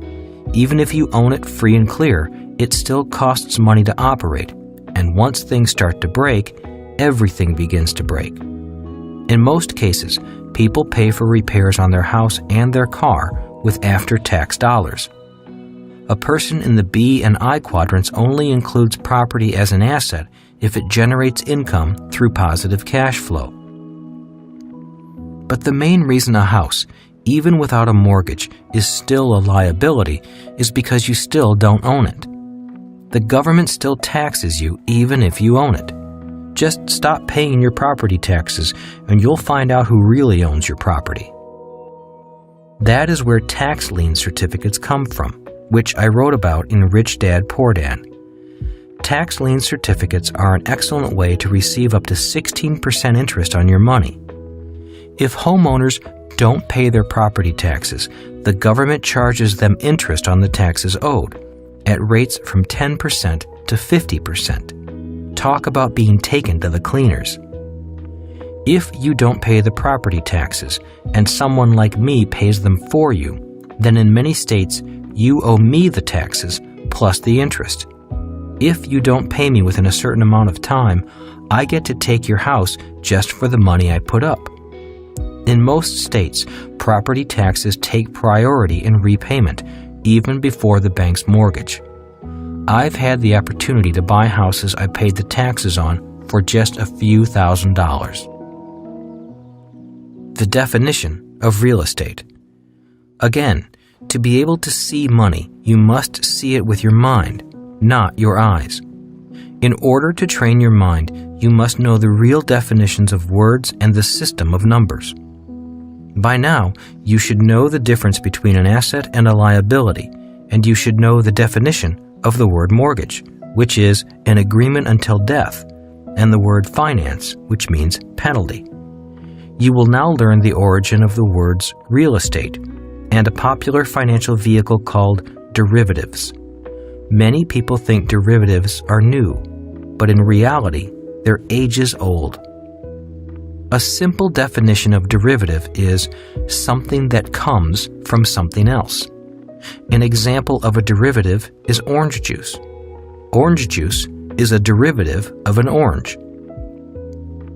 I used to think that real estate meant real, or something that was tangible.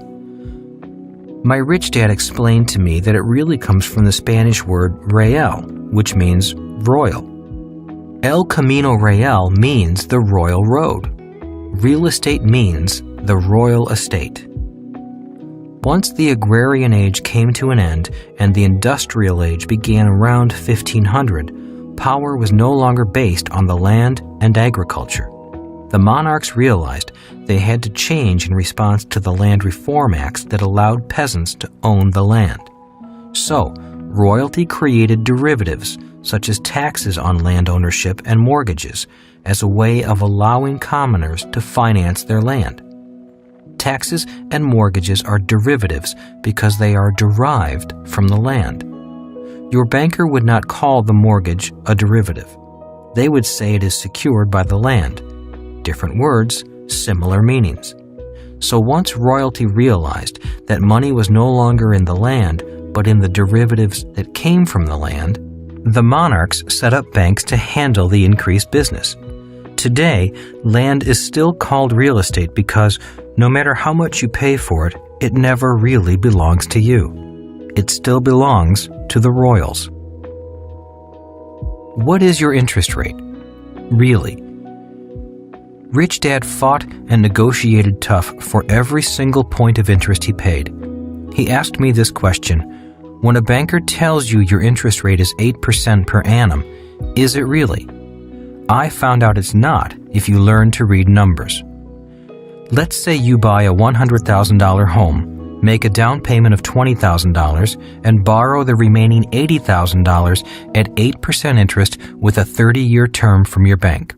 In 5 years, you will pay a total of $35,220 to the bank, $31,276 for interest, and only $3,944 for debt reduction. If you take the loan to term, or 30 years, you will have paid $211,323 total principal and interest, less what you originally borrowed, $80,000. The total interest you will have paid, $131,323. By the way, that $211,323 doesn't include property taxes and insurance on the loan. Funny, $131,323 seems to be a little bit more than 8% of $80,000. It's more like 160% in interest over 30 years. As I said, they're not lying. They're just not telling the whole truth. And if you can't read numbers, you'd really never know. And if you're happy with your house, you'll never really care. But of course, the industry knows that in a few years, you're going to want a new house, a bigger house, a smaller house, a vacation house, or a refinance on your mortgage. They know it, and in fact, they count on it. Industry average. In the banking industry, a 7-year average is used as the life expectancy for a mortgage. That means Banks expect the average person to buy a new house or refinance every 7 years. And that means, in this example, they expect to get their original $80,000 back every 7 years, plus $43,291 in interest. And that's why it is called a mortgage, which comes from the French word mortier, or agreement until death. The reality is that most people will continue to work hard, get pay raises, and buy new houses with new mortgages. On top of that, the government gives a tax break to encourage taxpayers to buy more expensive houses, which means higher property taxes for the government. Every time I watch television, I see commercials where handsome athletes smile and tell you to take all your credit card debt and roll it into a bill consolidation loan. That way, you can pay off those credit cards and carry a new loan at a lower interest rate. They tell you why it's financially intelligent to do this. A bill consolidation loan is a smart move on your part because the government gives you a tax deduction for the interest payments you make on your home mortgage. Viewers, thinking they see the light, run down to their finance company, refinance their home, pay off their credit cards, and feel intelligent. A few weeks later, they're shopping and see a new dress, a new lawnmower, or realize their kid needs a new bicycle, or they need to take a vacation because they're exhausted. They have excellent credit, they pay their bills, their little heart goes pitter-patter, and they say to themselves, "Oh, go on, you deserve it. You can pay it off a little every month." Emotions overpower logic, and the credit card comes out of hiding. As I said, when bankers say your house is an asset, they are not lying. When the government gives you a tax break for being in debt, it is not because they're concerned about your financial future. The government is concerned about its financial future. So when your banker, your accountant, your attorney, and your teachers tell you that your house is an asset, they just fail to say whose asset it is. What about savings? Are they assets? Now, your savings really are assets. That's the good news. But again, if you read financial statements, you'll understand the total picture. While it's true that your savings are assets, when you look across town at the bank's balance sheet, your savings show up as a liability. Why are your savings and checkbook balances a liability to banks? Because they have to pay you interest for your money, and it costs them money to safeguard it. If you can grasp the significance of these words, you might begin to better understand what the eyes cannot see about the game of money. Why you don't get a tax break for saving money. If you notice, you get a tax break for buying a house and going into debt, but you don't get a tax break for saving money. Have you ever wondered why? I'm not sure either, but I imagine that one big reason is because your savings are a liability to banks. Why would they ask the government to pass a law that would encourage you to put even more money in their bank, money that is a liability to them? They don't need your savings. Besides, banks really don't need your savings. They don't need much in deposits because they can magnify money at least 10 times. If you put $1 in the bank, by law, the bank can lend out $10 and, depending upon the reserve limits imposed by the central bank, possibly much more. That means your single dollar suddenly becomes $10 or more. It's magic. When my rich dad showed me that, I fell in love with the idea. At that point, I knew that I wanted to own a bank and not go to school to become a banker. On top of that, the bank may pay less than 1% interest on that $1. In better economic times, it could be 5%, and you, as a consumer, would feel secure because the bank is paying you something on your money. Banks see this as good customer relations because if you have savings with them, you may come in and borrow money too. They want you to do this because they can then charge 9% or more on what you borrow. While you may make less than 1% on your dollar, the bank can make 9% or more on the $10 of debt your single dollar has generated. Recently, I received a new credit card offer that advertised 8.9% interest. But since I understood the legal jargon in the fine print, I saw it was really 23%. Needless to say, I took a pass. They get your savings anyway. The other reason they don't offer a tax break for savings is more obvious. If you can read the numbers and see which way the cash is flowing, you'll notice that they'll get your savings anyway. The money you could be saving in your asset column is flowing instead out of your liability column in the form of interest payments on your mortgage.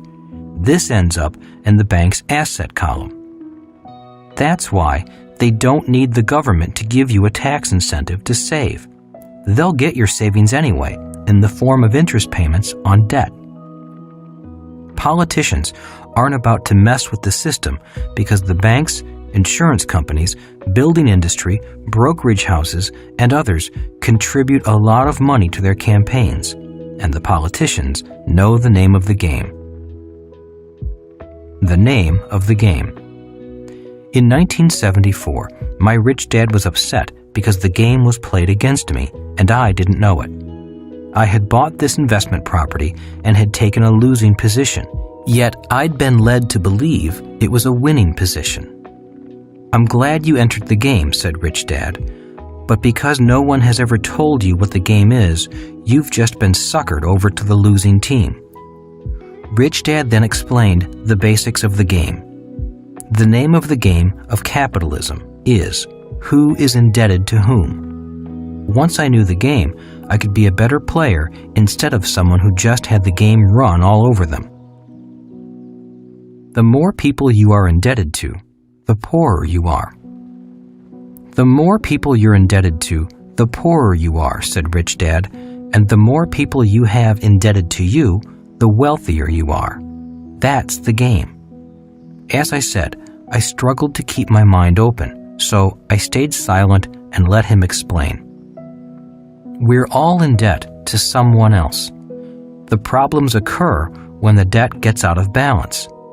Unfortunately, the poor people of this world have been run over so hard by the game that they often can't get any deeper into debt.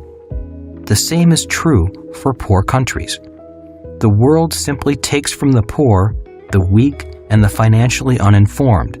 If you have too much debt, the world takes everything you have, including your time, your work, your home, your life, your confidence, even your dignity if you let them.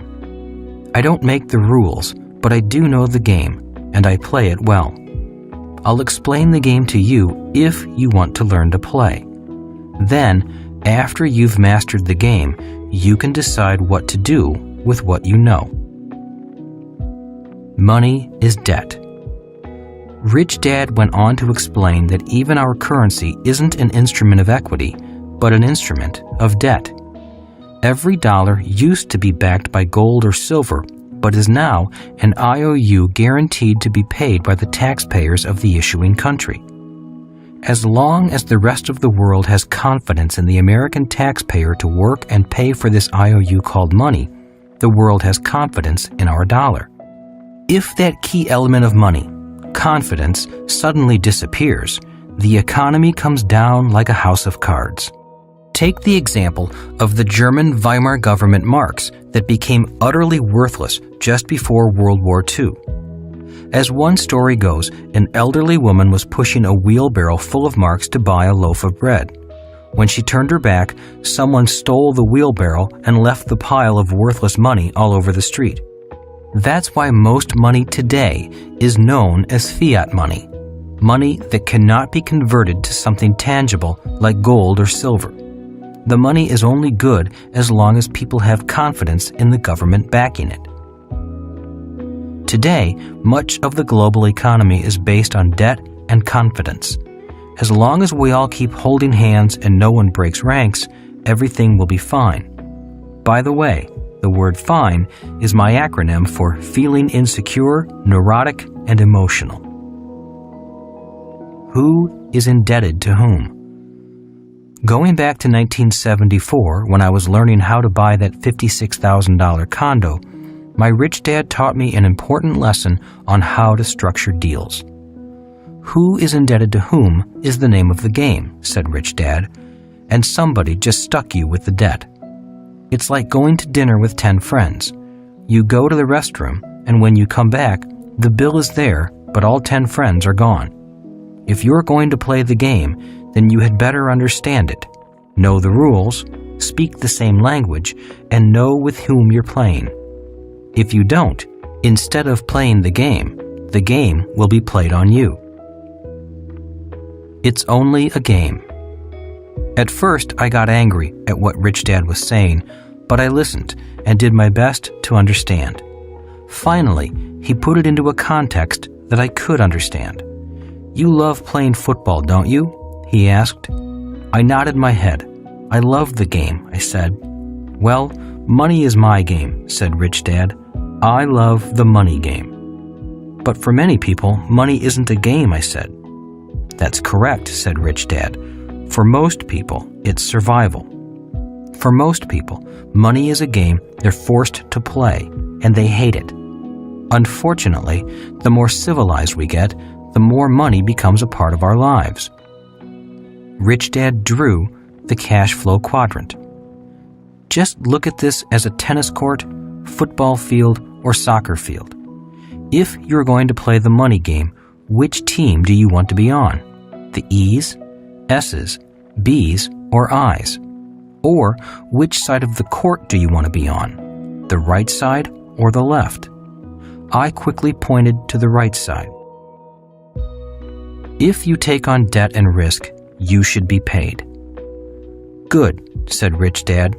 That's why you can't go out there to play the game and believe some sales agent when he tells you that to lose $150 a month for 30 years is a good deal because the government will give you a tax break for losing money and he expects the price of real estate to go up. You simply can't play the game with that mindset. While those opinions might come true, that's just not the way the game is played on the right side of the cash flow quadrant. Somebody is telling you to go into debt, take all the risks, and pay for it. People on the left side think that's a good idea, but not the people on the right. I was shaking a little. Look at it my way, said Rich Dad. You're willing to pay $56,000 for this condo in the sky. You're signing for the debt and taking all the risk. The tenant pays less in rent than what it costs to live there, so you're subsidizing that person's housing. Does that make sense to you? I shook my head. This is the way I play the game, said Rich Dad. From now on, if you take on debt and risk, then you should get paid. Got that? I nodded my head. Making money is common sense, said Rich Dad. It's not rocket science. But unfortunately, when it comes to money, common sense is uncommon. A banker tells you to take on debt so the government can give you a tax break. That doesn't make fundamental economic sense. Then a real estate agent tells you to sign the papers because he can find a tenant who will pay you less than you're paying, but, in his opinion, the value of the condo will go up. If that makes sense to you, then you and I don't share the same common sense. I just stood there. I heard everything he said, and I had to admit that I'd gotten so excited by what I thought looked like a good deal that my logic went out the window and I didn't analyze the deal. Because the deal looked good, I had become emotional with greed and excitement, and I was no longer able to hear what the numbers and the words were telling me. It was then that Rich Dad gave me an important rule that he has always used. Your profit is made when you buy, not when you sell. Rich Dad had to be certain that whatever debt or risk he took on, it made sense from the day he bought it. It had to make sense if the economy got worse, and it had to make sense if the economy got better. He never bought on tax tricks or crystal ball forecasts of the future. A deal had to make sound economic sense in good times and in bad. I was beginning to understand the game of money as he saw it. Clearly, the game was to see others become indebted to you and to be careful to whom you became indebted. Today, I still hear his words. If you take on risk and debt, make sure you get paid for it. Rich Dad had debt, but he was careful when he took it on. If you take on debt personally, make sure it's small. If you take on large debt, make sure someone else is paying for it.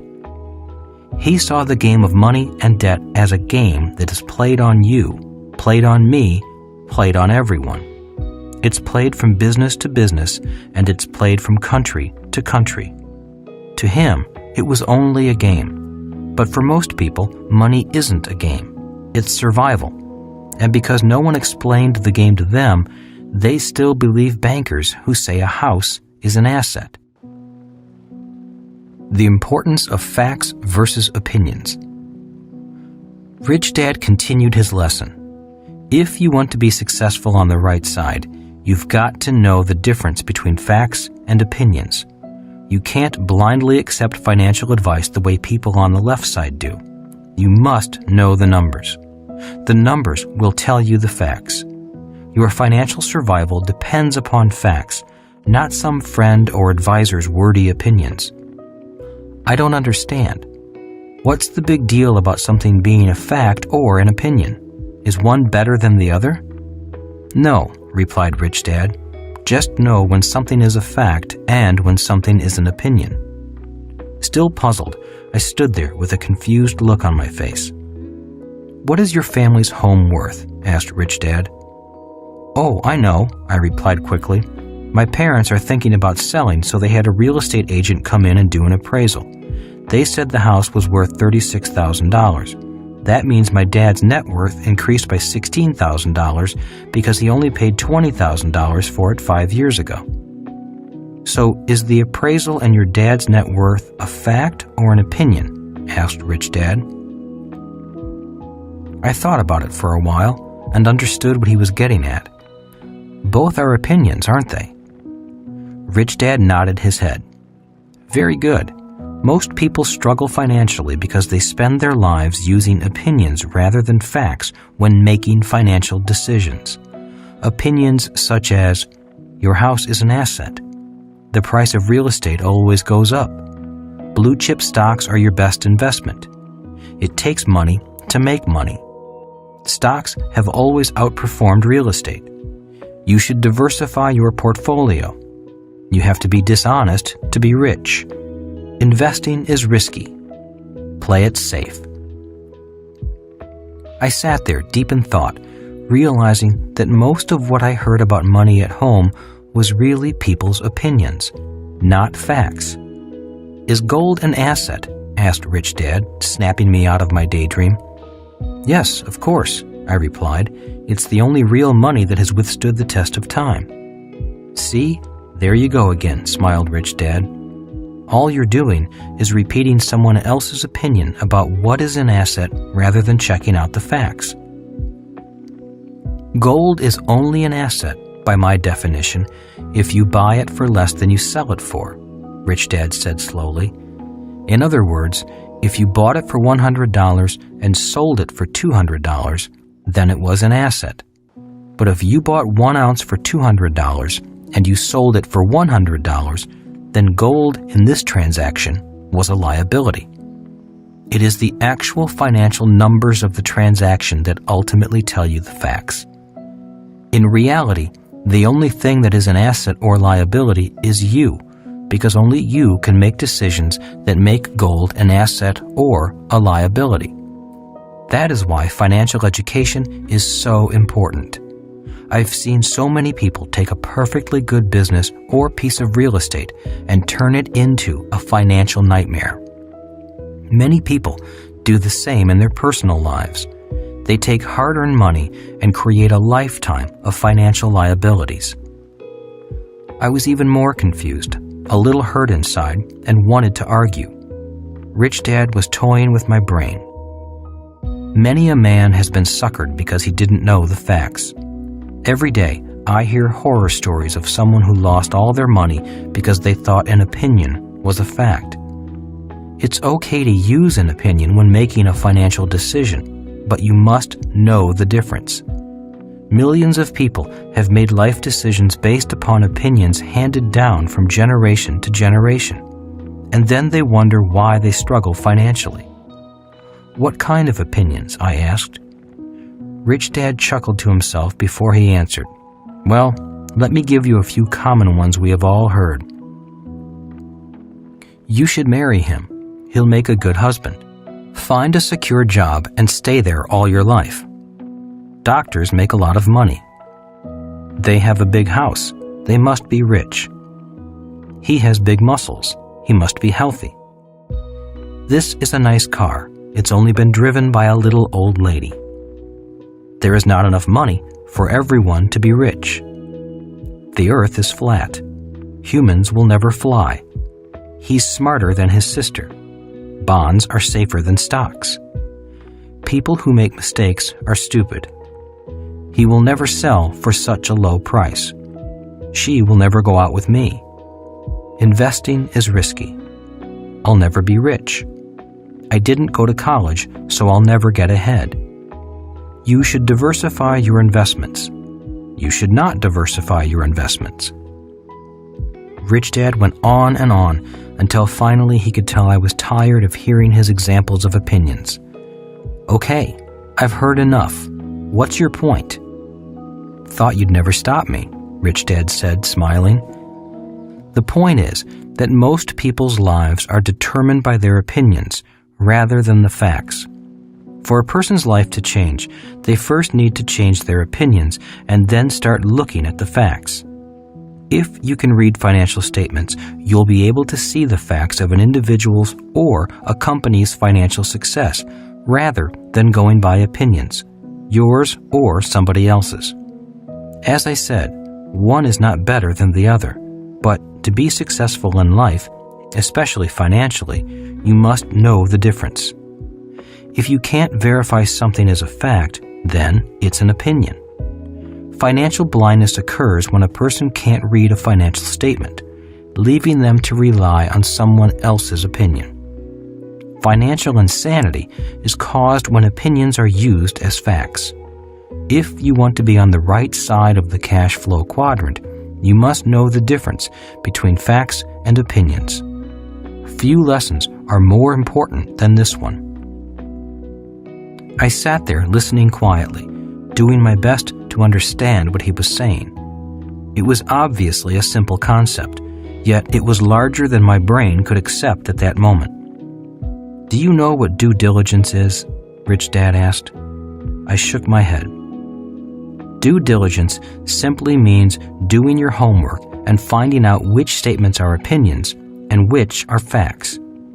When it comes to money, most people are either lazy or searching for shortcuts, so they don't do enough due diligence. And there are still others who are so afraid of making mistakes that all they do is due diligence and then do nothing. Too much due diligence is also called analysis paralysis. The point is that you must know how to sift through facts and opinions and then make your decision.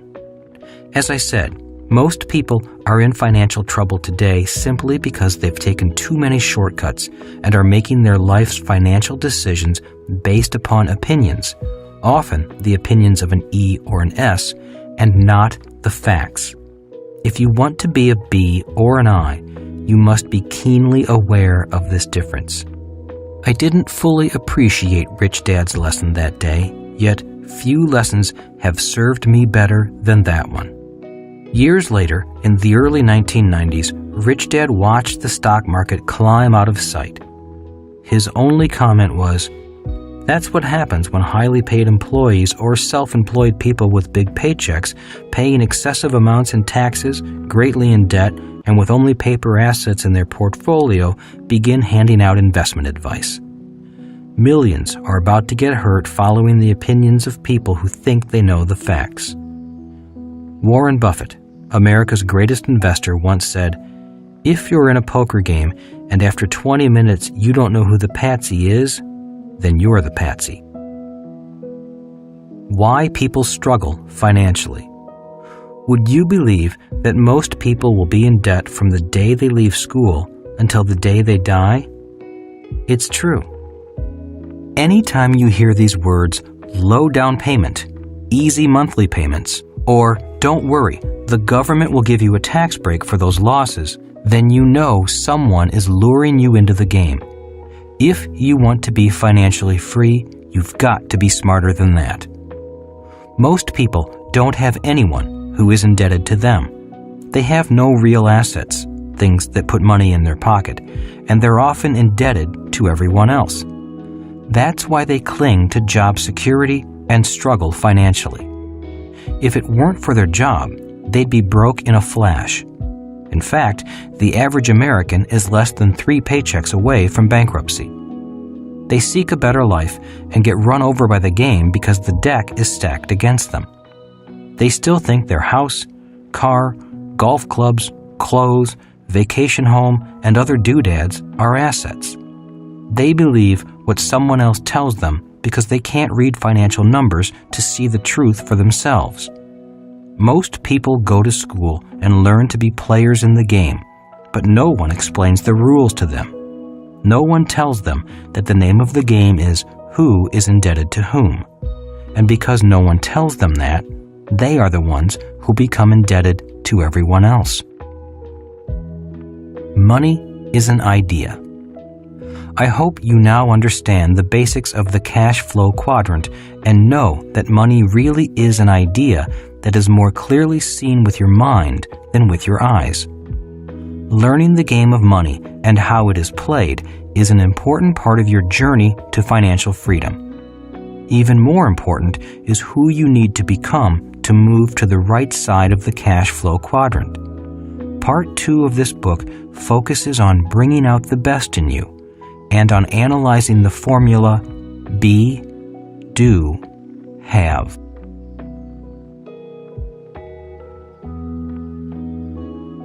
Part 2, Bringing Out the Best in You. Chapter 7, Becoming Who You Are.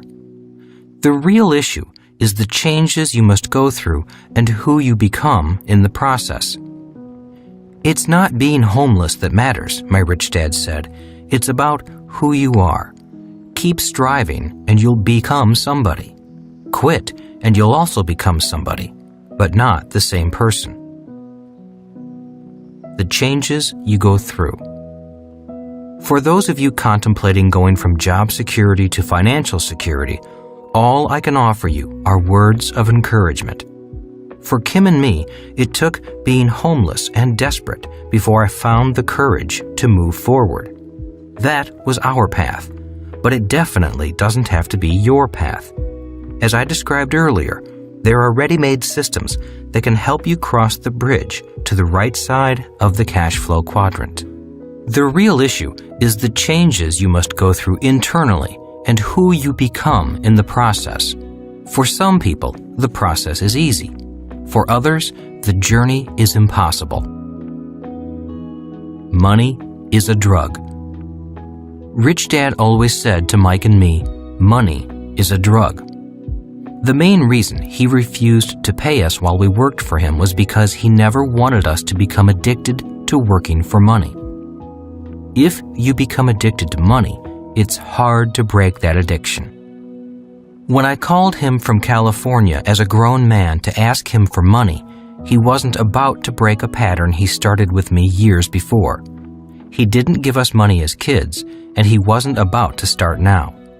Instead, he continued to be tough and guide me away from the addiction of working for money. He called money a drug because he observed people who were happy when they had money and upset or moody when they didn't. Just as heroin addicts get high when they inject the drug, they also get moody and violent when they don't have it. Be careful of money's addictive power, he often said. Once you get used to receiving it, that addiction keeps you attached to the way you got it. Put another way, if you receive money as an employee, then you get accustomed to that way of acquiring it. If you get used to generating money by being self-employed, it's often difficult to break the attachment to earning money in that way. And if you get used to government handouts, that too is a hard pattern to break. The hardest part about moving from the left side to the right side is the attachment you have to the way you are used to earning money, said Rich Dad. It's more than breaking a habit. It's breaking an addiction. That's why he stressed to Mike and me to never work for money. He insisted we learn to create our own systems as a way of acquiring money. The patterns. For Kim and me, the hardest part in trying to become people who generate income in the B and I quadrants was that all of our past conditioning was holding us back. It was tough when friends said, "Why are you doing this? Why don't you just get a job?" It was even more difficult because there was a part of us that also wanted to go back to the security of a paycheck. Rich Dad explained to Mike and me that the world of money was one large system, and we as individuals learn to operate in certain patterns within that system. An E works for the system. An S is the system. A B creates, owns, and/or controls the system. An I invests money into the system. The pattern Rich Dad was talking about was the pattern we naturally gravitate to when it comes to money. When a person feels the need for money, Rich Dad explained, an E will automatically look for a job. An S often will do something alone. A B will create or buy a system that produces money, and an I will look for an opportunity to invest in an asset that produces more money. Why it's hard to change a pattern. The reason it's hard to change a pattern is because money today is essential for life. In the agrarian age, money wasn't that important because the land could provide food, shelter, warmth, and water without money. Once we moved into cities during the industrial age, money signified life itself. Today, even water costs money, said Rich Dad.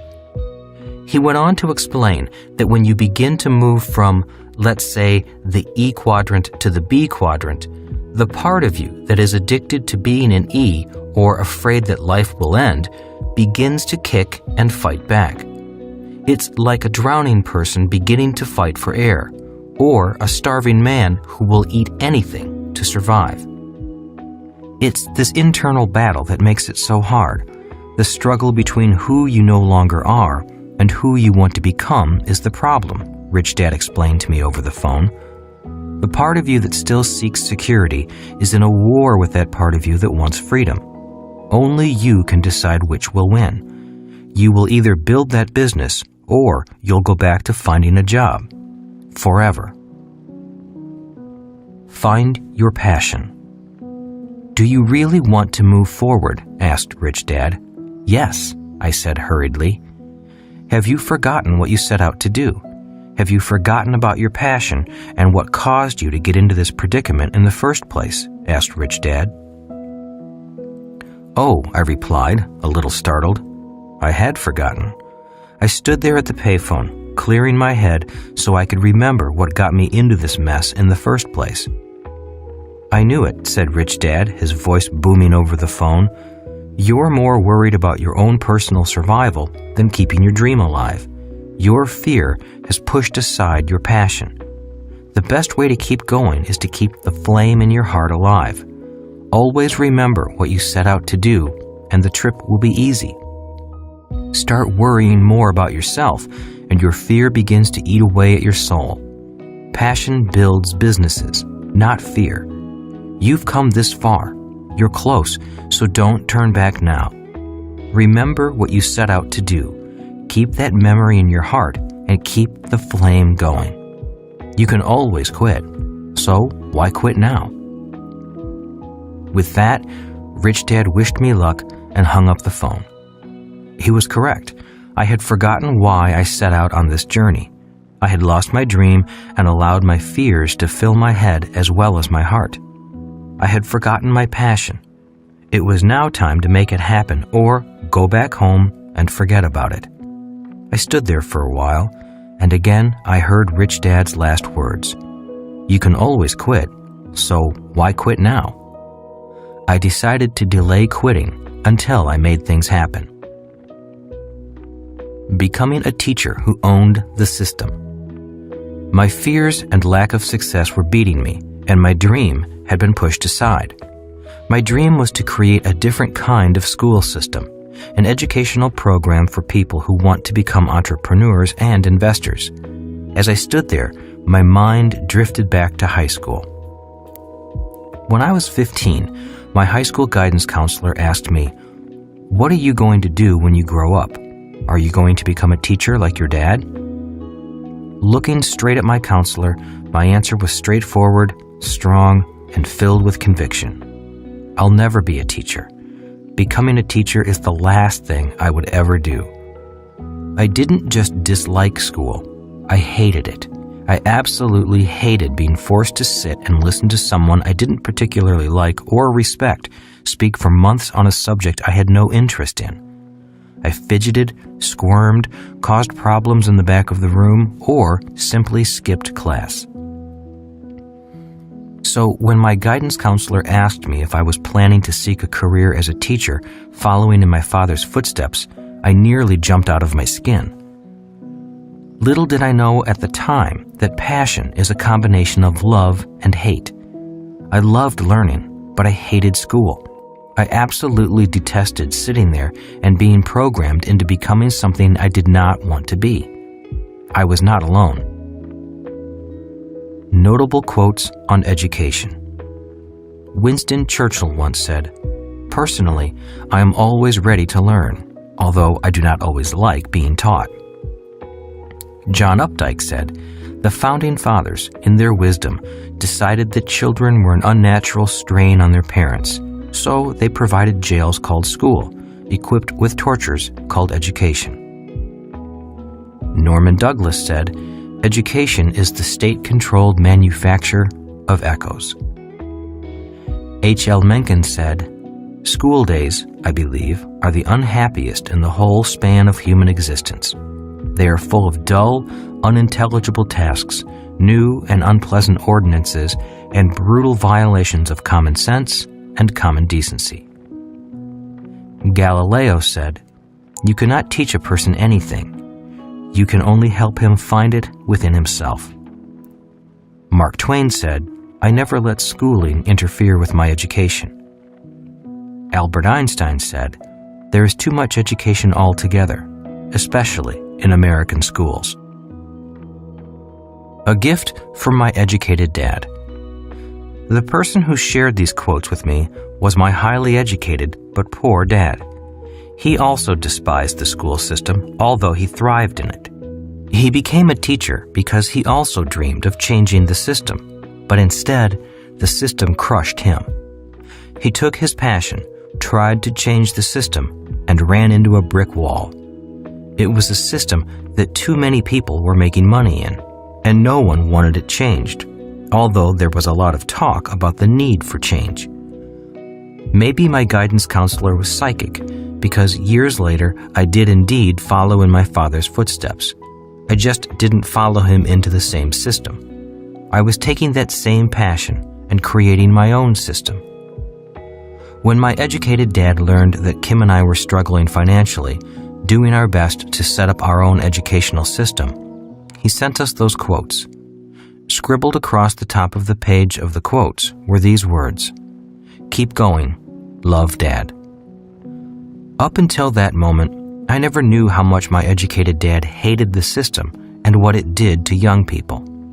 But after this gesture of encouragement, things began to make sense. The passion that was driving me then was the same passion that had driven him years earlier. I was just like my real dad, and I'd unwittingly picked up the torch from him. I was a teacher at the core. Maybe that's why I hated the system so much. In hindsight, I had become both dads. From my rich dad, I learned the secrets of being a capitalist.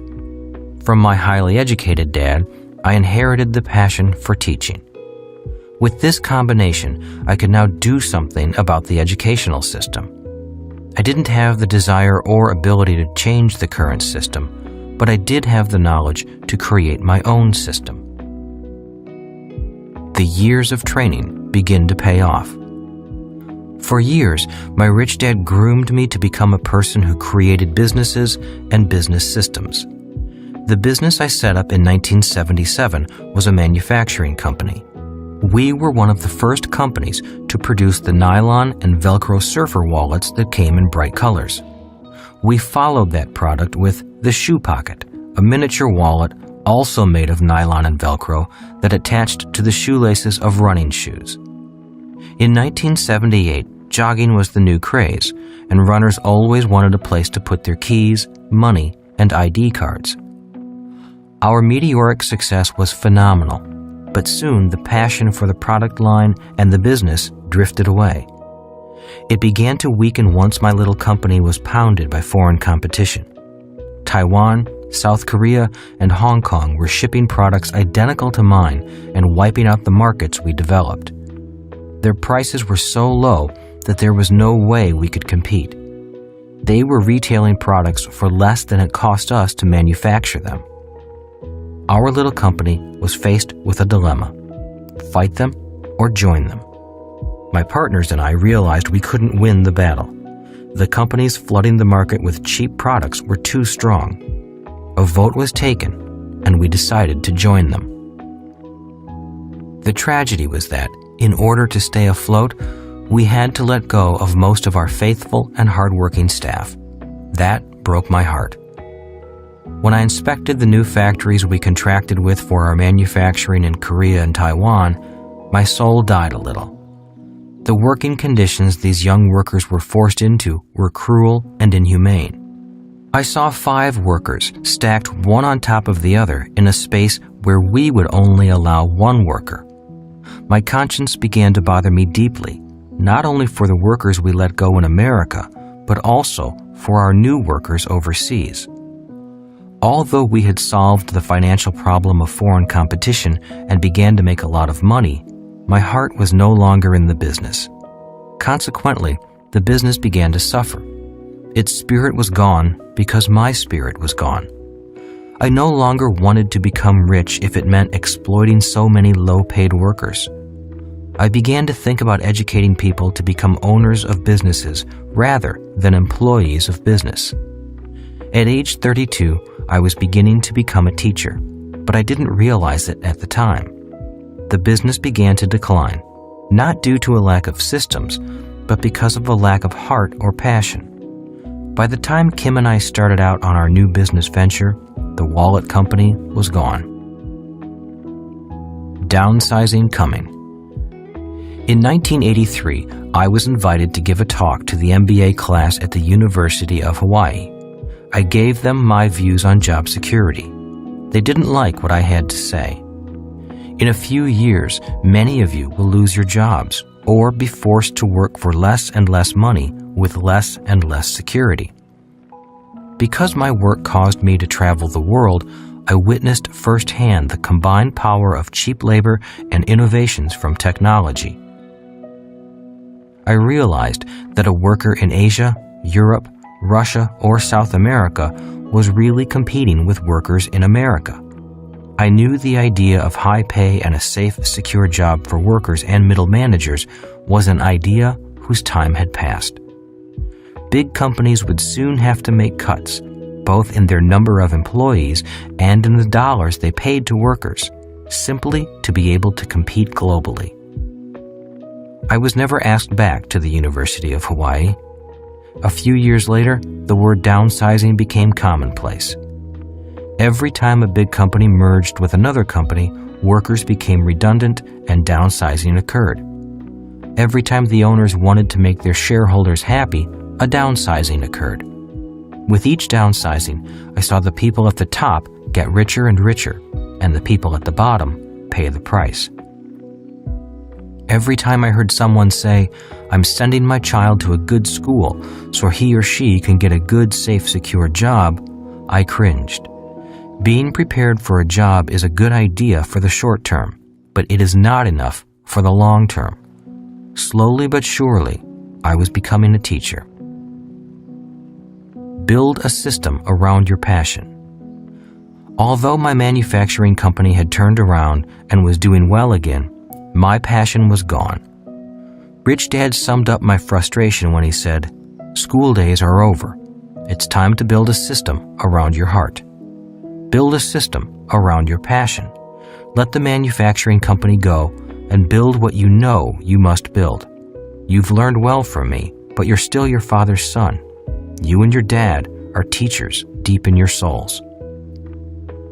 Kim and I packed up everything and moved to California to learn new teaching methods so we could create a business around those methods.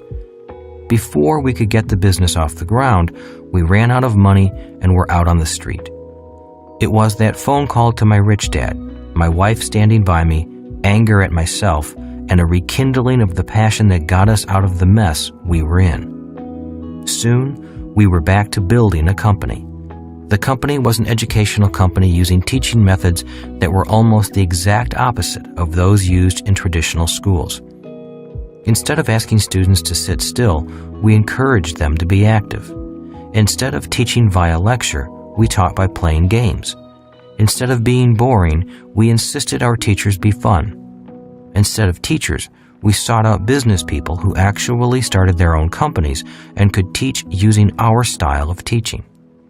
Instead of grading the students graded the teacher. If the teacher got a lousy grade, the teacher was either put through another intensive training program or asked to leave. Age, educational background, sex, and religious beliefs were not criteria. All we asked for was a sincere desire to learn and to learn quickly. We were eventually able to teach a year's worth of accounting in one day. Although we mainly taught adults, we had many teenagers learning right alongside highly paid, well-educated business executives. Instead of competing on tests, we asked them to cooperate on teams. Then we had the team take a test, competing against other teams taking the same test.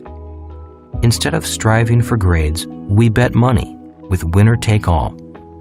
The competition and desire to do well as a team was fierce. The teacher did not have to motivate the class. He or she just had to get out of the way once the learning competition began. Instead of quiet at test time, there was yelling, screaming, laughter, and tears. People were excited about learning. They were turned on by learning, and they wanted to learn more. We focused on teaching just two subjects: entrepreneurship and investing, the B and I quadrants. The people who wanted to learn these subjects in our style of education showed up in droves. We did not advertise. Everything spread by word of mouth. The people who showed up were people who wanted to create jobs, not look for jobs. Once I made up my mind not to quit that night at the phone booth, things began to move forward. In less than 5 years, we had a multi-million-dollar business with 11 offices throughout the world. We had built a new system of education, and the market loved it. Our passion had made it happen because passion and a good system overcame fear and past programming. A teacher can be rich. Whenever I hear teachers say they aren't paid enough, I feel for them. The irony is that they are a product of their own system's programming. They look at being a teacher from the point of view of the E quadrant rather than the B or I quadrant. Remember, you can be anything you want to be in any of the quadrants, even a teacher. We can be anything we want. Most of us have the potential to be successful in all of the quadrants. It all depends on how determined we are to be successful. As my rich dad said, passion builds businesses, not fear. The problem of changing quadrants is often found in our past conditioning. Many of us came from families where the emotion of fear was used as a prime motivator to get us to think and act in a certain way. For example, did you do your homework? If you don't do your homework, you'll flunk out of school and all your friends will laugh at you. If you keep making faces, your face will get stuck in that position. And the classic, if you don't get good grades, you won't get a safe, secure job with benefits. Well, Today, many people have gotten good grades, but there are fewer safe, secure jobs and even fewer with benefits like pensions. Many people, even those with good grades, need to mind their own business and not just look for a job where they will mind someone else's business. It's risky on the left side. I have many friends who still seek security through a job. Ironically, the march of technology continues at an ever-increasing pace. To keep up in the job market, each person will need to constantly be trained in the latest technology. If you're going to be re-educated anyway, why not spend some time educating yourself on the skills needed for the right side of the cash flow quadrant? If people could see what I see when I travel the world, they would not be looking for more security. Security is a myth. Learn something new and take on this brave new world. Don't hide from it. It is also risky for self-employed people. If they get sick or injured, their income is directly impacted. As I get older, I meet more self-employed people my age who are physically, mentally, and emotionally burned out from hard work. The more fatigue a person endures, the less secure they become, and the risk of them having an accident also goes up. It is more secure on the right side. The irony is that life is actually more secure on the right side of the cash flow quadrant. For example, if you have a secure system that produces more and more money with less and less work, then you really don't need a job or need to worry about losing your job. To make more money, simply expand the system and hire more people. I apply the same principle when I teach about expanding your means rather than living below your means. Living below your means crushes the spirit, and I have always looked for ways to expand my means so that I can enjoy all that life has to offer. People who are high-level investors aren't concerned about the market going up or down because their knowledge allows them to make money either way. If there is a market crash and/or a depression in the next 30 years, many baby boomers will panic and lose much of the money they had set aside for retirement. If that happens in their old age, instead of retiring, they'll have to work for as long as they can. Professional investors are people who risk little of their own money and yet still make the highest returns. The people who know little about investing take the risks and earn the least return. From my point of view, all the risk is on the left side of the cash flow quadrant. Why the left side is riskier? If you can't read numbers, then you must take someone else's opinion, said Rich Dad. In the case of buying a house, your dad just blindly accepts your banker's opinion that his house is an asset. Both Mike and I noticed his emphasis on the word blindly. Most people on the left side really do not need to be that good with financial numbers. But if you want to be successful on the right side, then numbers become your eyes. Numbers allow you to see what most people don't see, Rich Dad went on. You mean like Superman's X-ray vision? Asked Mike. Rich Dad chuckled and nodded. Exactly, he said. The ability to read numbers, financial systems, and business systems gives you vision that mere mortals don't have. Even he laughed at that silliness. Having financial vision lowers your risk. Being financially blind increases risk. But you only need that vision if you want to operate on the right side.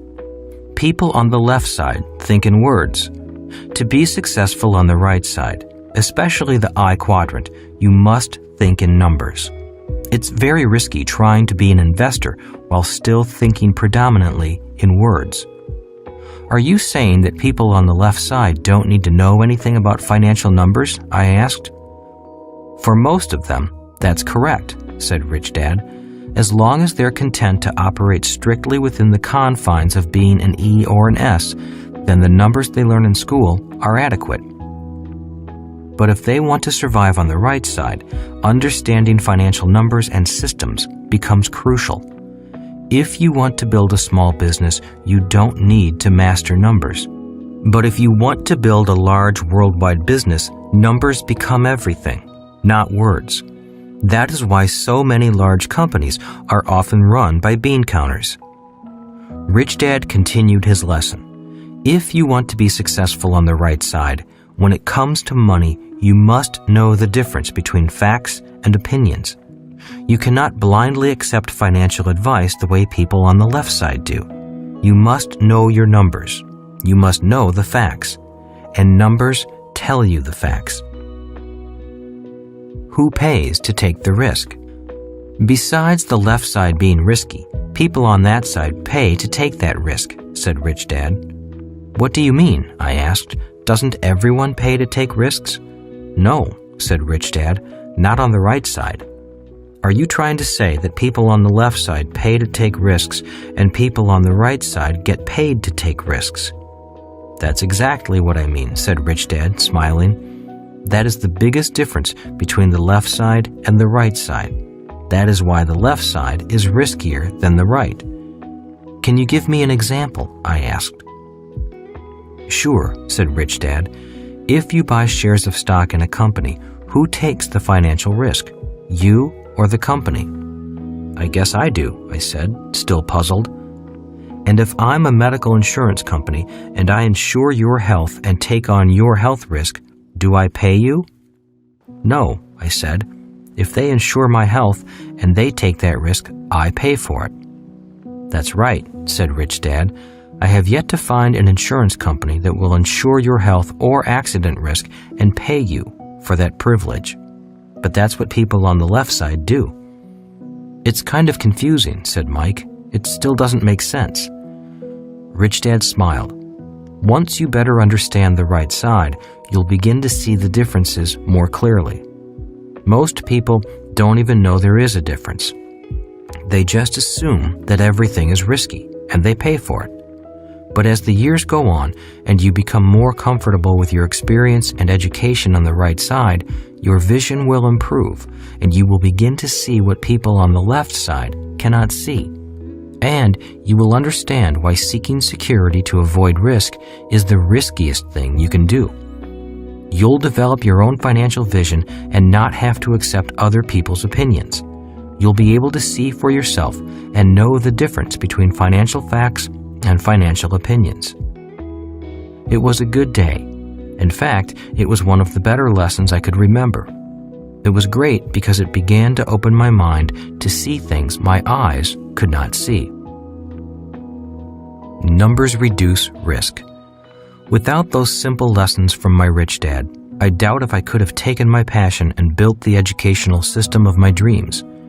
Without his insistence on financial literacy and accuracy, I know I could not have invested as wisely with so little of my own money and earned such high returns. I always remember that the bigger the project and the faster you want to succeed, the more you need to be accurate. If you want to get rich slowly, or just work all your life and let someone else manage your money, then you do not need to be as accurate. The faster you want to get rich, the more accurate with numbers you must be.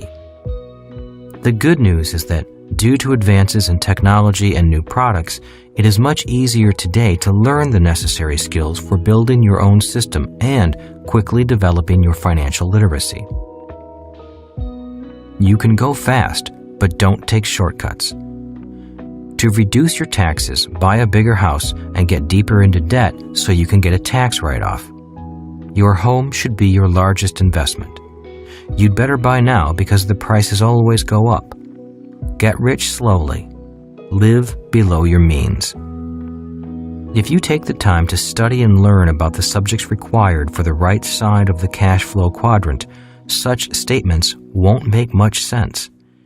It might make sense to someone on the left side, but not to someone on the right. You can do anything you like, go as fast as you like, make as much money as you like, but you have to pay the price. You can go quickly, but remember, there are no shortcuts. This book is not about answers. This book is about looking at financial challenges and objectives from a different point of view. It's not that one point of view is better than another. It's simply smarter to have more than one point of view. In listening to the following chapters, you may begin looking at finances, business, and life from a different point of view.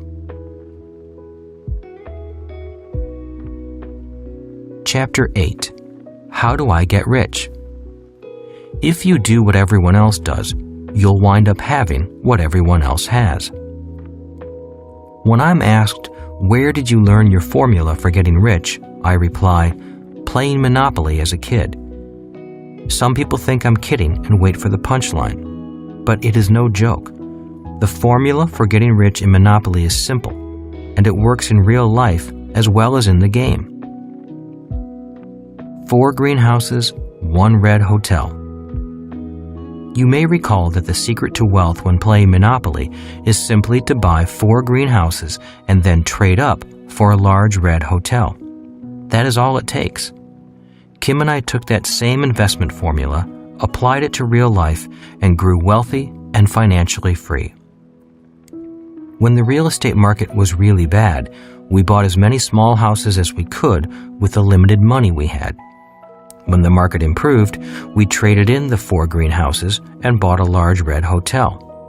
We never have to work again because the cash flow from our large red hotel, apartment houses, and mini storage units pays for our lifestyle. It works for hamburgers also. Or if you don't like real estate, all you have to do is make hamburgers. Build a business around that hamburger and franchise it. Within a few years, the increasing cash flow will provide you with more money than you can spend. In reality, that is how simple the path to extraordinary wealth is.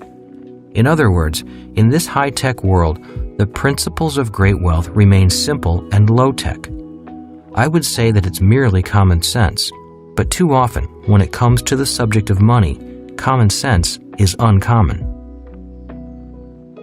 For example, it makes no sense to me to give people a tax break to lose money and spend all their lives in debt, or to call your home an asset when it really is a liability that drains cash from you every day, or to have a national government that spends more money than it collects in taxes, or to send a child to school to study so they can get a good job, but not to teach that child anything about money. It is easy to do what rich people do. Doing what rich people do is easy. One of the reasons there are so many wealthy people who didn't do well in school is because the to-do part of becoming wealthy is simple. You don't have to go to school to become rich. The to-do part of becoming rich is definitely not rocket science. There is a classic book I recommend that you read, Think and Grow Rich by Napoleon Hill. I read this book as a youngster, and it greatly influenced the direction of my life. There's a good reason why it's titled Think and Grow Rich and not Work Hard and Grow Rich or Get a Job and Grow Rich. The fact is that people who work the hardest do not wind up rich. If you want to be rich, you need to think independently rather than go along with the crowd. In my opinion, one great asset of the rich is that they think differently than everyone else. If you do what everyone else does, you'll wind up having what everyone else has. And for most people, what they have is years of hard work, unfair taxes, and a lifetime of debt. When someone asks me, what do I have to do to move from the left side of the cash flow quadrant to the right side? My response is, it's not what you have to do that needs to change. It's first how you think that needs to change. In other words, it's who you have to be in order to do what needs to be done.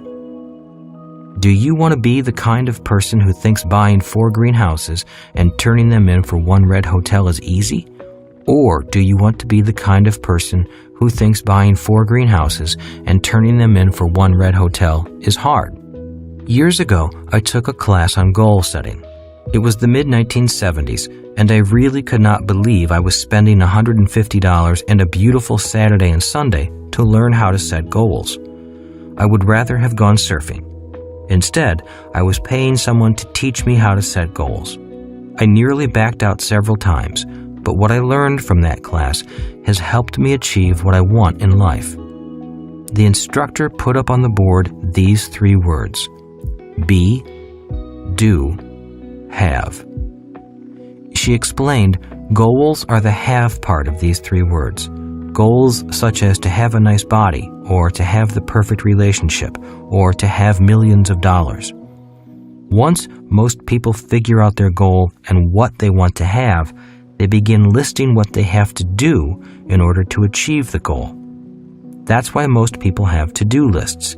They set their goal and then begin doing. Using the goal of a perfect body, the instructor talked about the approach most people take. What most people do when they want a perfect body is go on a diet and then go to the gym. This lasts for a few weeks, and then most are back to their old diet of French fries and pizza. Instead of going to the gym, they watch baseball on TV. This is an example of doing instead of being. It's not the diet that counts. It's who you have to be to follow the diet that counts. Yet, every year, millions of people seek the perfect diet in order to become thin. They focus on what they have to do rather than who they have to be. A diet won't help if your thoughts do not change. She used golf as another example. Many people buy a new set of golf clubs hoping that they can improve their game, instead of first adopting the attitude, mindset, and beliefs of a good golfer. A lousy golfer with a new set of golf clubs is still a lousy golfer. Then she discussed investments. Many people think that buying stocks or mutual funds will make them rich. But simply buying stocks, mutual funds, real estate, and bonds won't make you rich. Just doing what professional investors do does not guarantee financial success. A person who has a loser mentality will always lose no matter what stock, bond, real estate, or mutual fund they buy. A common goal people have is to find the perfect romantic partner, but according to the instructor, most people go about it all wrong. So many people look everywhere for the perfect person, the person of their dreams. They look for the right person instead of working to become the right person. And when they finally find this perfect person, they then try to change them. The instructor suggested that the answer lies within. To improve your marriage, you don't need to change your partner. It is better to change yourself first. Don't work on the other person. Work on your thoughts about that other person. As she talked about relationships, my mind drifted to the many people I've met over the years who were out to change the world, but weren't getting anywhere. They wanted to change everyone else, but not change themselves. I snapped out of my daydream when she started talking about money. When it comes to money, many people try to do what the rich do and to have what the rich have. So they buy a house that looks rich, a car that looks rich, and send their kids to the schools where the rich send their kids. All this does is force these people to work even harder, which is not what the truly rich do. I was nodding my head in agreement in the back of the room. My rich dad did not use those same words, but he often said, "People think that working hard for money and then buying things that make them look rich will make them rich. In most cases, it doesn't. It only makes them more tired. They call it keeping up with the Joneses. And if you notice, the Joneses are exhausted." During that weekend class, much of what my rich dad told me began to make more sense. For years, he lived modestly, and instead of working hard to pay bills, he worked hard to acquire assets. If you saw him on the street, he looked like everyone else. He drove a pickup truck, not an expensive car. Then one day, when he was in his late 30s, he emerged as a financial powerhouse. People took notice when he suddenly bought one of the prime pieces of real estate in Hawaii. It was only after his name hit the paper that people realized that this quiet, unpretentious man owned many other businesses and lots of prime real estate, and that when he spoke, his bankers listened. Few people ever saw the modest house he lived in. After he was flush with cash and cash flow from his assets, he bought a new large house for his family. He didn't take out a loan. He paid cash. After that weekend class on goal setting, I realized that many people tried doing what they thought the rich did and tried having what the rich had. They would buy big houses and invest in the stock market because that's what they thought the rich did. Yet, what my rich dad was trying to tell me was that if they still had the thoughts, beliefs, and ideas of a poor or middle-class person and did what the rich did, they would still wind up having what the poor and the middle class have. Be, do, have began to make sense. The Cashflow Quadrant is about being, not doing. Moving from the left side of the Cashflow Quadrant to the right side is not so much about doing, but about being. It is not so much what the be or I does that makes the difference. It is how they think and who they are at their core being. The good news is that it does not cost much money to change your thinking. In fact, it can be done for free. The bad news is that sometimes it's hard to change your deep core beliefs about money that are handed down from generation to generation or learned from friends, work, and school. But it can be done, and that's what this book is primarily about. It's not so much a how-to book on what to do to become financially free, and it's not about which stocks to buy or which mutual fund is safest. This book is about strengthening your thoughts, being, so that you can take the action, doing, that will enable you to become financially free, having. Security is the issue for ease. Generally, people who seek out the E quadrant greatly value security. For them, it is often true that money is not as important as security. They may take great risks in other areas of their lives, but not when it comes to money. Perfectionism is the issue for S's. This is a generalization, but what I have observed among people who are currently in the S quadrant but are trying to switch to the right side is the do-it-yourself mentality. They like to do it themselves because they have a great need to make sure things are done correctly. In their minds, the only way to ensure that things are done right is to do everything themselves. For many S's, the real issue is their need to be in control. They hate making mistakes, but what they hate even more is someone else making mistakes and making them look bad. This makes them excellent S's and is why you hire them to do certain tasks. You want your dentist to be a perfectionist. You want your attorney to be a perfectionist. You want your brain surgeon to be a perfectionist. That is what you pay them for. That is their strength, but it's also their weakness. Emotional intelligence. A big part of being a human being is being human. And being human means having emotions. We all feel fear, sadness, anger, love, hate, disappointment, joy, happiness, and other emotions. What makes us individuals is how we handle those emotions. When it comes to risking money, we all experience fear, even the rich. The difference is how we handle that fear. For many people, that emotion of fear generates the thought, play it safe, don't take risks. For others, especially those on the right side, the fear of losing money makes them think, play it smart, learn to manage risk. Same emotion, different thought, different being, different doing, different having. The fear of losing money. In my opinion, the greatest cause of human financial struggle is the fear of losing money.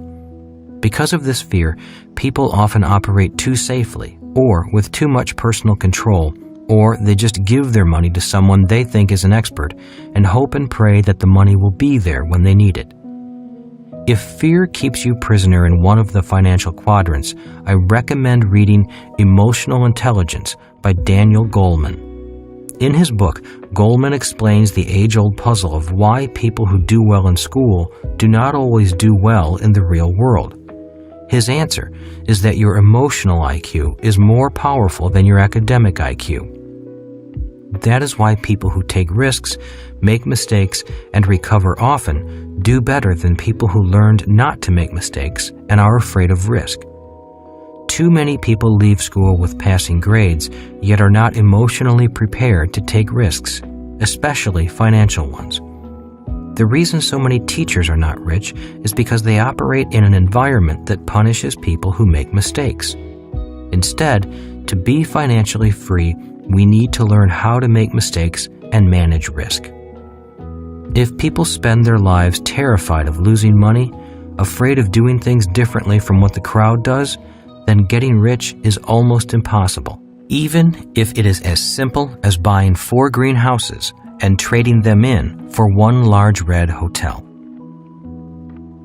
Emotional IQ is stronger. After reading Goleman's book, I came to realize that financial IQ is 90% emotional IQ and only 10% technical information about finance or money. Goleman quotes 16th century humanist Erasmus of Rotterdam, who wrote in a satirical vein of the perennial tension between reason and emotion. In his writing, he uses the ratio of 24:1 in comparing the power of the emotional brain to the rational brain. In other words, when emotions are in high gear, they are 24 times stronger than the rational mind. Now, I don't know if the ratio is scientifically valid, but it does have some usefulness to show the power of emotional thinking over rational thinking. 24:1, emotional brain to rational brain. All of us have experienced events in our lives when our emotions overtook our rational thoughts. I am certain most of us have said something out of anger that we later wished we had not said, been attracted to someone we knew was not good for us, but still went out with them, or worse, married them, have cried or seen someone cry uncontrollably because of the loss of a loved one, done something intentionally to hurt someone we love because we were hurt, had our heart broken and not gotten over it for a long time. There are times when emotions are more than 24:1. This can be seen in addictions, such as compulsive eating, smoking, sex, shopping, drugs. Phobias, such as fear of snakes, heights, tight places, the dark, strangers. These and other behaviors are often 100% emotionally driven. Rational thought has little power over the emotions when something as strong as addictions and phobias are involved. Snakes phobia. When I was in flight school, I had a friend with a snake phobia. During a class on how to survive in the wild after being shot down, the teacher brought out a harmless garden snake to show us how to eat it. My friend, a grown man, jumped up, screamed, and ran out of the room. He couldn't control himself. Not only was his phobia of snakes strong, but the idea of eating a snake was just too much for his emotions to bear. Money phobia. When it comes to risking money, I've seen people do the same thing. Instead of finding out about the investment, they also jump up, scream, and run out of the room. Money manages to provoke many deep emotional phobias. I have them. You have them. We all have them. Why? Because, like it or not, money is an emotional subject. And because it is an emotional subject, most people cannot think logically about money. If you don't think money is emotional, just watch the stock market. In most markets, there is no logic, only the emotions of greed and fear. Watch a person climb into a new car and smell the leather interior. All the salesperson has to do is whisper these magic words in their ear. Low down payment, easy monthly payments. And all logic goes out the window. Emotional thoughts sound logical. The problem with core emotional thoughts is that they sound logical. When someone in the E quadrant becomes fearful, their logical thought is, play it safe, don't take risks. To someone in the I quadrant, however, that is not logical at all. For people in the S quadrant, when the issue of trusting others to do a good job comes up, their logical thought may go like this: I'll just do it myself. That is why so many S-type businesses are often family businesses.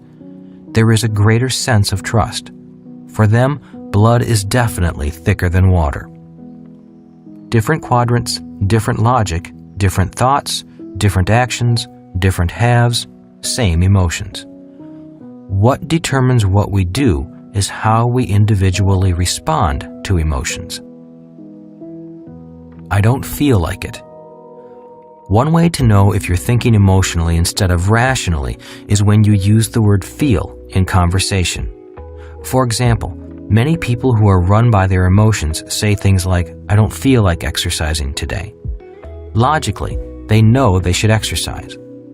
Many people who struggle financially are not able to control how they feel, or they let their feelings dictate their thoughts. I hear them say, I don't feel like learning about investing. It's too much trouble.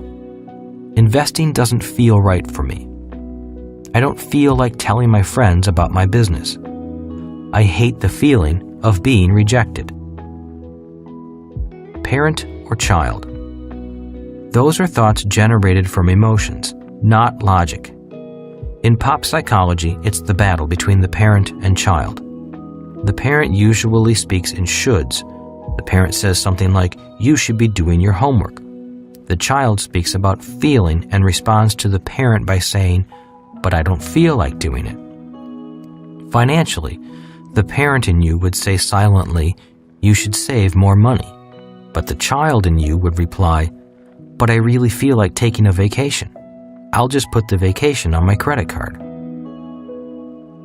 When are you an adult? When going from the left side to the right side, we need to be adults. We all need to grow up financially. Instead of being parent or child, we need to look at money, work, and investing as adults. And what being an adult means is knowing what you have to do and doing it, even though you may not feel like doing it.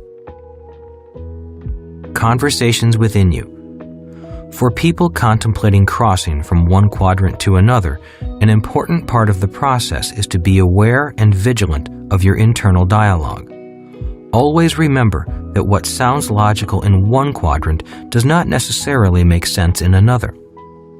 Going from financial security to financial freedom is primarily a process of changing your thinking. It's a process of doing your best to know which thoughts are emotion-based and which are logic-based. If you can keep your emotions in check and go for what you know to be logical, you have a good chance of making the journey. Ignore outside influences. The most important conversation is the one you are having with yourself. When Kim and I were temporarily homeless and financially unstable, our emotions were out of control. Many times, what sounded logical was pure emotions talking. Our emotions were saying the same thing our friends were saying. Play it safe, get a secure job, and enjoy life. But logically, we both agreed that freedom made more sense to us than security. In going for financial freedom, we knew we could find a sense of security that a job could never give us. The only things standing in our way were our emotionally driven thoughts. They sounded logical, but in the long term made no sense. The good news is that once we made it across to the other side of the Cashflow Quadrant, the old thoughts stopped screaming, and the new thoughts became our reality. Today, I understand the emotions when a person says, I can't take risks, I have a family to think about, I must have a secure job, or it takes money to make money, that's why I can't invest, or I'll do it on my own. I feel their thoughts, for I have had those thoughts myself. But looking across the cash flow quadrant, having achieved financial freedom in the B and I quadrants, I can truly say that having financial freedom is a much more peaceful and secure way of thinking. Differences between E and B. Core emotional values cause different points of view. The struggle in communication between business owners and employees is often caused by differences in emotional values. There has always been a struggle between the E and the B because one wants more pay and the other wants more work. That is why we often hear, I'm overworked and underpaid. And from the other side, we often hear, what can we do to motivate them to work harder and be more loyal without paying them anymore? Differences between B and I. There is also constant tension between business owners and the investors in that business, often called the shareholders. One wants more capital and the other wants greater dividends. A conversation at a shareholders meeting may sound like this. Company managers, we need a private jet so our executives can get to their meetings faster. Investors, we need fewer executives, then we won't need a private jet. Differences between S and B.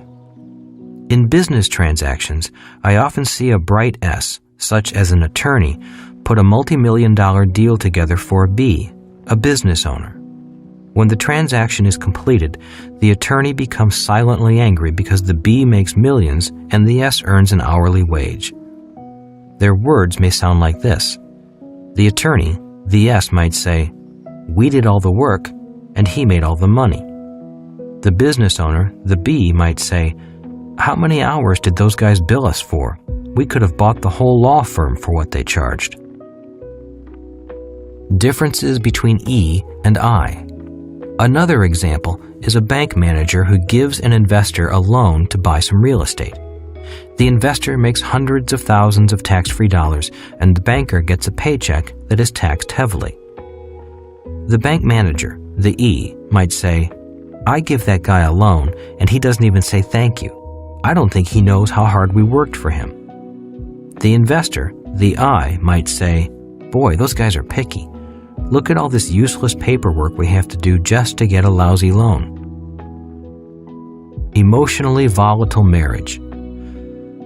The most emotionally volatile marriage I have ever witnessed was a couple where the wife was a hardcore E who believed in a job for financial security, while the husband fancied himself a high-flying I.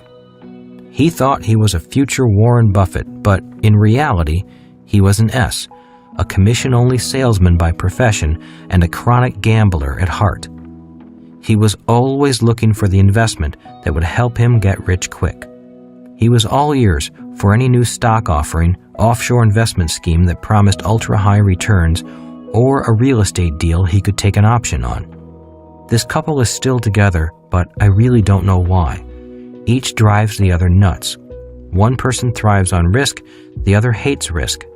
Different quadrants, different core values. If you are married or in a primary relationship. If you are married or in a primary relationship, circle the quadrant you generate the majority of your income from. Then circle the quadrant your spouse or partner generates income from. The reason I ask you to do this is that the discussion between partners is often difficult if one partner doesn't understand where the other is coming from. The battle between the rich and the educated. There is another unspoken battlefield, and that is the difference in points of view between the educated and the rich. In my years of researching the differences between the different quadrants, I often heard bankers, attorneys, accountants, and others like them grumble that they are the educated ones, and it is so often the so-called less educated person who makes the big bucks. This is the root of the battle between the educated and the rich. It's not that people in the B and I quadrants are uneducated, because many are highly educated. It's just that many B's and I's were not academic whiz kids in school. For those of you who read my book, Rich Dad, Poor Dad, you know it's about the struggle between the educated and the rich. My highly educated but poor dad took great pride in the fact that he had years of advanced studies at prestigious schools like Stanford and the University of Chicago. My rich dad was a man who dropped out of school to run his family's business when his father died, so he never even finished high school. Yet he acquired tremendous wealth. As I grew older and seemed to be more influenced by my rich but uneducated dad, my educated dad was occasionally defensive of his station in life. One day, when I was about 16, my educated dad blurted out, "I have advanced degrees from prestigious schools. What does Mike's dad have?" I paused and replied quietly, "Money and free time." More than a mental change.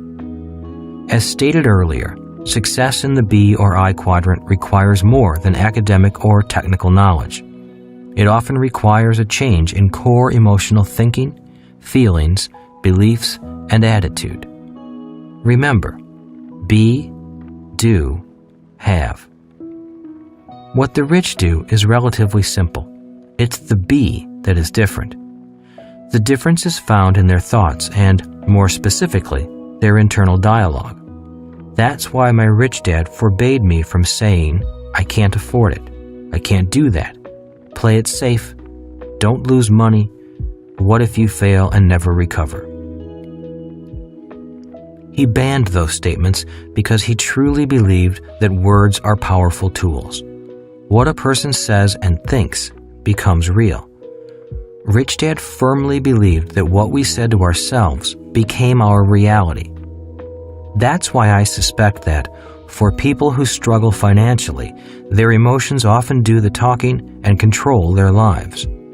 Until a person learns to overcome those emotionally driven thoughts, their words do become reality.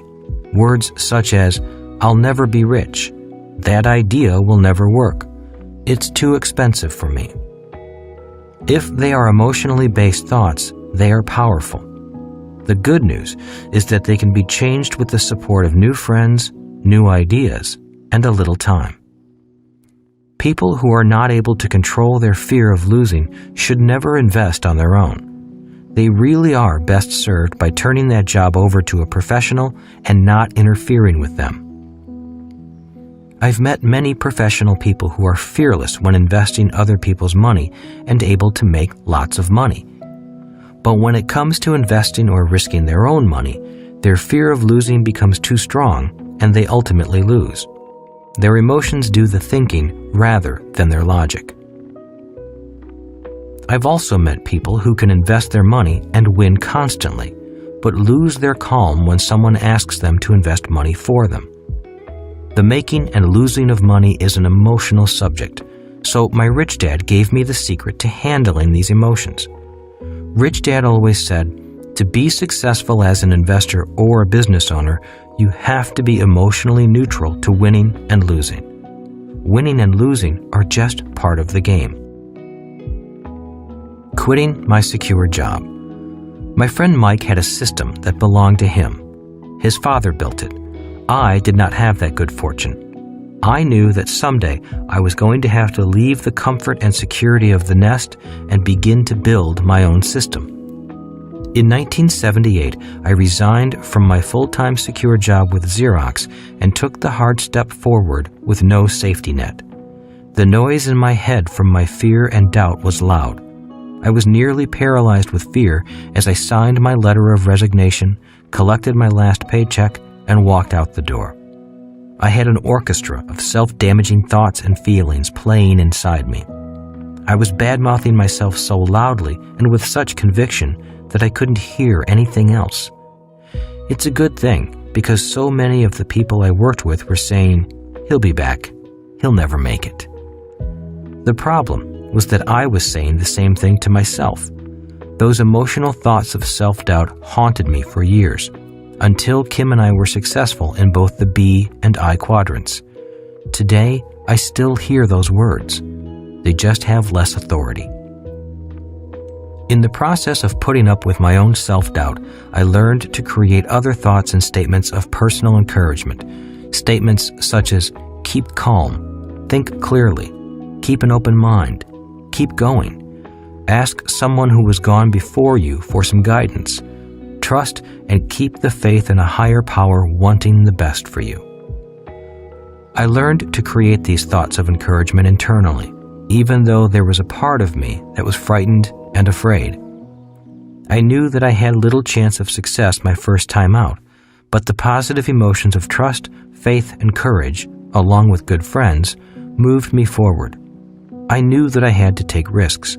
I knew that risk led to mistakes, and mistakes led to wisdom and knowledge, both of which I lacked.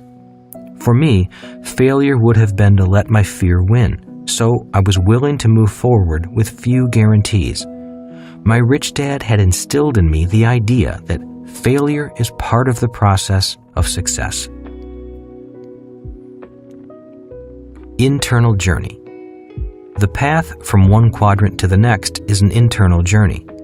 It is a journey from one set of core beliefs and technical skills to a new set of core beliefs and skills. The process is much like learning to ride a bicycle. At first, you fall down a lot. Oftentimes, it is frustrating and embarrassing, especially if your friends are watching. But after a while, the falling stops and riding becomes automatic. If you fall down again, it's not that big of a deal because you now know that you can get up and ride again. The process is the same when going from an emotional mindset of job security to the emotional mindset of financial freedom. Once Kim and I made the crossing, we were less afraid of failing because we were confident in our ability to stand back up again. There are two statements that kept me going personally. One was my rich dad's words of advice when I was on the brink of quitting and turning back. You can always quit, so why quit now? That statement kept my spirits higher and my emotions calm. It reminded me that I was halfway there, so why turn back? The distance going back was the same as going forward. It would be like Columbus quitting and turning back halfway across the Atlantic. Sometimes, quitting is the best move, and having the intelligence to know when to walk away is important.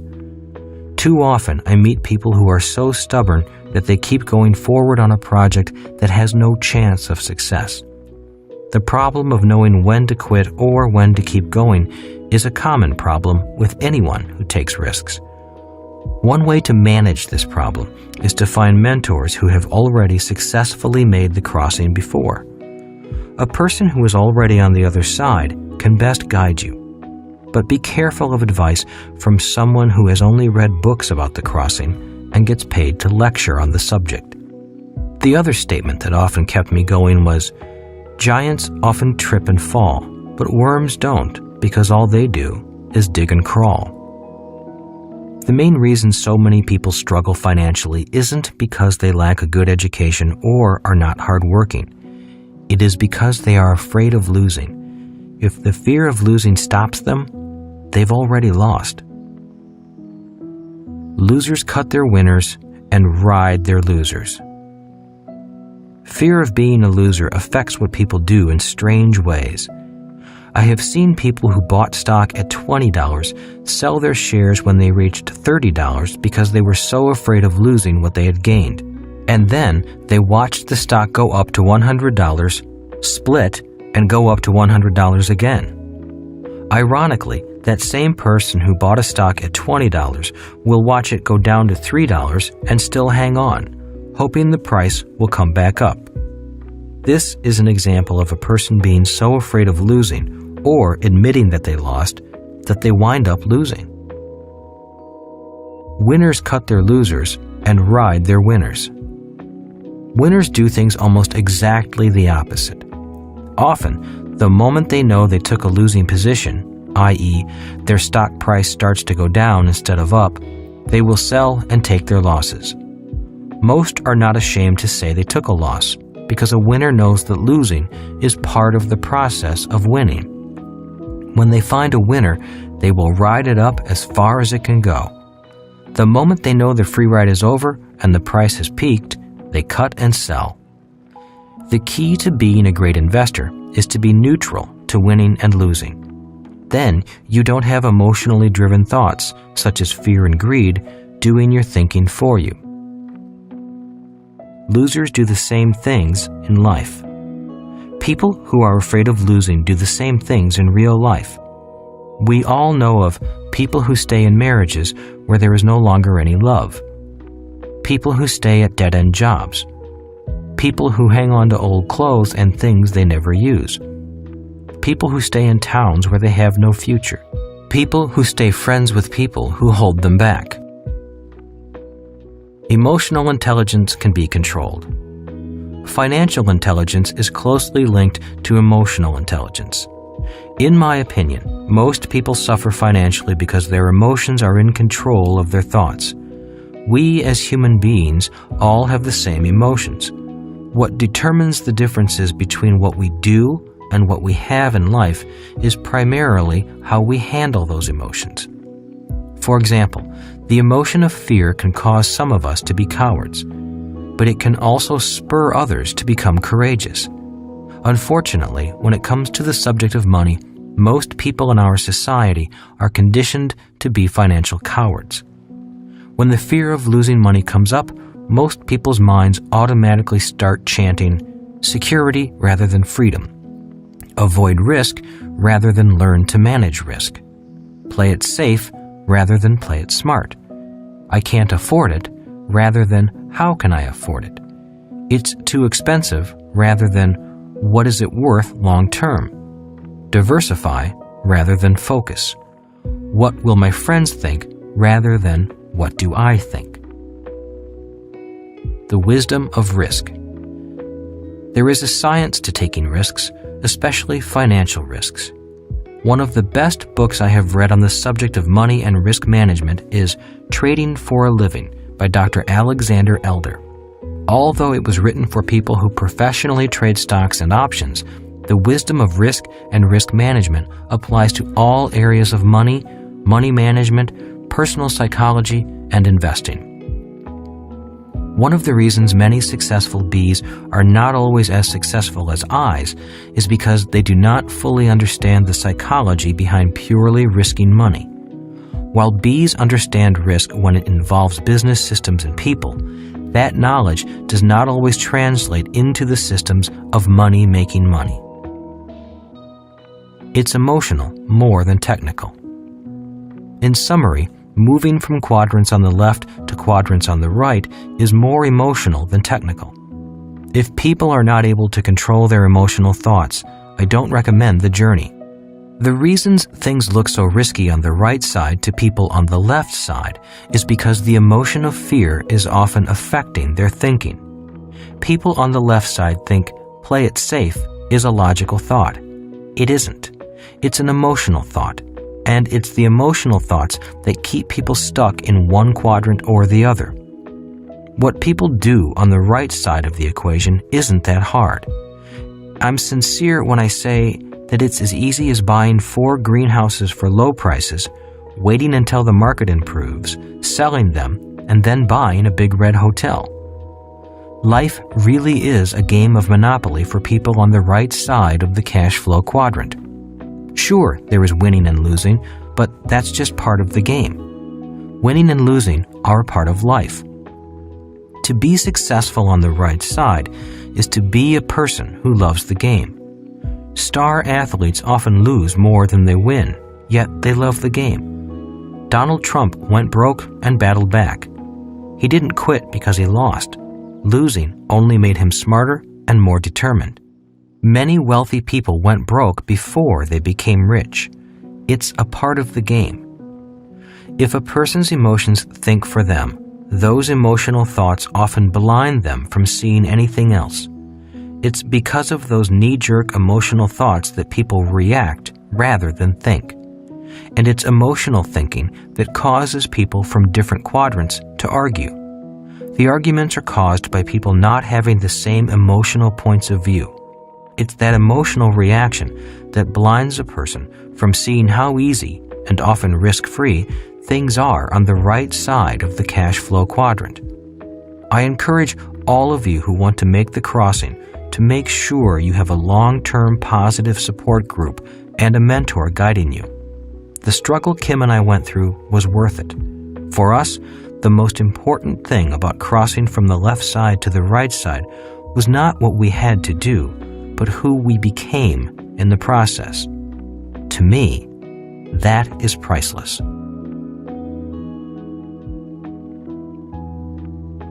Chapter 9. Be the bank, not the banker. The rich create money.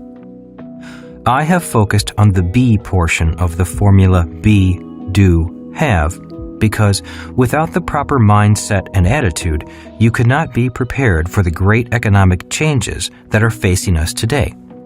By being someone with the skills and mindset of the right side of the cash flow quadrant, you will recognize opportunities that arise from these changes and be prepared to do. This will lead you to have financial success. I remember a phone call I received from my rich dad in late 1986. "Are you in the real estate market or the stock market?" he asked. "Neither," I replied. "Everything I've invested is in building my business." "Good," he said. "Stay out of all markets. Keep building your business. Something big is about to happen."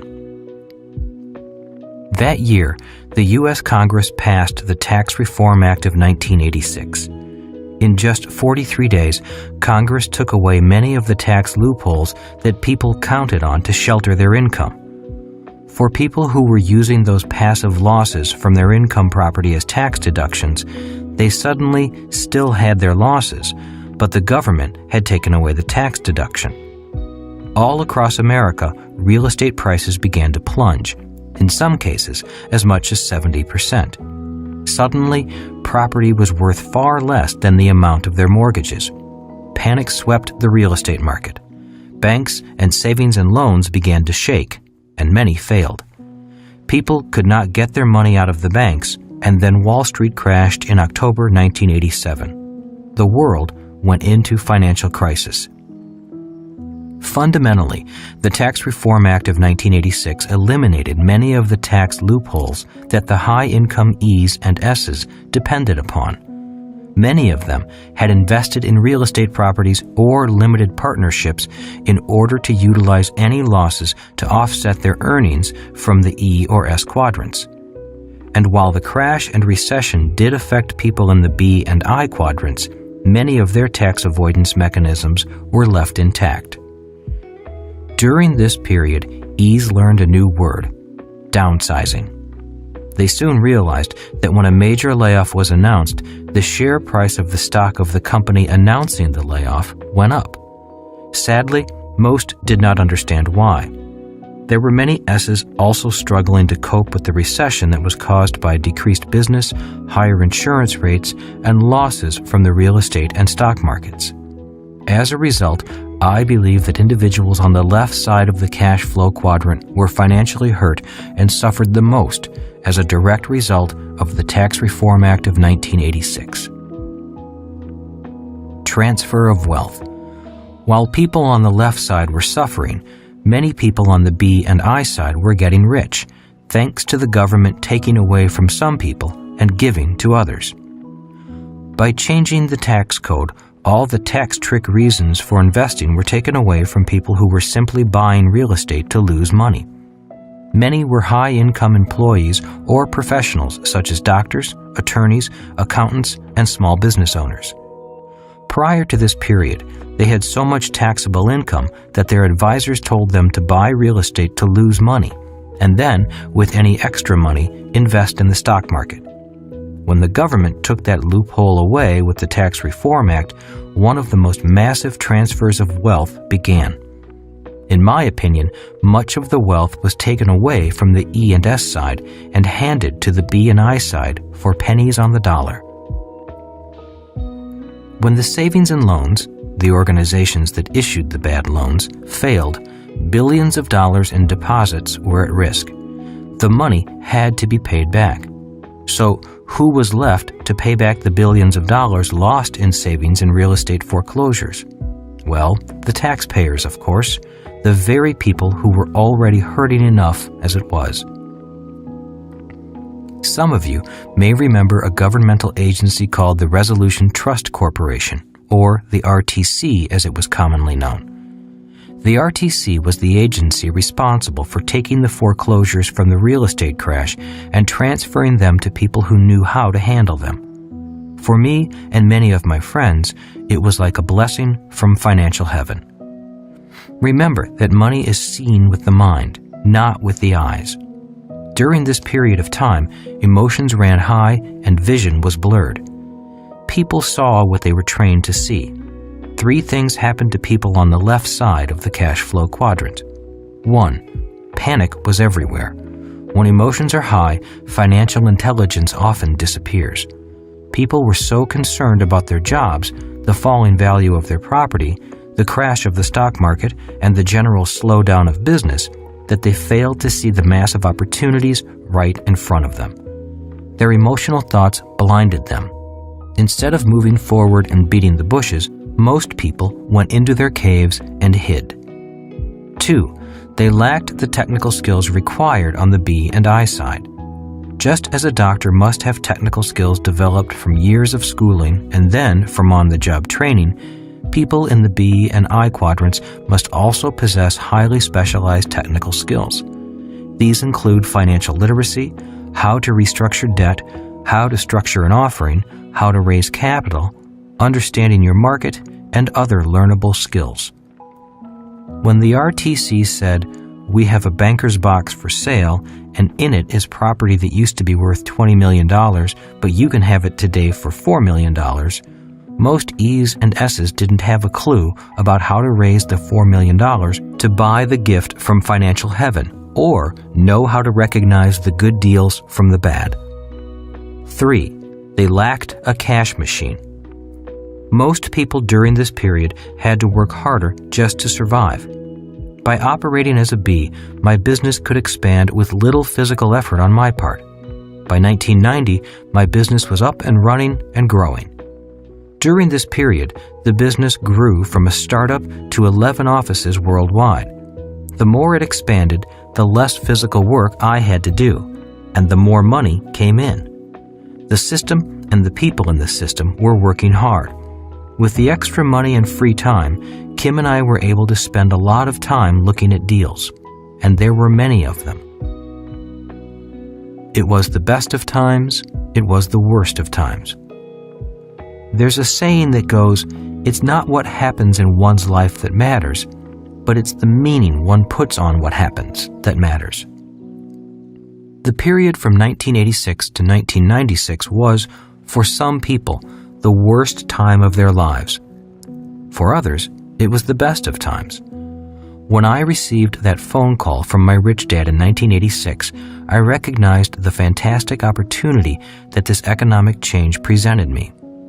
Even though I did not have a lot of extra cash at the time, I was able to create assets by utilizing my skills as a B and an I.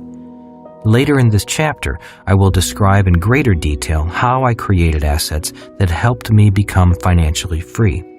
One of the keys to a successful and happy life is to be flexible enough to respond appropriately to whatever change comes your way. Unfortunately, most people are not equipped to handle the fast-breaking economic changes that have happened and continue to happen. However, most people are generally optimistic and have the ability to forget. After 10 to 12 years, they forget, and then things change again. History repeats itself. Today, people have more or less forgotten about the Tax Reform Act of 1986. The E's and S's are working harder than ever. Why? Because their tax loopholes have been taken away. As they have worked harder to get back what they lost, their incomes have gone up and their tax accountant has again started whispering the same old words of wisdom. Go buy a bigger house. Interest on your debt is your best tax deduction. And besides, your home is an asset, and it should be your largest investment. So they look at the easy monthly payments and they get sucked into a higher debt position. In my opinion, a great transfer of wealth is happening, and it may be happening in a very different way than we might expect. This is why my rich dad had me read books on economic history. Economies change, but history repeats. And money continues to flow from the left side to the right side of the cash flow quadrant, just as it always has. Many people are deeply in debt, yet they pour money into the stock market, often through their retirement plans. The B's and I's on the right side will sell at the top of the market, just when the last cautious people on the left side overcome their fear and enter the market. Something newsworthy will happen, the market will crash, and when the dust settles, the investors will move back in. They will buy back what they just sold. Again, we will have another great transfer of wealth from the left side to the right side of the cash flow quadrant. It will take many years to heal the emotional scars of those who lost money, but the wounds will heal, just as another market is nearing its peak. At about that time, people will begin quoting Yogi Berra, the great New York Yankees baseball player. It's déjà vu all over again. Is it a conspiracy? Often I hear people, especially E's and S's, say that there is some kind of global conspiracy held together by a few ultra-rich families who control the banks. These conspiracy theories have been around for years. Is there a conspiracy? I don't know. Could there be a conspiracy? Anything is possible. I know there are powerful families who control massive sums of money. But does one group control the world? I see it as one group of people on one side with one mindset and another group of people on the other side with a different mindset. They are all playing this one big game of money, but each quadrant is playing from a different point of view and with a different set of rules. The big problem is that the people on the left side are unable to see what the people on the right side are doing. But the people on the right side know exactly what the people on the left side are doing. Witch hunts. Instead of finding out what the people on the right side know, E's and S's often go on witch hunts. Only a few centuries ago, when there was a plague or something bad happened to a community, townspeople would go on a witch hunt. They needed someone to blame for their plight. Well, witch hunts still go on today. Many people look for someone to blame for their financial problems. These people often want to blame the rich for their problems rather than admit that their own lack of information about money often is a fundamental reason for their struggles. Heroes become villains. Every few years, a new financial guru appears and seems to have some new magic formula for wealth. In the late 1970s, it was the Hunt brothers who tried to corner the silver market. The world initially applauded their genius, but almost overnight they were hunted down as criminals because so many people lost money after they followed the brothers' advice. In the late 1980s, it was Michael Milken, the junk bond king. One day, he was a financial genius, but right after the crash, he was tracked down and sent to jail. Individuals change, but history repeats. Today, we have new investment geniuses. They are all over TV, the internet, and financial publications. Some have even attained celebrity status. Warren Buffett is touted as a near god. When he buys something, everybody rushes in and buys what he buys. And when Warren Buffett sells, prices crash. Money follows him freely. If there is a major market correction in the near future, will today's financial heroes be tomorrow's hated villains? Time will tell. In every upcycle of the economy, there are heroes, and in every down period, there are villains. Often, they end up being the same people. People will always need witches to burn or conspiracies to blame for their own financial blindness. History will repeat itself, and again, a great transfer of wealth will take place. When it does, which side of the transfer will you be on? The left side or the right side? In my opinion, people simply fail to realize that they are in this large global game, a virtual casino in the sky, but no one ever told them that they are important players in the game. The game is called Who is Indebted to Whom? Be the bank, not the banker. When I was in my mid-20s, it dawned on me that the name of the game was to be the bank, but that didn't mean to get a job as a banker. My advanced education was about to begin. It was during this period that my rich dad had me look up words like mortgage, real estate, and finance. I was beginning to train my mind to see what my eyes could not. He encouraged me to understand the game, and when I learned the game, I could do what I wanted with what I found. I decided to share my knowledge with anyone who was interested. He also had me read books on the great leaders of capitalism, people such as John D. Rockefeller, J.P. Morgan, and Henry Ford. One of the most important books I read was The Worldly Philosophers by Robert Heilbronner. For people who want to operate on the B and I side, his book is a must-read, for it traces the greatest economists of all time, starting with Adam Smith, who wrote The Wealth of Nations. It is fascinating to look into the minds of some of our most important philosophers, the economists. These people interpreted the evolution of modern capitalism over its brief history. In my opinion, if you want to be a leader on the B and I side, A historical view of economic history is important to understanding both our history and our future.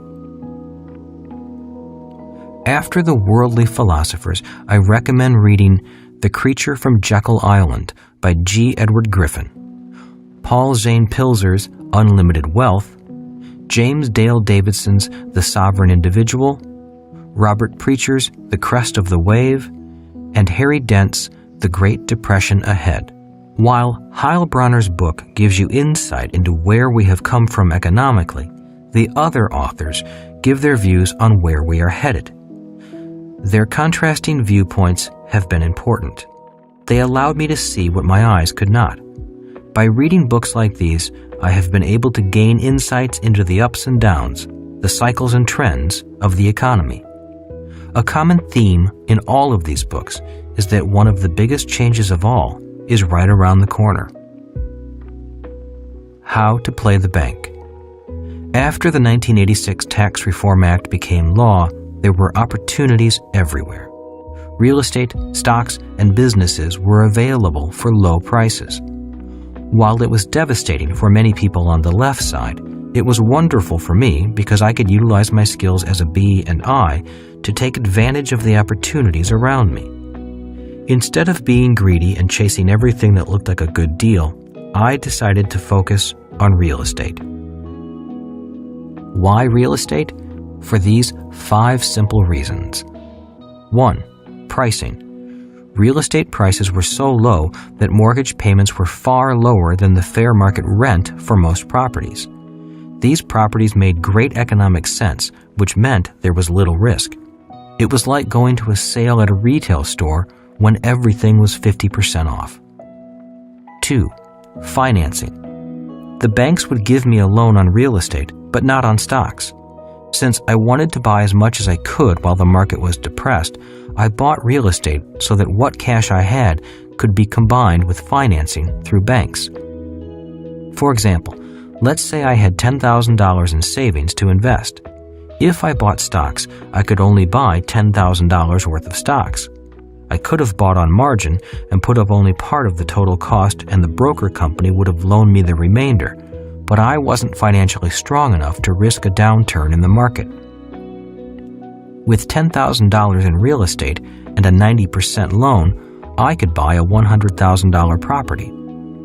If both markets went up 10%, I would have made $1,000 in stocks, but $10,000 in real estate. 3. Taxes. If I made $1 million in profit from stocks, I'd have to pay nearly 30% in capital gains tax on my profit. But in real estate, the $1 million profit could be rolled tax-free into the next real estate transaction. On top of that, I could depreciate the property for even greater tax advantages. Important note, an investment must make economic sense outside of the tax benefit for me to invest in it. Any tax benefit only makes the investment more attractive. 4. Cash flow. Rents had not declined even though real estate prices had declined. This put a lot of money in my pocket, paid for the mortgages, and, most importantly, bought me time to wait until real estate prices went up again. When they did, I was able to sell. Although I carried large debt, it never hurt me because the rents were far greater than the cost of carrying the loan. 5. An opportunity to become a bank. Real estate allowed me to become a bank, something I had wanted to do since 1974. The rich create money. In Rich Dad, Poor Dad, I wrote about how the rich create money and often play the role of banker. The following is a simple example that almost anyone can follow. Let's say I find a house worth $100,000 and I get a heck of a deal and only pay $80,000 for it. I pay $10,000 down payment and get a $70,000 mortgage I'm responsible for. I then advertise that the house is available for sale for its appraised price of $100,000. I use these magic words in the ad: house for sale, owner desperate, no bank qualifying, low down payment, easy monthly payments. The The phone rings like crazy. The house is sold on what is called a wrap, or a lease purchase contract. In simple terms, I sell the house for a $100,000 IOU. This transaction is then registered with a title and escrow office, which often handles the payments. If the person defaults on the $100,000, I simply foreclose and sell the property to the next person who wants a low down payment, easy monthly payment home to live in. People line up for the opportunity to buy a home on these terms. The net effect is that I have created $30,000 in my asset column for which I am paid interest, just like a bank gets paid interest for the loans it makes. I was beginning to be a bank, and I loved it. Remember that Rich Dad said, "Be careful when you take on debt. If you take on debt personally, make sure it's small. If you take on large debt, make sure someone else is paying for it." In the language of the B and I side, I laid off my risk or hedged my risk to another buyer. That is the game in the world of finance. This type of transaction is done all over the world. Yet, wherever I go, people come up to me and say those magic words. You can't do that here. What most small investors fail to realize is that many large commercial buildings are bought and sold exactly in the manner described above. Sometimes they go through a bank, but many times they do not. It's like saving $30,000 without saving. I previously talked about why the government does not give people a tax advantage for saving money. Well, I doubt if the banks will ever ask the government to do so because your savings are their liability. The United States has a low savings rate simply because banks do not want your money or need your savings to do well. So this example is a way of playing bank and increasing your savings without a great deal of effort. 1. I determine the interest rate for my $30,000. Often, it's 10% interest. Most banks pay you less than 5% on your savings today. So, even if I did use my own $10,000 as a down payment, which I try not to do, the interest on it is often better than the bank would pay me. 2. It's like creating $20,000, $30,000 less the $10,000 down payment, that didn't exist before, just like the bank creates an asset and then charges interest on it. 3. This $20,000 was created tax-free. For the average person in the E quadrant, it would take nearly $40,000 of wages to be able to set aside $20,000. Income earned as an employee is a 50-50 proposition, with the government taking its 50% through withholding tax before you ever see it. 4. All property taxes, maintenance, and management fees are now the responsibility of the buyer because I sold the property. And there is more. Many creative things can be done on the B and I side to create money from nothing, just by playing the role of the bank. A transaction like this may take a week to a month to put together. The question is, how long would it take for most people to earn an additional $40,000 so they can save $20,000 after taxes and other expenses? The income stream is sheltered. In Rich Dad, Poor Dad, I briefly covered why the rich use corporations. 1. Asset protection. If you are rich, people tend to want to take what you have through litigation. But the rich often don't own anything in their own names. Their assets are held in trusts and corporations to protect them. 2. Income protection. By passing the income stream from assets through your own corporation, much of the income that is normally taken from you by the government through taxes can be sheltered. The harsh reality is that, for employees, the sequence goes like this: earn, taxed, spend. As an employee, your earnings are taxed and taken through withholding taxes even before you get your paycheck. So if an employee is paid $30,000 per year, by the time the government gets through with it, it's down to $15,000. With this $15,000, you must then pay your mortgage and all your other daily expenses. If you pass your income stream through a corporate entity first, this is what the pattern would look like. Earn, spend, taxed. By passing the income stream from the $30,000 through a corporation, you can expense much of the earnings before the government gets their hands on it. If you own the corporation, you make the rules, as long as it conforms to the tax code. For example, if you make the rules, you can write into the bylaws of your company that child care is part of your employment package. The company may pay $400 per month for child care out of pre-tax dollars. If you pay for it with after-tax dollars, you have to effectively earn almost $800 to pay for that same child care. The list is long, and the requirements are specific as to what an owner of a corporation can write off that an employee cannot. Certain travel expenses can be written off with pre-tax dollars as long as you can document that you conducted business, such as a board meeting, on the trip. Just make sure you follow the rules. Even retirement plans are different for owners and employees in many instances. Having said all of this, I want to stress that you must follow the required regulations to make these expenses deductible. I believe in taking advantage of the legal deductions allowed by the tax code, but I do not recommend breaking the law. Again, the key to taking advantage of some of these provisions is which quadrant you earn your income from. If all of your income is generated as an employee from a company that you don't own or control, there's little income or asset protection available to you. That is why I recommend that if you're an employee, keep your job, but begin to spend time in the B or I quadrants. Your road to faster freedom is through those two quadrants. To feel more financially secure, the secret is to operate in more than one quadrant.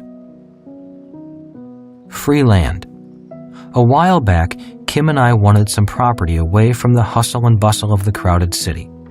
We got the urge to own some acreage with tall oak trees and a stream running through it. We also wanted privacy. We found a 20-acre parcel priced at $75,000. The seller was willing to take 10% down and carry the balance at 10% interest. It was a fair transaction. The problem was that it violated the rule on debt that Rich Dad taught me, which was, be careful when you take on debt. If you take on debt personally, make sure it's small. If you take on large debt, make sure someone else pays for it. We passed on the $75,000 piece of land and went looking for property that made more sense. And remember Rich Dad's rule. If you take on debt and risk, then you should be paid. Well, in this transaction, I would have taken on both the debt and the risk, and I was the one paying for it. About a month later, we found a piece of land for $115,000 that was even more beautiful. It was 87 acres of tall oak trees with a stream, and it had a house. I offered the seller full price if he would give me my terms, which he did. To make a long story short, we spent a few dollars fixing the house and sold the house and 30 acres for $215,000, using the same idea of low down payment, easy monthly payments. We kept 57 acres for ourselves. The new owner was thrilled because it was a beautiful home and he was able to buy it for almost nothing down. As an aside, he also bought it through his company for use as a corporate retreat for his employees, which allowed him to depreciate the purchase price as a company asset, deduct the maintenance costs, and deduct the interest payments. His interest payments more than paid for my interest payments. A few years later, he sold some of his company stock and paid off the loan to me, and I, in turn, paid off my loan. The debt was gone. With the extra $100,000 profit I made, I was able to pay the taxes from the gain of the land and the house. The net result was zero debt, $15,000 profit after taxes, and 57 acres of gorgeous land. It was like being paid for getting what you want. The IPO. An initial public offering, IPO, or taking a private company public through a stock offering is based on the same principles as the transaction described in the previous section. While the words, the market, and the players are different, the basic underlying principles remain the same. When my organization forms a company to take public, we often create value out of thin air, even though we try to base it on an accurate opinion of the fair market value. We take the offering to the public market, and instead of this equity being sold to one person, it is sold to thousands of people as shares of a company. The value of experience. I recommend people start in the B quadrant before proceeding to the I quadrant. Regardless of whether the investment is in real estate, a business, stocks, or bonds, there is an underlying comprehensive business sense that is essential to being a sound investor. Some people have this comprehensive sense, but many do not, primarily because school trains us to be highly specialized, not comprehensively trained. For those thinking about moving to the B or I quadrants, I recommend starting small and taking your time. Do bigger deals as your confidence and experience grow. Remember, the only difference between an $80,000 deal and an $800,000 deal is a zero. The process of going through a small deal is much the same as going through a much larger, multi-million-dollar public offering. It is only a matter of more people, more zeros, and more fun. Once a person gains experience and a good reputation, it takes less and less money to create bigger and bigger investments. Many times, it takes no money to make a lot of money. Why? Experience is valuable. As stated earlier, if you know how to make money with money, people and money will flock to you. Start small and take your time. Experience is more important than money. It is simple and easy. In theory, the numbers and transactions on the right side of the cash flow quadrant are simple, regardless of whether we're talking about stocks, bonds, real estate, or businesses. To be financially well off simply means being able to think differently, to think from different quadrants, and to have the courage to do things differently. To me, one of the hardest things a person who is new to this way of thinking has to go through is the countless number of people who will tell you, you can't do that. If you can overcome that kind of limited thinking and seek out people who say to you, yes, I know how to do that, I'd be happy to teach you, your life will be much easier. The laws. I started this chapter with the Tax Reform Act of 1986. While that was a significant rule change, it won't be the last. I only use the Tax Reform Act as an example of how powerful some rules and laws can be. If a person is to be successful in the B or I quadrant, he or she needs to be aware of market forces and any changes in the law that affect those market forces. Today in America, there are thousands upon thousands of pages of tax law. That's just for the IRS alone. The federal law comes to more than 1.2 million pages of laws. It could take the average reader 23,000 years to read the entire U.S. IRS code. Every year, more laws are created, repealed, or amended. It would be more than a full-time job just to keep up with the amendments. Every time someone tells me that's against the law, I reply by asking them if they have read every line of code in America. If they say yes, I leave slowly, backing up toward the door. Never turn your back on someone who thinks they know every law. To be successful on the right side requires seeing 5% with your eyes and 95% with your mind.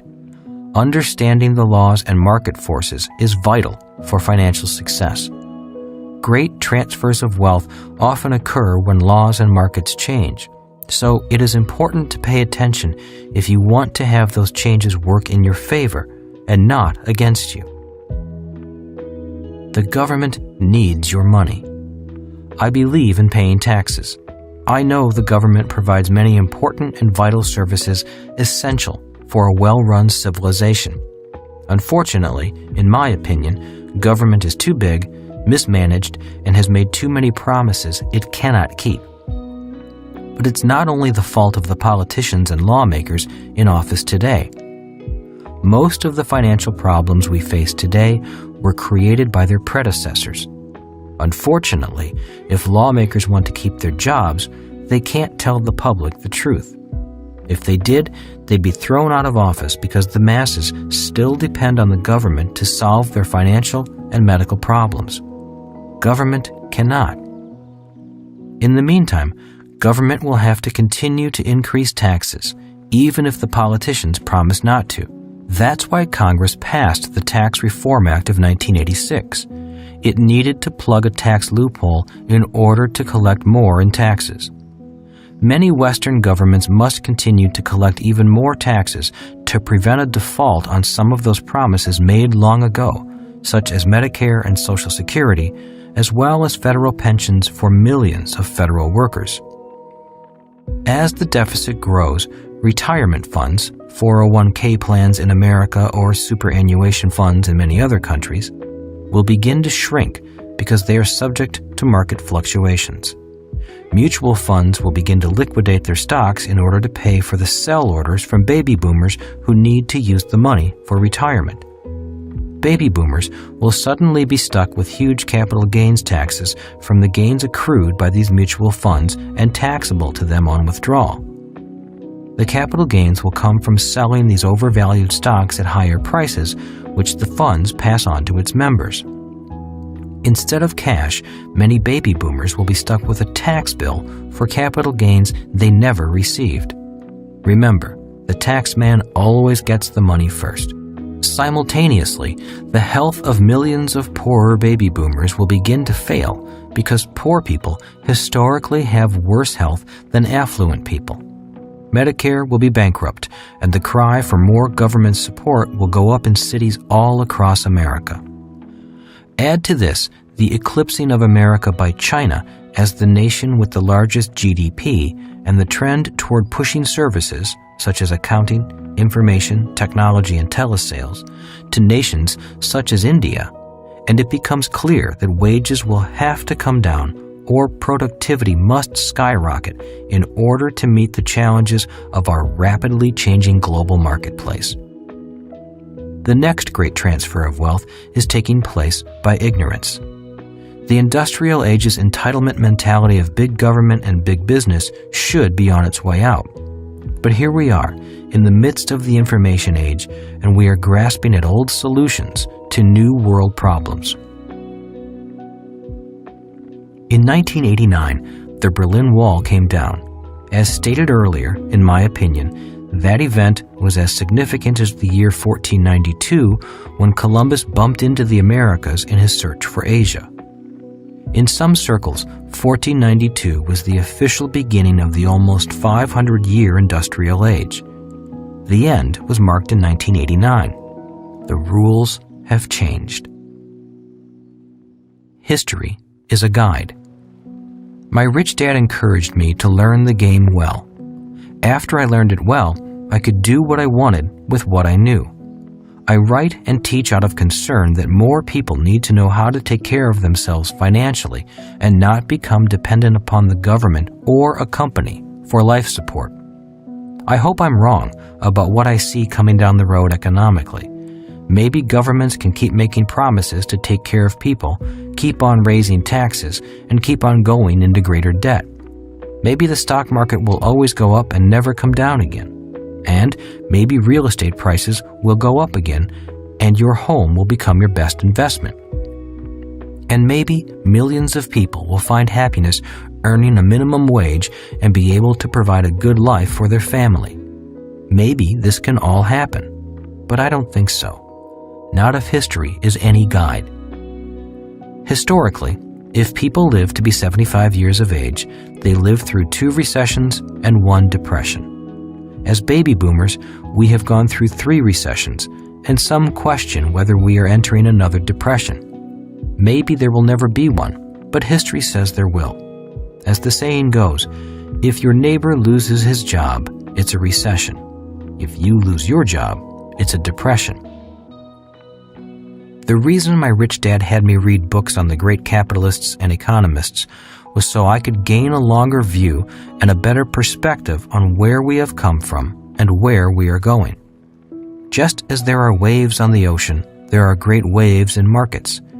Instead of the wind and sun driving the waves of the ocean, the waves of the financial markets are driven by two human emotions, greed and fear. I don't think that depressions are things of the past because we will always have those emotions of greed and fear. And when greed and fear collide and a person loses badly, the next human emotion is depression. Depression is made up of anger and sadness, anger with oneself and sadness over the loss. Economic depressions are emotional depressions. People lose and they get depressed.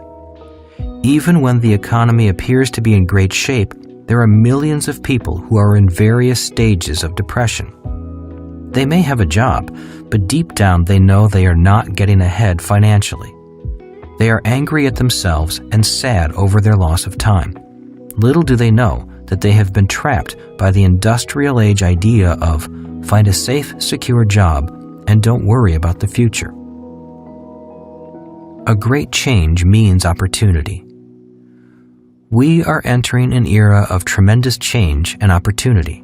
For some people, it will be the best of times. For others, it will be the worst of times. As President John Kennedy once said, a great change is at hand. Kennedy came from the right side of the Cashflow Quadrant. Back in the 1960s, he tried desperately to elevate the lives of those stuck in a time warp. Unfortunately, decades later, millions of people are still trapped in those time warps, following ideas that were handed down from past generations. Ideas such as, go to school so you can find a secure job. While education is more important than ever before, we need to be teaching people to think a little further than just looking for a secure job and expecting the company or the government to look after them once their working days are through. That is an industrial age idea, and we are not there anymore. Nobody said it was fair, for this is not a fair country.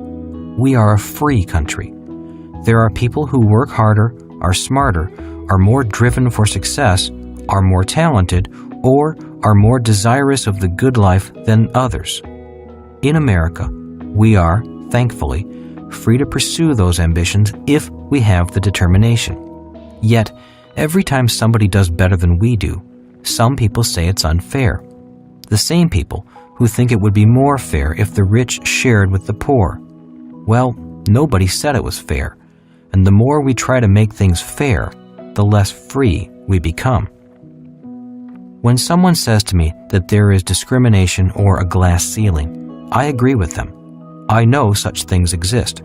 I personally detest any kind of discrimination, and, being of Japanese ancestry, I've experienced it firsthand. In the E and S quadrants, discrimination does exist, especially in companies. Your looks, your education, your skin color, and your gender all count on the left side. But they don't count on the right side, where fairness and security don't matter. It's all about freedom and the love of the game. If you want to play the game on the right side, the players will welcome you. If you play and win, fine. They will embrace you even more and ask you for your secrets. If you play and lose, they'll gladly take all your money. But don't complain or blame someone else for your failures. That is not the way the game is played on the right side. It's not meant to be fair. Being fair is not the name of the game. Why does government leave the B and I quadrants alone? In reality, governments don't leave the B and I quadrants alone. It's more that the B and I quadrants have more ways of escaping and hiding wealth. In Rich Dad, Poor Dad, I talked about the power of corporations. One big reason the rich keep more of their wealth is simply because they operate as corporate bodies, not human bodies. A human body needs a passport to go from country to country. A corporate body doesn't. A corporate body travels the world freely and can often work freely. A human body needs to register with the government, and in America, they need a green card to work. A corporate body doesn't. While governments would like to take more money from corporate bodies, they realize that if they pass abusive tax laws, the corporate bodies will take both their money and their jobs to some other country. In the industrial age, people talked about offshore as a country. The rich have always sought tax havens where their money would be treated kindly. Today, offshore is not a country. It's cyberspace. Money, being an idea and invisible, can now hide in the invisible electronic realm. Soon, if it is not already being done, people will do their banking on a geosynchronous satellite orbiting in space free from any laws, or they may choose to operate in a country whose laws are more favorable to rich people. In Rich Dad, Poor Dad, I wrote that corporations became popular at the start of the industrial age just after Columbus discovered a new world filled with riches.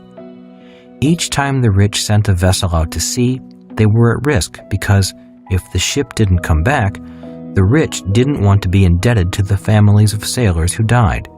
So corporations were formed for legal protection and to limit the risk to the amount of money ventured. Wherever I travel in the world, the people I deal with primarily are employees of their own corporations. In theory, they own nothing and really don't exist as private citizens. They exist as officers of their rich corporations, but as private citizens they own nothing. And wherever I go in the world, I meet people who tell me, "You can't do that in this country. It's against the law." Little do most people realize that most countries' laws in the Western world are similar. They may use different words, but in principle, their laws are pretty much the same. If possible, I recommend that you at least consider being an employee of your own corporation. It is especially advisable for high-income S's and B's, even if they own franchises or earn their income from network marketing. Seek advice from competent financial advisors to help you choose and implement the best structure for your particular situation. There are two kinds of laws. On the surface, it seems as if there are laws for the rich and laws for everyone else. But in reality, the laws are the same. The only difference is that the rich use the laws to their advantage, while the poor and middle classes do not. That is the fundamental difference. I strongly suggest hiring smart advisors, obeying the law, and making lots of money legally. Your legal advisors will serve as your early warning system for upcoming changes in the law. And when laws change, wealth changes hands. Two choices. One advantage of living in a free society is the freedom to make choices. In my opinion, there are two big choices: the choice of security and the choice of freedom. If you choose security, you will pay a huge price for that security in the form of excessive taxes and punishing interest payments. If you choose freedom, then you need to learn the whole game and play it wisely. It's your choice which quadrant you want to play the game from. Part 1 of this book defined the specifics of the Cashflow Quadrant, while Part 2 focused on developing the mindset and attitude of someone who chooses the right side of the B and I quadrants. By now, you should know which quadrant you are currently in and have an idea where you want to be. You also should have a better understanding of the mental process and mindset of operating from the right side of the Cashflow Quadrant. While I have shown you ways to cross from the left side to the right side, it is now time to get specific. In the final section, I will identify 7 steps to find the financial fast track that I consider essential in moving to the B and I quadrants. Build businesses and buy real estate. In 1943, the United States began taxing all working Americans via payroll deductions. In other words, the government got paid before people in the E quadrant got paid. Anyone who was purely an E had little escape from the government. It also meant that, instead of only the rich being taxed, which was the hope of the 16th Amendment, every E and S got taxed, rich or poor.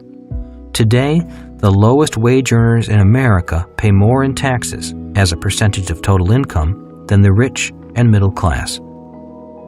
In 1986, the Tax Reform Act went after the highly paid professionals in the S quadrant. This act specifically targeted doctors, lawyers, architects, dentists, engineers, and other professionals, and made it difficult, if not impossible, for them to shelter their income the way that the rich can do in the B and I quadrants. These professionals were forced to operate their businesses through S corporations instead of C corporations, or else pay a tax penalty. The rich do not pay this penalty. Income for these highly compensated professionals is then passed through the S corporation and taxed at the highest individual tax rate possible. They do not have the opportunity to shelter their income through deductions allowed to C corporations. At the same time, the law was changed to force all S corporations to have a calendar year end. This again forced all income to be taxed at the highest rate. When I discussed these changes with my CPA, he reminded me that the biggest shock to newly self-employed people generally comes at the end of their first business year when they realize that the biggest tax they are paying is a self-employment tax. This tax is double for S's or self-employed over what they paid as E's or employees. And it is calculated based on income before the individual can deduct any itemized deductions or personal exemptions. It is possible for a self-employed person to have no taxable income, yet still owe self-employment tax. Corporations, on the other hand, do not pay self-employment tax. The 1986 Tax Reform Act also effectively pushed the E's and S's of America out of real estate as an investment and into paper assets such as stocks and mutual funds. Once the downsizing began, millions not only felt less secure about their jobs, they also felt less secure about their retirement, simply because their future financial well-being was based upon paper assets subject to the ups and downs of the market. The 1986 Tax Reform Act also appears to have had the intention of shutting down the smaller community banks in America and shifting all banking to large national banks. I suspect that this was done so America could compete with the large banks of Germany and Japan. If that was the intent, it was successful. Today in America, banking is less personal and purely by the numbers. The net result is that it is harder for certain classes of people to qualify for home loans. Instead of a small-town banker knowing you personally, a central computer spits your name out if you don't meet its impersonal qualification requirements. After the 1986 Tax Reform Act, the rich continued to earn more, work less, pay less in taxes, and enjoy greater asset protection by using the formula my rich dad gave me years earlier, which was build a business and buy real estate. The idea was to make a lot of money via C corporations and shelter the income through real estate. While millions upon millions of Americans work, pay more and more in taxes, and then pour billions each month into mutual funds, the rich are quietly selling shares of their C corporations, making them even richer and then buying billions in investment real estate. A share of a C corporation allows the buyer to share in the risk of owning the company. A share of stock does not allow the shareholder the advantages that owning a C corporation and investing in real estate offer. Why did my rich dad recommend building businesses in C corporations and then buying real estate? Because the tax laws reward people who operate that way. But this subject is beyond the scope of this book. Just remember the words of immensely wealthy people such as Ray Kroc, founder of McDonald's. My business is not hamburgers. My business is real estate. Or remember the words of my rich dad who drummed into my head, build businesses and buy real estate. In other words, I needed to seek my fortune on the right side of the cash flow quadrant to take full advantage of the tax laws.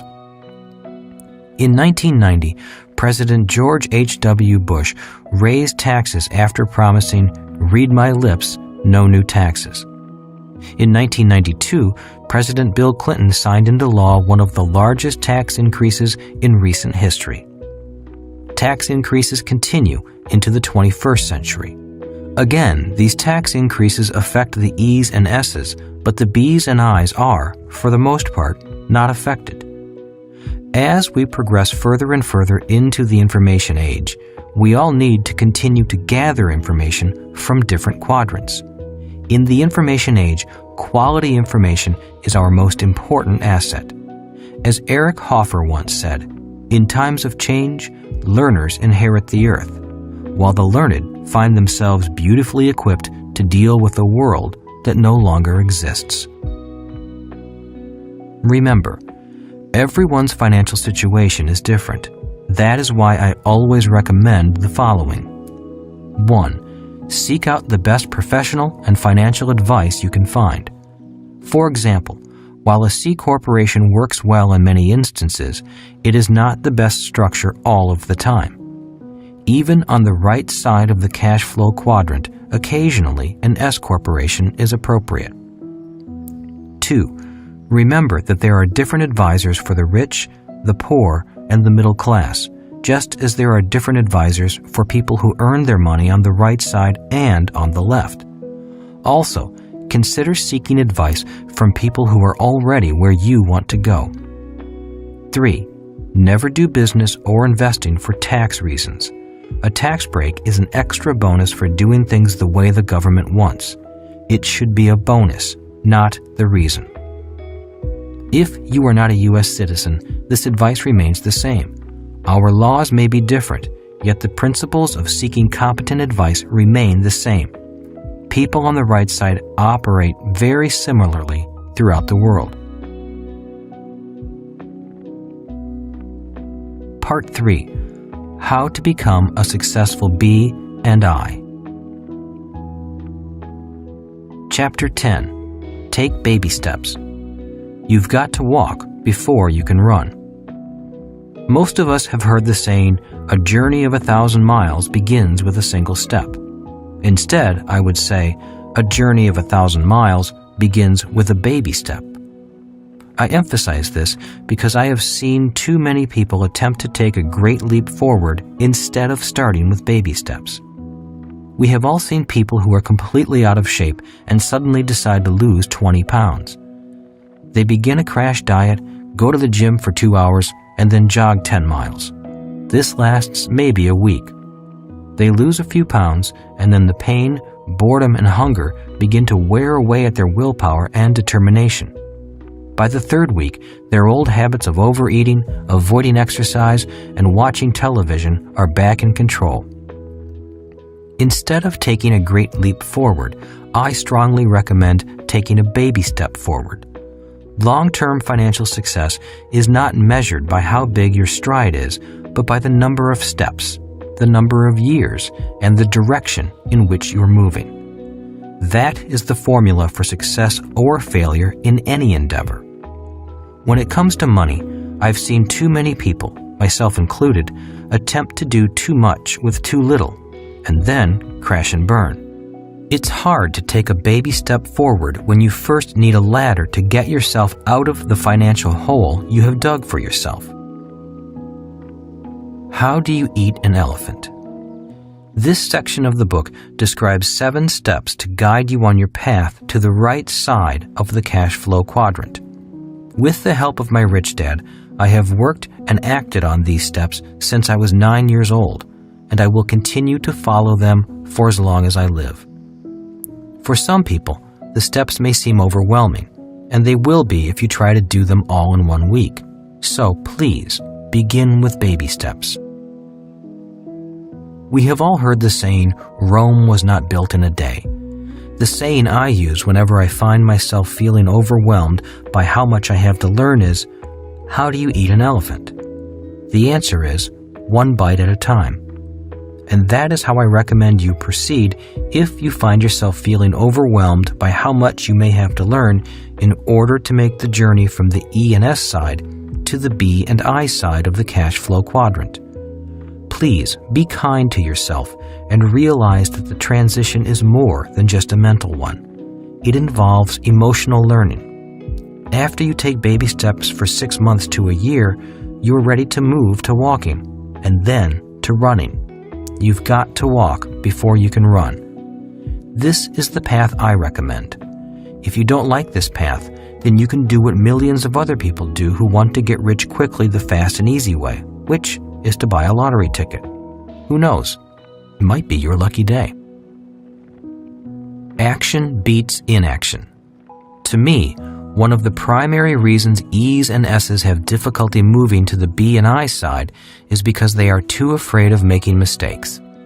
They often say, "I have a fear of failing," or "I need more information," or "Can you recommend another book?"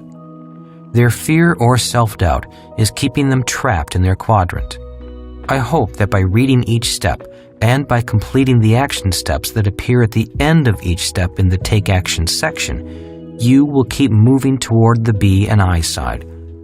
Just doing these 7 steps will open up whole new worlds of possibility and change. Then, just keep taking small baby steps. Nike's slogan, "Just do it," says it best. Unfortunately, our schools also say, "Don't make mistakes."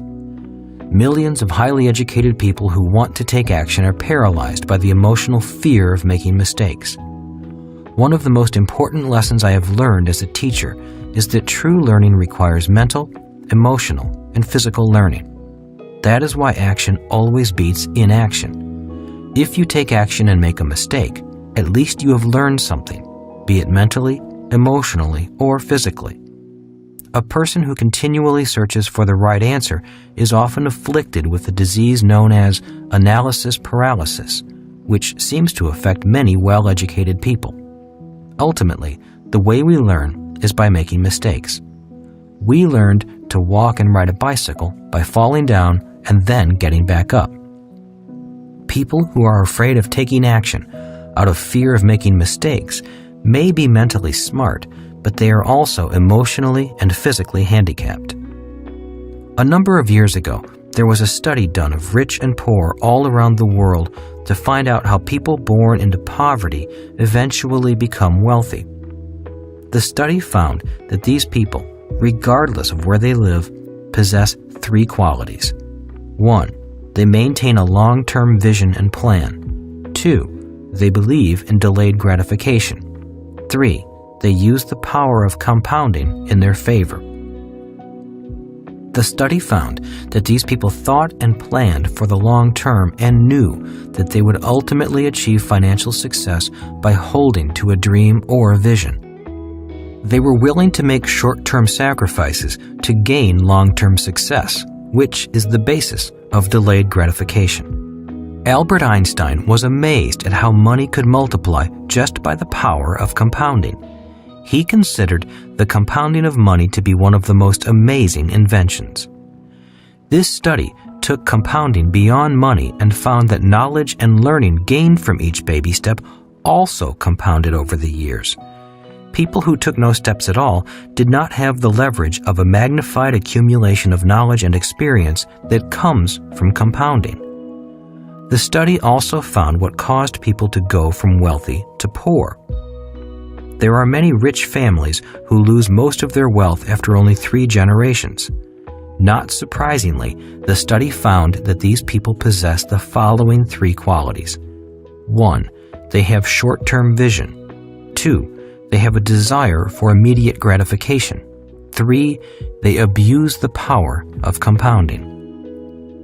Today, I meet people who get frustrated with me because they want me to tell them how they can make more money immediately. They don't like the idea of thinking long-term. Many are desperately seeking short-term answers because they have money problems today caused by consumer debt and lack of investments due to their uncontrolled desire for immediate gratification. They have the idea of eat, drink, and be merry. This abuses the power of compounding and leads to long-term debt instead of long-term wealth. They want the quick answer. They want me to tell them what to do to acquire great wealth, but they need to understand who they must become first. In other words, too many people are fixated upon the get-rich-quick philosophy of life. I wish these people luck. They're going to need it. A hot tip. Most of us have heard that people who write down their goals are more likely to achieve them. I have attended many seminars and training sessions on the topic of goal setting, and I learned a concept that I have thought about many times over the years. While it is great to have big long-term dreams and wishes, attaining those dreams is a process made up of many small steps. Instead of trying to be an overachiever, be an underachiever. Be content with small steps because each one moves you closer to your big goals and dreams. Even today, I find I achieve more by having an underachiever mindset instead of trying to kill myself and be that overachiever. An example of the way I underachieve is that I set a written goal to listen to 2 audio tapes a week. I may listen to the same one 2 or more times if it's good, but it still counts toward my weekly goal. Kim and I also have a written goal to attend at least 2 seminars a year on subjects about the B and I quadrants. We go on vacations with people who are experts on subjects found in the B and I quadrants. We learn a lot while playing, resting, and dining out. We achieve more with a lot less stress. Those are ways of underachieving and yet still moving toward big, bold dreams. The key to making any investment is setting a big goal and approaching it systematically, taking baby steps first and then gradually increasing the size of your investments as your learning and experience increase. You will want to push yourself beyond your comfort zone, but gradually. That is how Kim and I did it. There is nothing wrong with having smaller goals that lead up to the ultimate goal of financial freedom. The same thing applies to getting into good physical shape. I work out with a tough trainer who pushes me to achieve smaller goals on a daily or weekly basis. They increase in intensity as my abilities improve, and together they lead up to achieving my big goal. So, dream big, daring dreams and then underachieve a little bit each day. I recommend setting attainable daily goals that, when achieved, provide positive reinforcement to help you stay on the path to the big goal of moving from the left side of the cash flow quadrant to the right side. If you want to be rich, you've got to change your rules. I have often been quoted as saying, "The rules have changed." When people hear these words, they nod their head in agreement and say, "Yes, the rules have changed. Nothing is the same anymore." But then they go on and do the same old thing. Industrial age financial statements. When I teach how to get your financial life in order, I start by asking students to fill out a personal financial statement. It often becomes a life-changing experience. Financial statements are much like X-rays. Both let you see what your unassisted eye cannot see. After filling out their statements, it is easy to see who has financial cancer and who is financially healthy.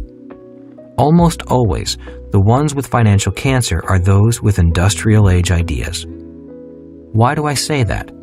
Because in the industrial age, people did not have to think about tomorrow.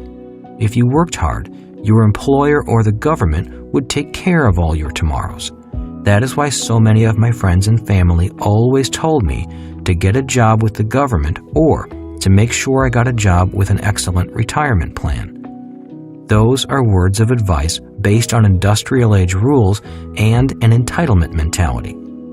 Although the rules have changed, many people have not changed their financial rules. They are still spending like there's no need to plan for tomorrow.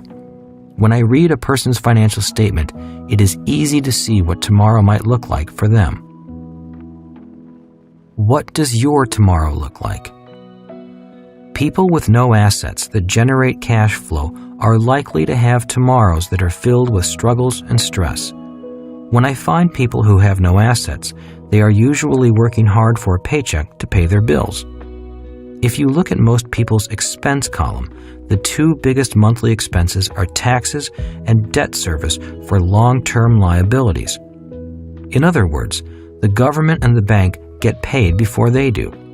People who cannot get control of their cash flow generally have no financial future and will find themselves in serious trouble in the next few years. Why? A person who only operates in the E quadrant has little protection from taxes and debt. even an S can do something about these two financial cancers. If this doesn't make sense to you, I would suggest reading or rereading Rich Dad, Poor Dad, which should make this and the next few chapters easier to understand. 3 cash flow patterns. As stated in Rich Dad, Poor Dad, there are 3 basic cash flow patterns. One for the rich, one for the poor, and one for the middle class. The middle class cash flow pattern is considered typical and smart by our society. After all, the people who have this pattern probably have high-paying jobs, nice homes, cars, and credit cards.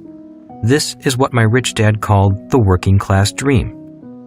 When adults play my cash flow board game, they usually struggle mentally. Why? Because they are being introduced to financial literacy, which means understanding the numbers and words of money.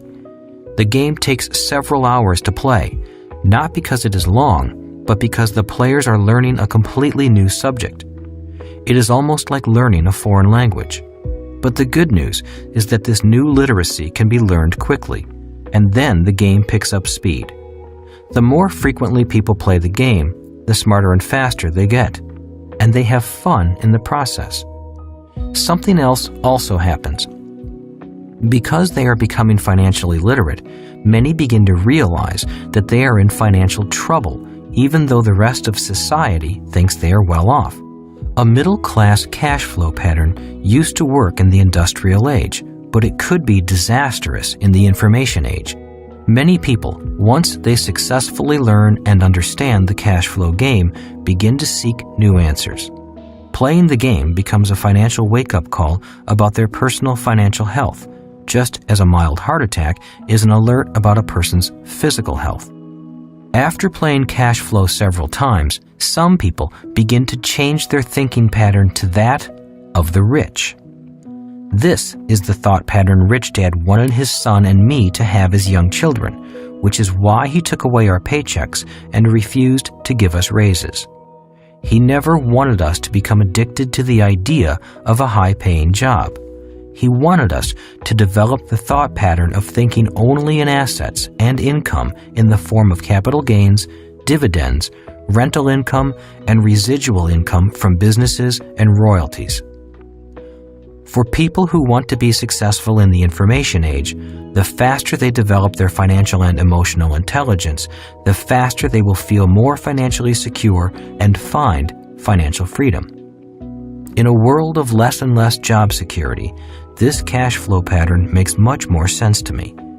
And to achieve this pattern, a person needs to see the world from the B and I quadrants, not from the E and S quadrants. I also call this an information age financial statement because the income is generated strictly from information, not hard work. In the information age, the idea of hard work is not the same as it was in the agrarian and industrial ages. In the information age, the people who work the hardest physically will be paid the least. It is already true today and has been true throughout history. However, today when people say, "Don't work hard, work smart," they do not mean to work smart in the E or S quadrants. They actually mean to work smart in the B or I quadrants.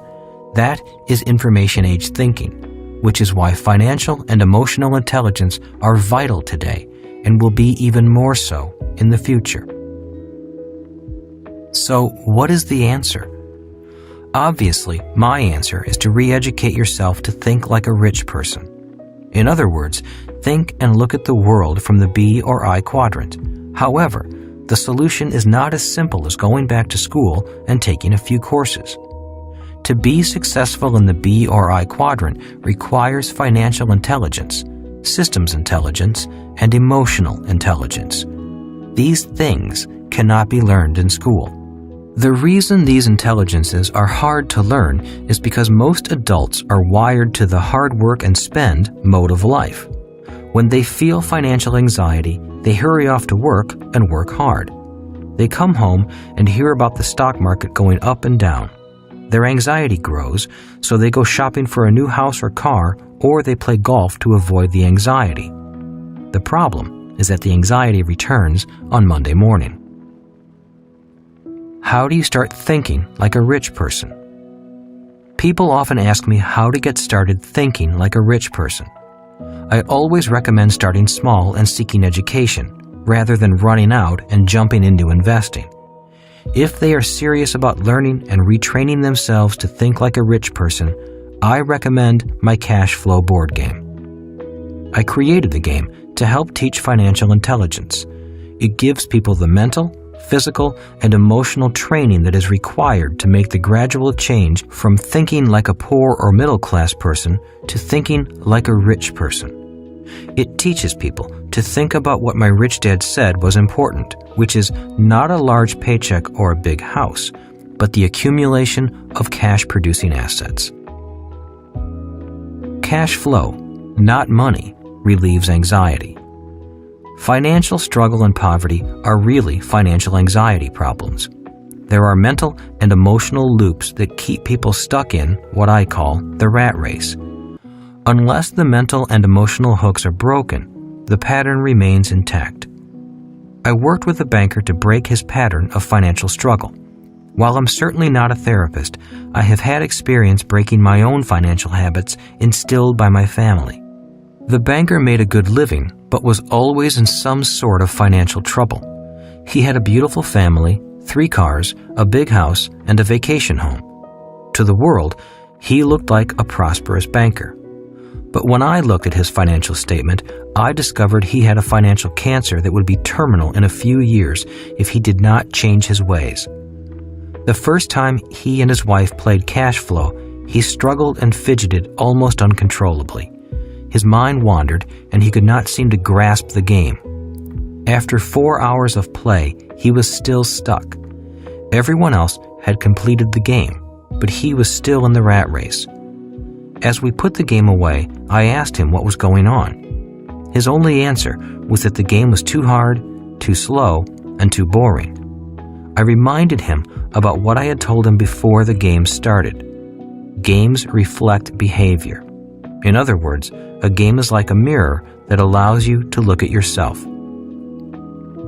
That statement angered him, so I backed off and asked if he was still committed to getting his financial life in order. He said he was, so I invited him and his wife, who loved the game, to come play again with an investment group I was coaching. A week later, he reluctantly showed up. This time, a few lights began to go on inside his head. For him, the accounting part was easy, so he was naturally neat and tidy with his numbers, which is important for the game to be valuable. But now he was beginning to understand the world of business and investing. He could finally see with his mind his own life's patterns and what he was doing to cause his own financial struggle. After 4 hours, he still did not finish the game, but he was beginning to learn. As he left this time, he invited himself back. By the 3rd meeting, he was a new man. He was now in control of the game, his accounting, and his investments. His confidence soared, and this time he successfully exited the rat race and was on the fast track. When he left, he purchased a game and said, "I'm going to teach my kids." By the 4th meeting, he told me his personal expenses were down. He had changed his spending habits and was being more careful with his credit cards, and he was taking an active interest in learning to invest and build his asset column. His thinking was now on track to make him an information-age thinker. At the 5th meeting, he played Cashflow 202, the advanced game for people who have mastered Cashflow 101. He was now ready and eager to play the fast and risky game that true B's and I's play. The best news was that he took control of his financial future. This man was completely different from the one who had asked me to make cash flow easier the first time he played. A few weeks later, instead of wanting things to be easier, he was actively seeking bigger challenges and was optimistic about his financial future. He had re-educated himself, not only mentally, but also emotionally, through the power of the repetitive learning process that comes from a game. In my opinion, games are a superior teaching tool because they require the player to become fully engaged in the learning process while having fun. playing a game involves a person mentally, emotionally, and physically. The 7 steps to finding your financial fast track. Chapter 11. Step 1. It's time to mind your own business. We are programmed to mind everyone else's business and ignore our own. Have you been working hard and making everyone else rich? Starting early in life, most people are programmed to mind other people's businesses and make other people rich. It begins innocently enough with words of advice like these. Go to school and get good grades so you can find a safe, secure job with good pay and excellent benefits. Work hard so you can buy the home of your dreams. After all, your home is an asset and your most important investment. Having a large mortgage is good because the government gives you a tax deduction for your interest payments. Buy now, pay later, or low down payment, easy monthly payments, or come in and save money. People who blindly follow these words of advice often become 1. Employees, making their bosses and owners rich. 2. Debtors, making banks and money lenders rich. 3.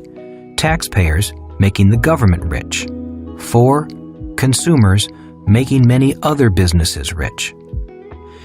Instead of finding their own financial fast track, they help everyone else find theirs. Instead of minding their own business, they work all their lives minding everyone else's. Take action. For many people, their financial statements are not a pretty picture, simply because they've been misled into minding everyone else's business instead of minding their own business. To change all that, I suggest following these action steps. 1. Fill out your own personal financial statement. In order to get where you want to go, you need to know where you are. This is your first step to take control of your life and spend more time minding your own business. 2. Set financial goals. Set a long-term financial goal for where you want to be in 5 years and a smaller, short-term financial goal for where you want to be in 1 year. Set goals that are realistic and attainable. A. My 5-year financial goals are 1. I want to increase cash flow, i.e. passive income you earn without you having to work for it, from my assets to blank dollars per month. 2. I want to have the following investment vehicles in my asset column. For example, real estate, stocks, businesses, commodities. B. My 1-year financial goals are 1. I want to decrease my debt by blank dollars. 2. I want to increase cash flow from my assets to blank dollars per month. C. Using my 5-year goals, I will complete my financial statement again to show how it will look 5 years from today. Now that you know where you are financially today and have set your goals, you need to get control of your cash flow so that you can achieve your goals. Chapter 12. Step 2. Take control of your cash flow. People who cannot control their cash flow work for those who can. Many people believe that simply making more money will solve their money problems, but in most cases, it only causes bigger ones. The primary reason most people have money problems is that they were never schooled in the science of cash flow management. They were taught how to read, write, drive cars, and swim, but not how to manage their cash flow. Without this training, they wind up having money problems and then work harder with the belief that more money will solve the problem. As my rich dad often said, more money will not solve the problem if cash flow management is the problem. The most important skill.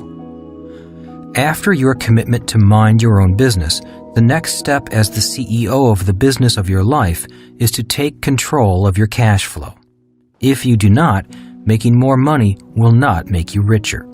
In fact, more money makes most people poorer because they often increase their spending and get deeper into debt every time they get a pay raise. Who is smarter, you or your banker? The majority of people do not prepare personal financial statements. At most, they try to balance their checkbooks each month.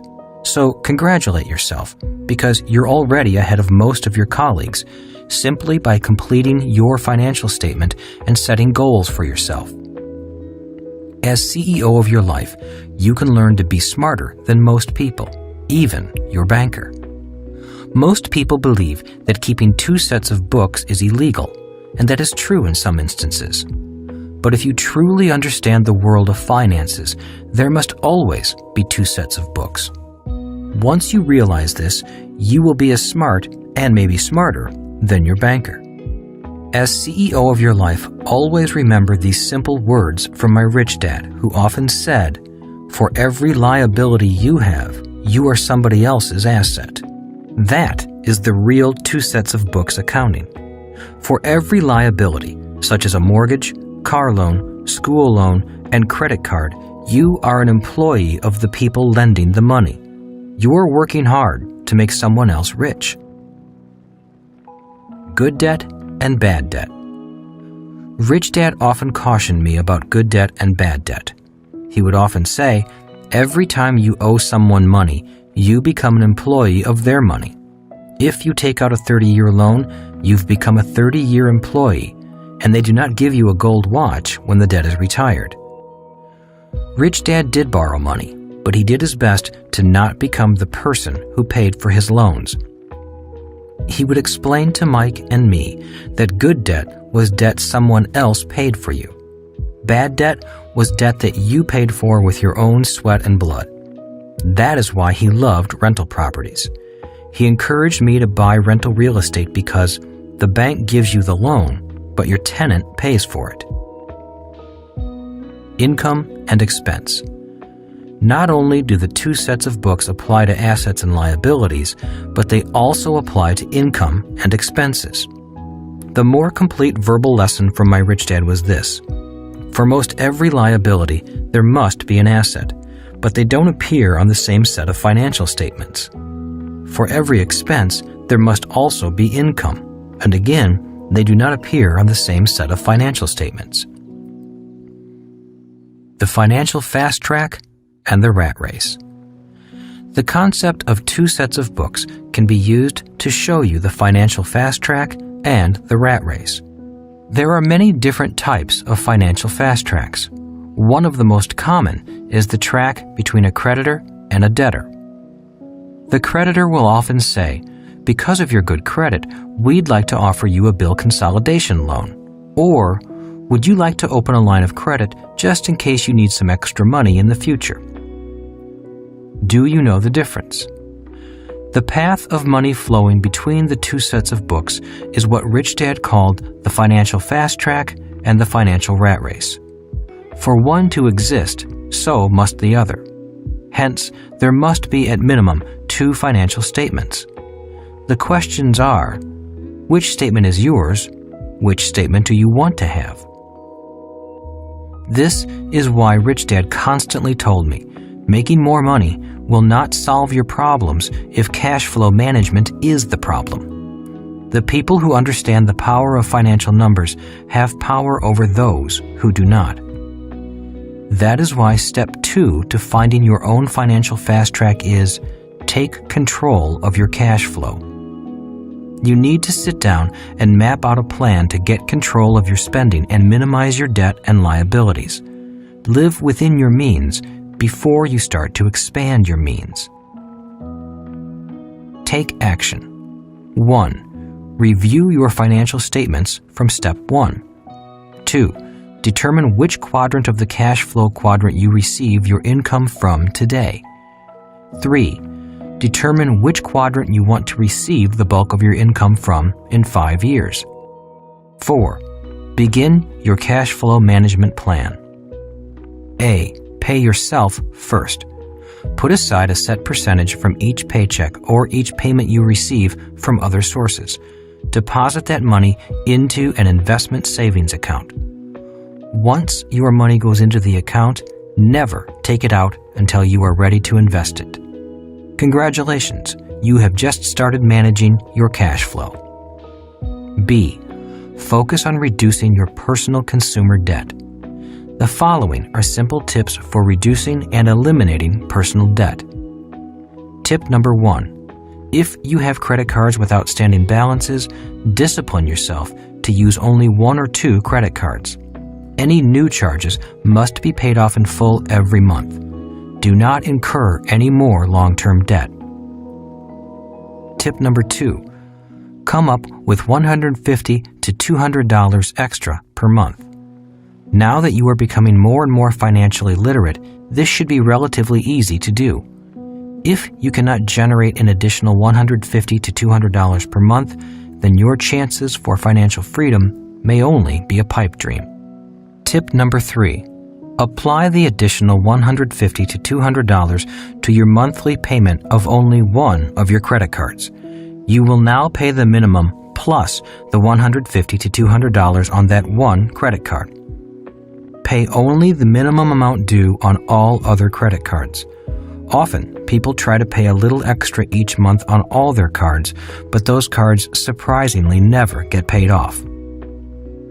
Tip number 4. Once the first card is paid off, apply the total amount you were paying each month on that card to your next credit card. You are now paying the minimum amount due on the second card plus the total monthly payment you were paying on your first credit card. Continue this process with all your credit cards and other consumer credit debt. With each debt you pay off, apply the full amount you were paying on that debt to the minimum payment of your next debt. As you pay off each debt, the monthly amount you were paying on the next debt will escalate. Tip number 5. Once all your credit cards and other consumer debt is paid off, continue the procedure with your car and house payments. If you follow this procedure, you will be amazed at the shortened amount of time it takes for you to be completely debt-free. Most people can be debt-free within 5 to 7 years. Tip number 6. Now that you are completely debt-free, take the monthly amount you were paying on your last debt and put that money toward investments. Build your asset column. That's how simple it is. Chapter 13. Step 3. Know the difference between risk and risky. Business and investing are not risky, but being undereducated is. What is proper cash flow management? Proper cash flow management begins with really knowing the difference between an asset and a liability. Let's look at an individual who is 45 years old. I use the age 45 because it is halfway between 25, the age when most people begin to work, and 65, the age when most people plan on retiring. By age 45, if a person has managed their cash flow properly, their asset column should be longer than their liability column. This is a person who takes risks, but not excessive risk, and is in the upper 10% of the population. But if they do what the other 90% of the population does, which is mismanage their cash flow and not know the difference between an asset and a liability, then at age 45, their liability column is longer than their asset column. These are the people who most often say investing is risky. For them, it is risky, but not because investing is risky. It is their lack of knowledge and formal financial training that makes investing risky. Financial literacy. In Rich Dad, Poor Dad, I explained that my rich dad demanded that I become financially literate. Financial literacy is not simply looking at the numbers with your eyes, but also training your mind to tell you which way the cash is flowing. Rich Dad often said, the direction of cash flow is everything. So a house could be an asset or a liability depending on the direction of the cash flow. If the cash flows into your pocket, it is an asset. If it flows out of your pocket, it is a liability. Financial intelligence. Rich Dad had many definitions for financial intelligence, such as the ability to convert cash or labor into assets that provide cash flow. But one of his favorite sayings was, "Who is smarter, you or your money?" For Rich Dad, spending your life working hard for money only to have it go out as fast as it comes in is not a sign of high intelligence. You may want to review the cash flow patterns of a poor person, a middle-class person, and a rich person presented in Chapter 10. Remember that a rich person focuses his or her efforts on acquiring assets, not working harder. Due to their lack of financial intelligence, many educated people put themselves into positions of high financial risk. My rich dad called it the financial red line, meaning income and expenses are nearly the same every month. These are the people who cling desperately to job security, are unable to change when the economy changes, and often destroy their health with stress and worry. And these are often the same people who say business and investing are risky. In my opinion, business and investing are not risky, but being undereducated is. Similarly, being misinformed is risky, and relying on a safe, secure job is the highest risk anyone can take. Buying an asset is not risky. Buying liabilities you have been told are assets is risky. Minding your own business is not risky. Minding everyone else's business and paying them first is risky. So, step 3 is to know the difference between risk and risky. Take action. 1. Define risk in your own words. A. Is relying on a paycheck risky to you? B. Is having debt to pay each month risky to you? C. Is owning an asset that generates cash flow each month risky to you? D. Is spending time to obtain financial education risky to you? E.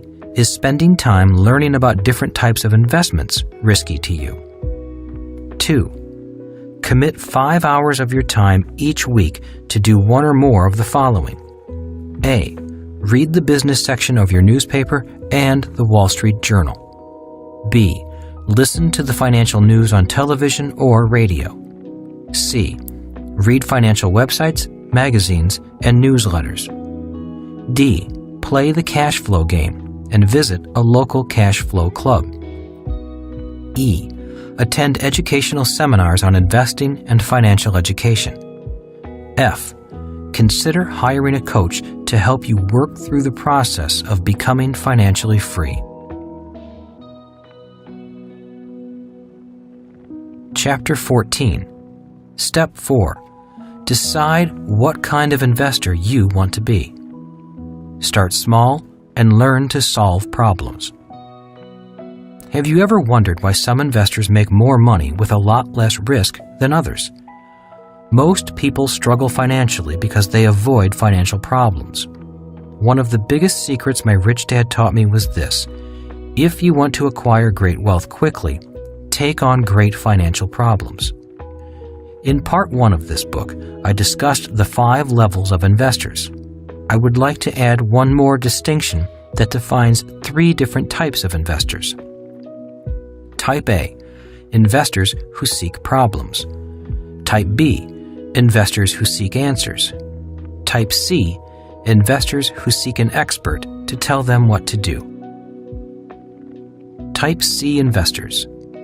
Type C investors are financially uneducated and look for people to tell them what to invest in. People in the E and S quadrants have been forced into the investing game because of changes in retirement plans. They have little interest in investing in their education so they can become better investors. They know nothing, which means they have to rely on the advice of other so-called experts. What's the chance of the Type C investor getting rich? About as much chance as winning the lottery. Type B investors. Type B investors seek answers. They often ask questions like, what do you recommend I invest in? Do you think I should buy real estate? What stocks are good for me? I talked to my broker and he recommended I diversify. My parents gave me a few shares of stock. Should I sell them? Type B investors should interview several tax advisors, attorneys, stockbrokers, and real estate agents. Choose carefully and start implementing their advice. They should find advisors who practice what they preach and run fast from anyone who is selling investment advice and getting rich on commissions and fees alone. Type B investors should look for investment advisors who make money investing in the same investments they are selling. I often find that many high-income E's and S's fall into the Type B investor category because they are busy and have little time to look for investment opportunities or learn about the right side of the cash flow quadrant. Hence, they want somebody to give them the answers instead of gaining knowledge for themselves. This group often buys what the Type A investor calls retail investments, which are investments that have been packaged for sale to the masses. Type A investors. Type A investors look for problems. In particular, they look for problems caused by those who get into financial trouble. Investors who are good at solving problems expect to make returns of 25% to infinity on their money. They are typically level 5 investors with strong financial foundations. They possess the skills necessary to succeed as business owners and investors, and they use those skills to solve problems caused by people who lack such skills. For example, when I first started investing with only $18,000, I focused on small condominiums and houses that were in foreclosure because of problems created by investors who did not manage their cash flow well and ran out of money. After a few years, I was still looking for problems, but this time, the numbers were bigger. Several years ago, I was working on acquiring a $30 million mining company in Peru. While the problem and numbers were bigger, the process was the same. How to get on the fast track faster. If you start small and learn to solve problems, you will gain immense wealth as you become better and better at solving problems. For those who wish to acquire assets faster, I again emphasize the need to first learn the skills of the B and I quadrants. I recommend learning how to build a business first because it provides vital educational experience, improves personal skills, provides cash flow to soften the ups and downs of the marketplace, and provides free time. It is the cash flow from my business that bought me the free time to begin looking for financial problems to solve. Can you be all three types of investors? In reality, I operate as all three types of investors. I am a Type C investor when it comes to mutual funds. When I am asked, "What mutual funds do you recommend?" I tell the person, "I have no idea." As a Type B investor, I seek professional answers to my financial problems. I seek answers from my advisors, including tax and wealth strategists, stockbrokers, bankers, and real estate brokers.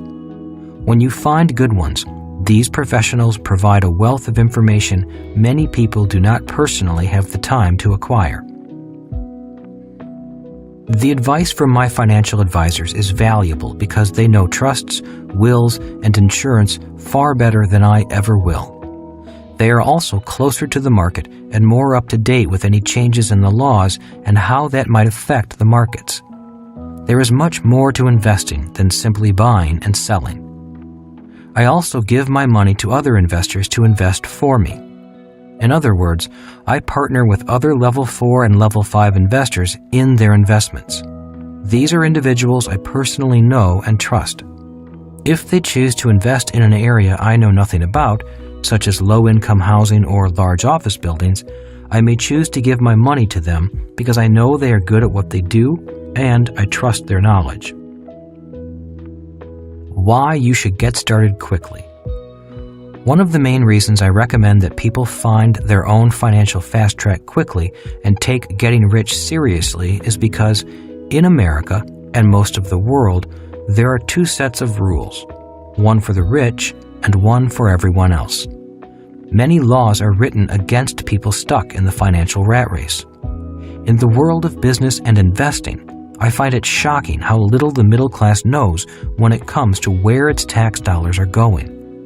Although tax dollars are going to many worthwhile causes, many of the larger tax breaks, incentives, and payments are going to the rich, and the middle class pays for them. For example, insufficient low-income housing in America is a huge problem and a political hot potato.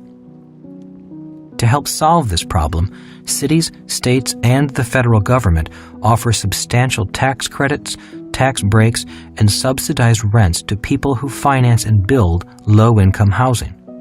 Just by knowing the laws, financiers and builders become wealthier by having taxpayers subsidize their investments in low-income housing. Why it's unfair. Not only do most people on the left side of the cash flow quadrant pay more in personal income tax, but they are also often unable to participate in tax advantage investments. This may be another reason why the rich get richer. I know it's unfair, and I understand both sides of the story. I have met people who protest and write letters to the editor of their newspapers or try to change the system by running for political office. I say it is much easier to simply mind your own business, take control of your cash flow, find your own financial fast track, and get rich. It is easier to change yourself than to change the political system. Problems lead to opportunities. Years ago, Rich Dad encouraged me to develop my skills as a business owner and investor and then practice solving problems. For years, that is all I have done. I solve business and investment problems. Some people prefer to call them challenges, but I like to call them problems because that is what they are, for the most part. I think people like the word challenges more than problems because they think one word sounds more positive than the other. But I think that the word problem has a positive meaning.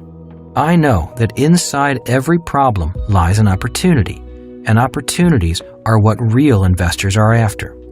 And with every financial or business problem I address, regardless of whether I solve the problem or not, I wind up learning something new about finance, marketing, people, or legal affairs. I often meet new people who become invaluable assets on other projects. Many have become lifelong friends, which is a priceless bonus. Find your fast track. So, for those of you who want to find your financial fast track, start by 1. Minding your own business. 2. Taking control of your cash flow. 3. Knowing the difference between risk and risky. 4. Knowing the difference between a type A, B, and C investor. To get on the financial fast track, become an expert at solving a certain type of problem. Do not diversify like type B investors are advised to do. Become an expert at solving one type of problem, and people will come to you with money to invest. Then, if you're good and trustworthy, you will reach your financial fast track more quickly. Here are a few examples. Bill Gates is an expert at solving software marketing problems. Donald Trump is an expert at solving problems in real estate. And Warren Buffett is an expert at solving problems in business and the stock market, which in turn allows him to buy valuable stocks and manage a successful portfolio. George Soros is an expert at solving problems resulting from market volatility, which makes him an excellent hedge fund manager. Rupert Murdoch is an expert at solving the business problems of global television networks. Kim and I are type A investors and solve problems in apartment housing. That has paid off with a generous and steady flow of passive income. If we choose to invest in areas outside the multifamily housing market, we become type B investors, which means we give our money to people who have an excellent track record in their fields of expertise and who practice what they preach. I have one focused objective, and that is to mind my own business. Although Kim and I do work for charities and help other people in their efforts, we never lose sight of the importance of minding our own business and continually adding to our asset column. So, to become rich quicker, become a student of the skills needed by a business owner and investor.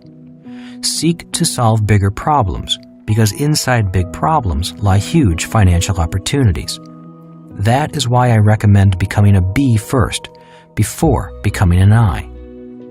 If you master solving business problems, you will have excess cash flow, and your knowledge of business will make you a much smarter investor. I have said it many times before, but it is worth saying again. Many people come to the I quadrant hoping that investing will solve their financial problems. In most cases, it does not. Investing only makes their financial problems worse if they are not already sound business owners. There is no scarcity of financial problems. In fact, there is one right around the corner from you, waiting to be solved. Take action. 1. Get educated in investing. Once again, I recommend you become proficient as a level 4 investor before trying to become a level 5 investor.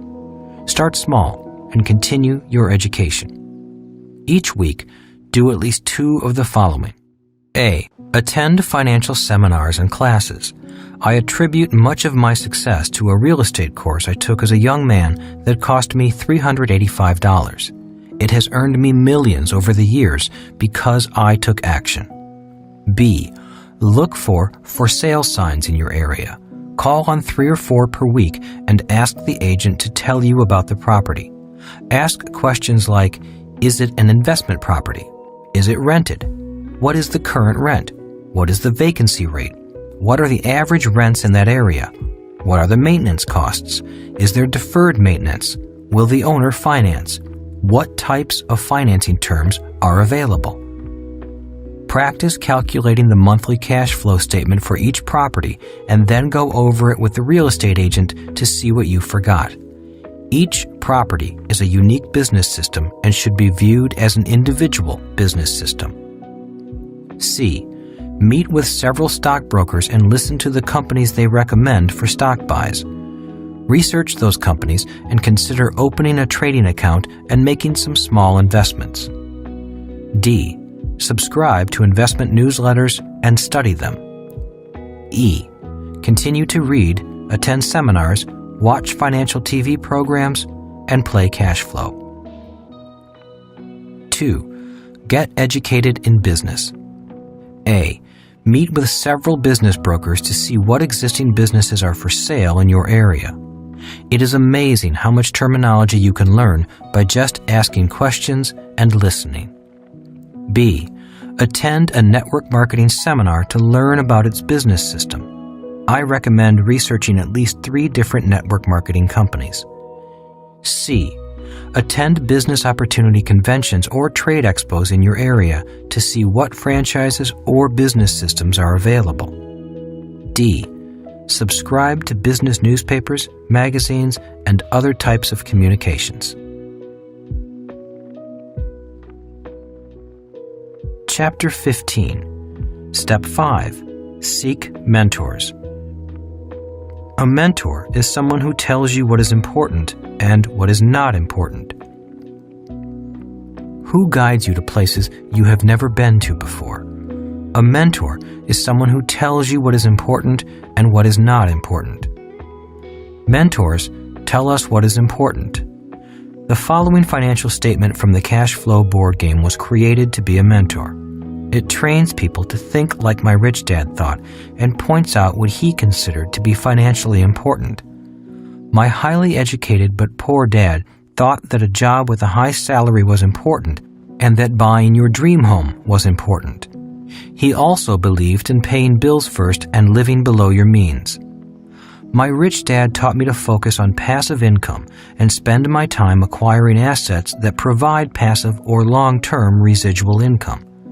He did not believe in living below your means. To his son and me, he often said, instead of living below your means, focus on expanding your means.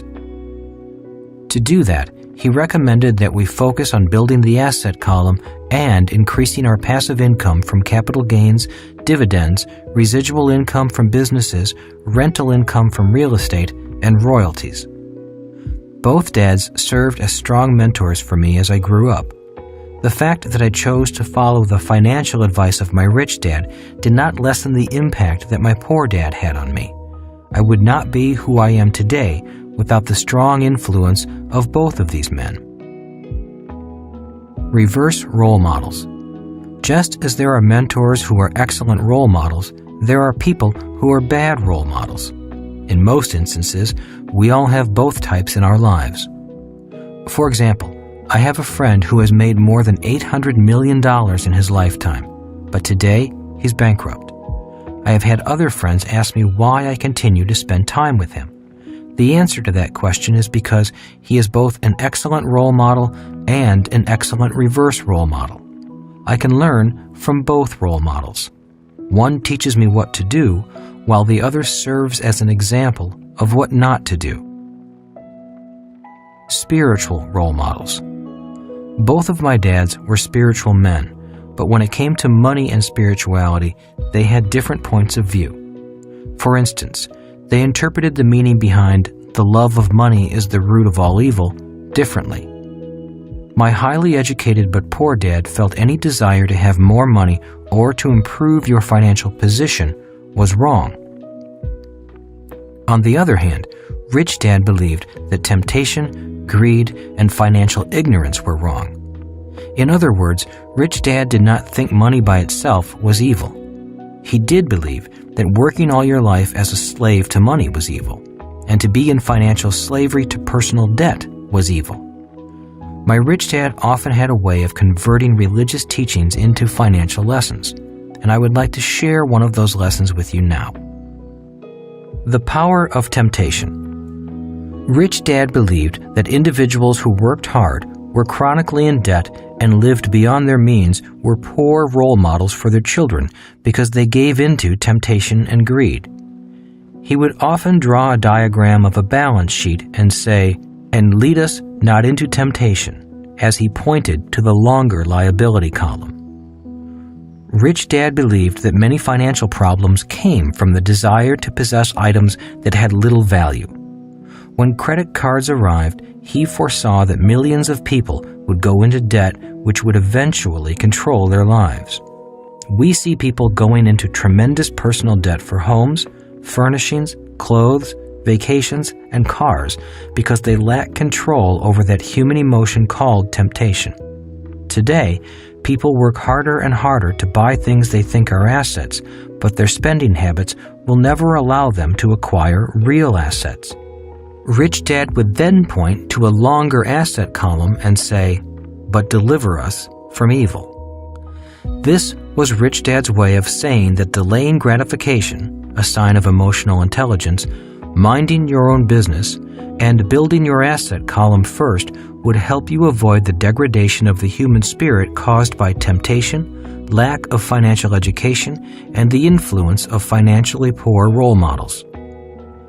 For those of you seeking your own personal fast track, I can only caution you to be careful about the people you surround yourself with. Ask yourself, are they good role models? If not, I suggest you spend more time with people who are heading in the same direction you are. If you cannot find them at work, look for them in investment clubs, network marketing groups, and other business associations. Find someone who's been there. Choose your mentors wisely. Be careful from whom you take advice. If you want to go somewhere, it is best to find someone who has already taken the journey. For example, if you decide to climb Mount Everest next year, obviously you would seek advice from someone who had climbed the mountain before. However, when it comes to climbing financial mountains, most people get advice from people who are stuck in financial swamps. It is hard to find mentors who are B's and I's. Most people giving advice about those quadrants and about money are people who actually come from the E and S quadrants. Rich Dad encouraged me to always have a coach or a mentor. He constantly said, "Professionals have coaches. Amateurs do not." For example, I play golf and I take lessons, but I do not have a full-time golf coach. This is probably why I pay money to play golf instead of getting paid to play. But when it comes to the game of business and investing, I do have coaches. Several of them. Why? Because I get paid to play those games. So choose your teachers and mentors wisely. It is one of the most important things you can do. Take action. 1. Seek mentors. Find individuals in both the investment and business arenas who might act as mentors to you. A. Seek out role models. Learn from them. B. Seek out reverse role models. Learn from them. 2. Who you spend your time with is your future. Write down the 6 people you spend the most time with. Remember that the qualifier is who you spend the most time with, not the nature of your relationship. All of your children count as one person. Don't proceed until you have written down 6 names. I was at a seminar many years ago when the instructor asked us to do this. He then asked us to examine the names we had written and announced, "You are looking at your future. The 6 people you spend the most time with are your future." These 6 people you spend the most time with may not always be personal friends. They may be your coworkers, spouse, children, or members of your church or other social groups. My list consisted of coworkers, business associates, and rugby players. It was pretty revealing once I began to look below the surface. I gained insights about myself that I liked, and even more that I didn't. The instructor had us go around the room and discuss our lists with others. After a while, the relevance of the exercise began to sink in even deeper. The more I discussed my list with other people, and the more I listened to them, the more I realized that I needed to make some changes. This exercise had little to do with the people I was spending my time with, and everything to do with where I was going and what I was doing with my life. Today, the people I spend the most time with are all different except one. The 5 others on my earlier list are still dear friends, but we rarely see each other. They are great people, and they are happy with their lives. Their removal from my list was all about me. I wanted to change my future. To do that, I had to change my thoughts and the people I spent time with. 3. In your list of 6 people, after each person's name, list the quadrant they operate from. Are they an E, S, B, or I?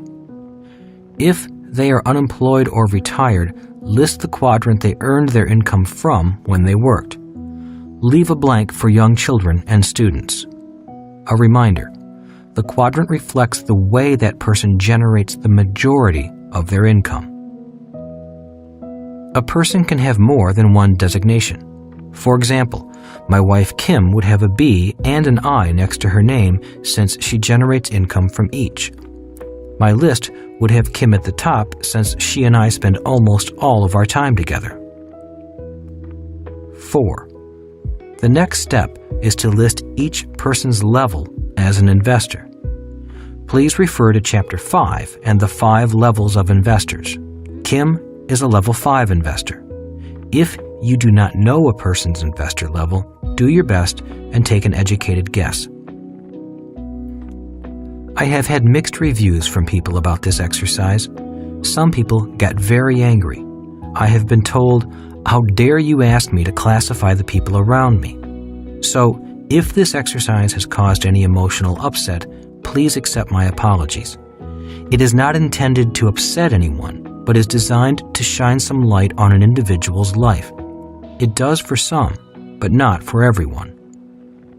When I did this exercise years ago, I realized I was playing it safe and hiding. I was not happy where I was, and I used the people I worked with as the excuse for why I was not making progress in my life. There were 2 people in particular with whom I argued constantly, blaming them for holding our company back. My daily routine at work was to find their faults, point those flaws out to them, and then blame them for the problems we had as an organization. After completing this exercise, I realized that the 2 people I was always bumping heads with were very happy where they were. I was the one who wanted to change. Instead of changing myself, I was pressuring them to change. After doing this exercise, I realized that I was projecting my personal expectations onto others. I wanted them to do what I did not want to do. I thought they should want and have the same things I did. Clearly, they were not healthy relationships. Once I realized this, I was able to take steps to change myself. 5. Take a look at the cash flow quadrant and place the initials of the people you spend time with in the appropriate quadrant. Then put your initials in the quadrant you are in at present. Next, put your initials in the quadrant you want to operate from in the future.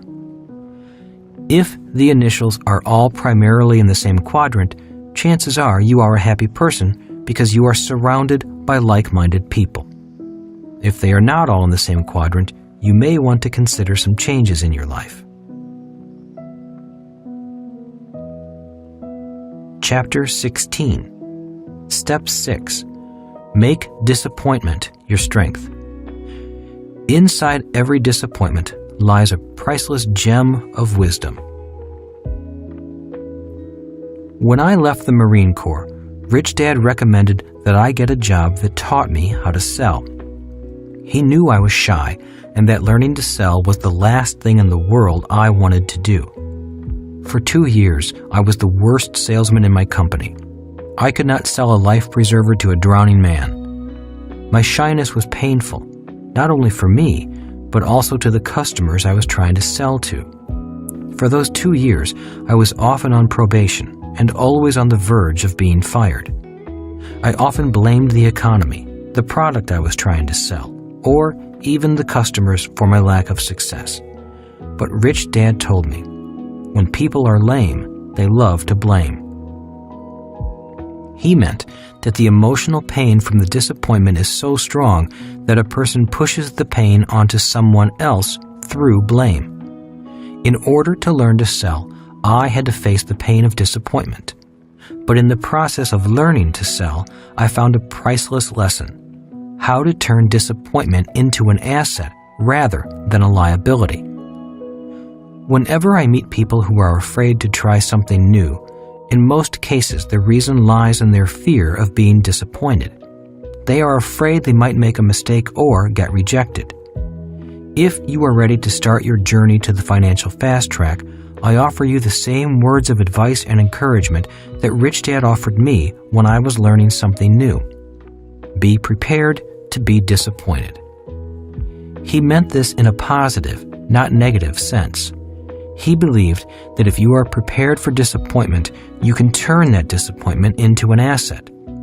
Most people turn disappointment into a liability, a long-term one. You notice this when they say, "I'll never do that again," or "I should have known I would fail." Just as inside every problem lies an opportunity, inside every disappointment lies a priceless gem of wisdom. Whenever I hear someone say, "I'll never do that again," I know I am listening to someone who has stopped learning. They are letting disappointment stop them. Disappointment has erected a protective wall around them instead of a foundation from which to grow. Rich Dad helped me learn how to deal with deep emotional disappointments. He would say, "The reason there are few self-made rich people is because few people can tolerate disappointment. Instead of learning to face disappointment, they spend their lives avoiding it." Rich Dad believed that disappointment is an important part of learning. Just as we learn from our mistakes, we gain character from our disappointments.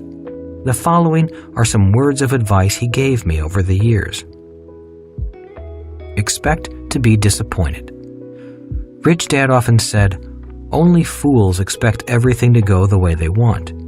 Expecting to be disappointed does not mean being passive or a defeated loser. Expecting to be disappointed is a way of mentally and emotionally preparing yourself to be ready for surprises that you may not want. By being emotionally prepared, you can be calm and dignified when things do not go your way. When you are calm, you think better. Over the years, I have met many people with great new business ideas. Their excitement lasts about a month, and then disappointment begins to wear them down. Soon, their excitement is diminished, and all you hear them say is, "That was a good idea, but it didn't work." It's not the idea that didn't work. It was disappointment that worked harder. They allowed their impatience to turn into disappointment, and then they allowed the disappointment to defeat them. Many times, this impatience is because they did not receive immediate financial reward.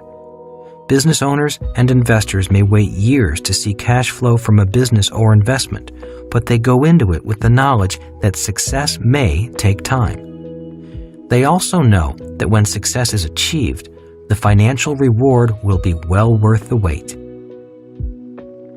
Have a mentor standing by. Like those emergency numbers for fire and police that we always have handy, who is on your list of trusted and knowledgeable contacts? For me, my financial mentors take center stage. They are only a phone call away if I have a financial emergency. Often, before I go into a deal or venture, I call one of my friends and explain what I'm doing and what I intend to accomplish. I also ask them to stand by in case I find myself in over my head, which is often. I was once negotiating for a large piece of real estate with a seller who was playing hardball and changing the terms at the closing. He knew I wanted the property, and he was doing his best to get more money from me at the last minute. Having a hot temper, my emotions went out of control. But instead of blowing the deal by yelling and shouting, which is my normal inclination, I simply asked if I could use the phone to call my partner. I talked to my 3 friends who were standing by. After getting their advice on how to handle the situation, I calmed down and learned 3 new ways to negotiate that I had not known before. The deal never went through, but I still use those negotiation techniques today. Techniques I would never have learned if I had not tried to do the deal. That knowledge is priceless. The point is, we can never know everything beforehand, and we often only learn things when we need to learn them. That is why I recommend that you try new things and expect disappointment, but always have a mentor standing by to coach you through the experience. Many people never start projects simply because they don't have all the answers. You will never have all the answers, but begin anyway. One of my friends always says, "Many people will not head down the street until all the lights are green. That is why they don't go anywhere." Be kind to yourself. One of the most painful aspects about making a mistake or failing at something is not what other people say about us, but how hard we are on ourselves. Most people who make a mistake beat themselves up far more than anyone else would. I have found that people who are hard on themselves mentally and emotionally are often too cautious when it comes to taking risks, adopting new ideas, or attempting something new. It is hard to learn anything new if you punish yourself for your personal disappointments. Tell the truth. One of the worst punishments I ever received as a child was the day I accidentally broke my sister's front tooth. She ran home to tell my dad, and I ran to hide. After my father found me, he was very angry. He scolded me. "The reason I'm punishing you isn't because you broke your sister's tooth, but because you ran away." Financially, there have been many times I could have run from my mistakes, but running away is taking the easy way out. In short, we all make mistakes. We all feel upset and disappointed when things don't go our way. The difference lies in how we process that disappointment.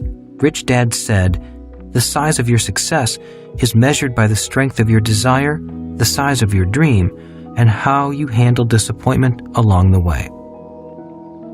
In the next few years, we will have financial changes that will test our courage. As Bob Dylan sang, "The times they are a-changin'." The people who are most in control of their emotions, who do not let their emotions hold them back, and who have the emotional maturity to learn new financial skills will flourish in the years ahead. The future belongs to those who can change with the times and use personal disappointments as building blocks for the future. Take action. 1. Make mistakes. That is why I recommend starting with baby steps. remember that losing is part of winning. E's and S's are trained to think that making mistakes is not acceptable. B's and I's know that making mistakes is how they learn. 2. Start small. If you find an investment you want to invest in, put a little money down. It is amazing how quickly your intelligence grows when you have money on the line. Don't bet the ranch, your mortgage payment, or your retirement. Simply put a little money down, pay attention, and learn. 3. The key is to take action. Reading, watching, and listening are all crucial to your education, but you must also start doing. Make offers on small real estate deals that will generate positive cash flow. Join a network marketing company and learn about it from the inside. Invest in stock after researching the company. Seek advice from your mentor or financial or tax advisor if you need it. As Nike says, just do it. Chapter 17. Step 7. The Power of Faith. The only person who determines the thoughts you choose to believe about yourself is you. In my senior year of high school, Rich Dad's son, Mike, and I were lined up in front of a small group of students made up primarily of the leaders of our class. Our guidance counselor turned to Mike and me and declared, "The two of you will never amount to anything." Some of our classmates laughed as the counselor continued, "From now on, I am not going to waste any more time on either of you. I am only going to spend my time with these students who are the class leaders. You two are the class clowns with bad grades, and you will never amount to anything. Now get out of here." Biggest favor of all. That counselor did Mike and me a huge favor. While her words hurt us deeply, they also inspired both of us to strive even harder. Her words carried us through college and into our own businesses. High school reunion. A few years ago, Mike and I went to our high school reunion. Always an interesting experience. It was nice to visit with people we had spent 3 years with during a period of time when none of us really knew who we were. It was also interesting to see that most of the so-called senior leaders had not become successful in the years after high school. Mike and I were not academic whiz kids. We were not class leaders, financial geniuses, or athletic stars.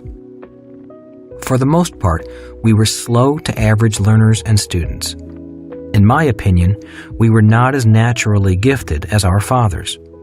But it was those stinging words from that guidance counselor, coupled with the snickering from our classmates, that gave us the fire to plod along, to learn from our mistakes, and to keep going in both good times and bad times.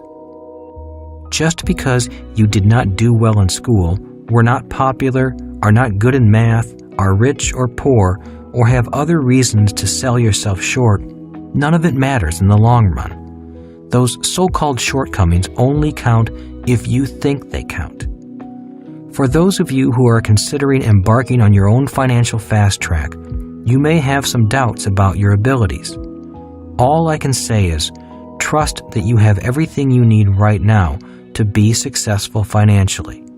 All it takes to bring out your natural God-given gifts is your desire, determination, and a deep faith that you have a genius and a gift that is unique. Look in the mirror and listen to the words. A mirror reflects back more than just a visual image. It often reflects back our thoughts. How often have we seen people look in the mirror and say such things as, "Oh, I look horrible. Have I put on that much weight? I'm really getting old." Or, my, I am damn good looking. I am God's gift to women." Thoughts are reflections. Mirrors reflect back much more than just what the eyes see. Mirrors also reflect back our thoughts and our opinions of ourselves. These thoughts or opinions are much more important than our outward appearance. Many of us have met people who are beautiful on the outside, but believe that they are ugly, or people who are greatly loved by others, but cannot love themselves. Our deepest thoughts are often reflections of our souls. Thoughts are a reflection of our love for ourselves, our egos, our dislike of ourselves, how we treat ourselves, and our overall self-opinion. Money doesn't stay with people who don't trust themselves. Personal truths are often spoken in moments of peak emotion. After explaining the cash flow quadrant to an individual or a group, I give them a moment to decide their next step. First, they decide which quadrant they are in right now. Next, I ask them which quadrant they would like to move to, if they need to move. Some people look at me and say, I'm happy exactly where I am. Others say, I'm not happy, but I am not willing to change or move at this time. And then there are people who are unhappy where they are and know they need to do something immediately. People in this category often speak most clearly about their personal truths. They use words that reflect their opinions of themselves, words that reflect their soul. And that is why I say, personal truths are spoken at moments of peak emotion. At these moments of truth, I often hear, I can't do that. I can't move from S to B. Are you crazy? I have a wife and 3 kids to feed. I can't do that. I can't wait 5 years before I get another paycheck. Invest? You want me to lose all my money, don't you? I don't have any money to invest. I need more information before I do anything. I tried that before. It doesn't work. I don't need to know how to read financial statements. I can get by. I don't have to worry. I'm still young. I'm not smart enough. I would do it if I could find the right people to do it with me. My husband would never go for it. My wife would never understand. What would my friends say? I'm too old. I'm too young. It's not worth it. I'm not worth it. All words are mirrors. Personal truths are spoken at moments of peak emotion. All words are mirrors, for they reflect back some insight as to what people think about themselves, even though they may be speaking about someone else. My best advice. For those of you who are ready to move from one quadrant to another, the most important advice I know to give you is to be very aware of your words. Be especially aware of the words that come from your heart, your stomach, and your soul. If you are going to make a change, you must be aware of the thoughts and words generated by your emotions. If you are not aware when your emotions are doing your thinking, you will never survive the journey. You will always hold yourself back. If you say, my spouse will never understand, you are really saying more about yourself. You may be using your spouse as an excuse for your own inaction, or you might actually be saying, I don't have the courage or communication skills to convey these new ideas. All words are mirrors that provide opportunities for you to look into your soul. Or, if you say, I can't stop working and start my own business, I have a mortgage and a family to think about, you might really be saying, I'm tired. I don't want to do anything more, or I really don't want to learn anything more. These are personal truths. Personal truths are also personal lies. These are truths, and they are also lies. If you lie to yourself, your journey will never be completed. My best advice is to listen to your doubts, fears, and limiting thoughts, and then dig deeper for the real truth. For example, if you say, I'm tired and I don't want to learn something new, that may be a truth, but it is also a lie. The real truth may be, if I don't learn something new, I'll be even more tired. And even deeper than that. The truth is, I love learning new things. I would love to learn something new and get excited about life again. Maybe whole new worlds would open to me. Once you can get to that point of the deeper truth, you may find a part of you that is powerful enough to help you change. Our journey. Before Kim and I could move forward, we had to be willing to live with the opinions and criticisms we each had about ourselves. We had to be willing to live with doubts, but not let them stop us. Occasionally, the pressure would get to the boiling point, and our self-criticisms would flare up. I would blame her for my doubts, and she would blame me for hers. But we both knew, before starting out on this journey, that the only thing we had to ultimately face was our own personal doubts, criticisms, and inadequacies. Our real job as husband and wife, business partners, and soulmates along this journey was to keep reminding each other that each of us was much more powerful than our individual doubts, pettiness, and inadequacies. In that process, we learned to trust ourselves more. The ultimate goal for us was more than to simply get rich. It was to learn to be trustworthy with ourselves as well as with money. Remember that the only person who determines the thoughts you choose to believe about yourself is you. So the reward from the journey is not only the freedom that money buys, but the trust you gain in yourself. My best advice is to prepare daily to be bigger than your smallness. In my opinion, the reason most people stop and turn back from their dreams is because the tiny person found inside each of us wields more power than our bigger person. Even though you may not be good at everything, take time developing what you need to learn, and your world will change rapidly. Never run from what you know you need to learn. Face your fears and doubts, and new worlds will open to you. Take action. Believe in yourself and start today. Chapter 18. In summary. Begin building pipelines of cash flow to support you and your family. Kim and I used these 7 steps to move from being homeless to becoming financially free in a few short years. These 7 steps helped us find our own financial fast track, and we continue to use them today. I trust they can assist you in charting your own course to financial freedom. To do so, you must be true to yourself. If you are not yet a long-term investor, get yourself there as fast as you can. What does this mean? Sit down and map out a plan to get control of your spending habits. Minimize your debt and liabilities. Live within your means and then expand your means. Find out how much money invested per month for how many months at a realistic rate of return it will take to reach your goals of retiring, creating cash flow, and gaining financial freedom. Simply having a long-term plan that reduces your consumer debt while putting away a small amount of money regularly will give you a head start if you start early enough and keep an eye on what you are doing. At this level, keep it simple. Don't get fancy.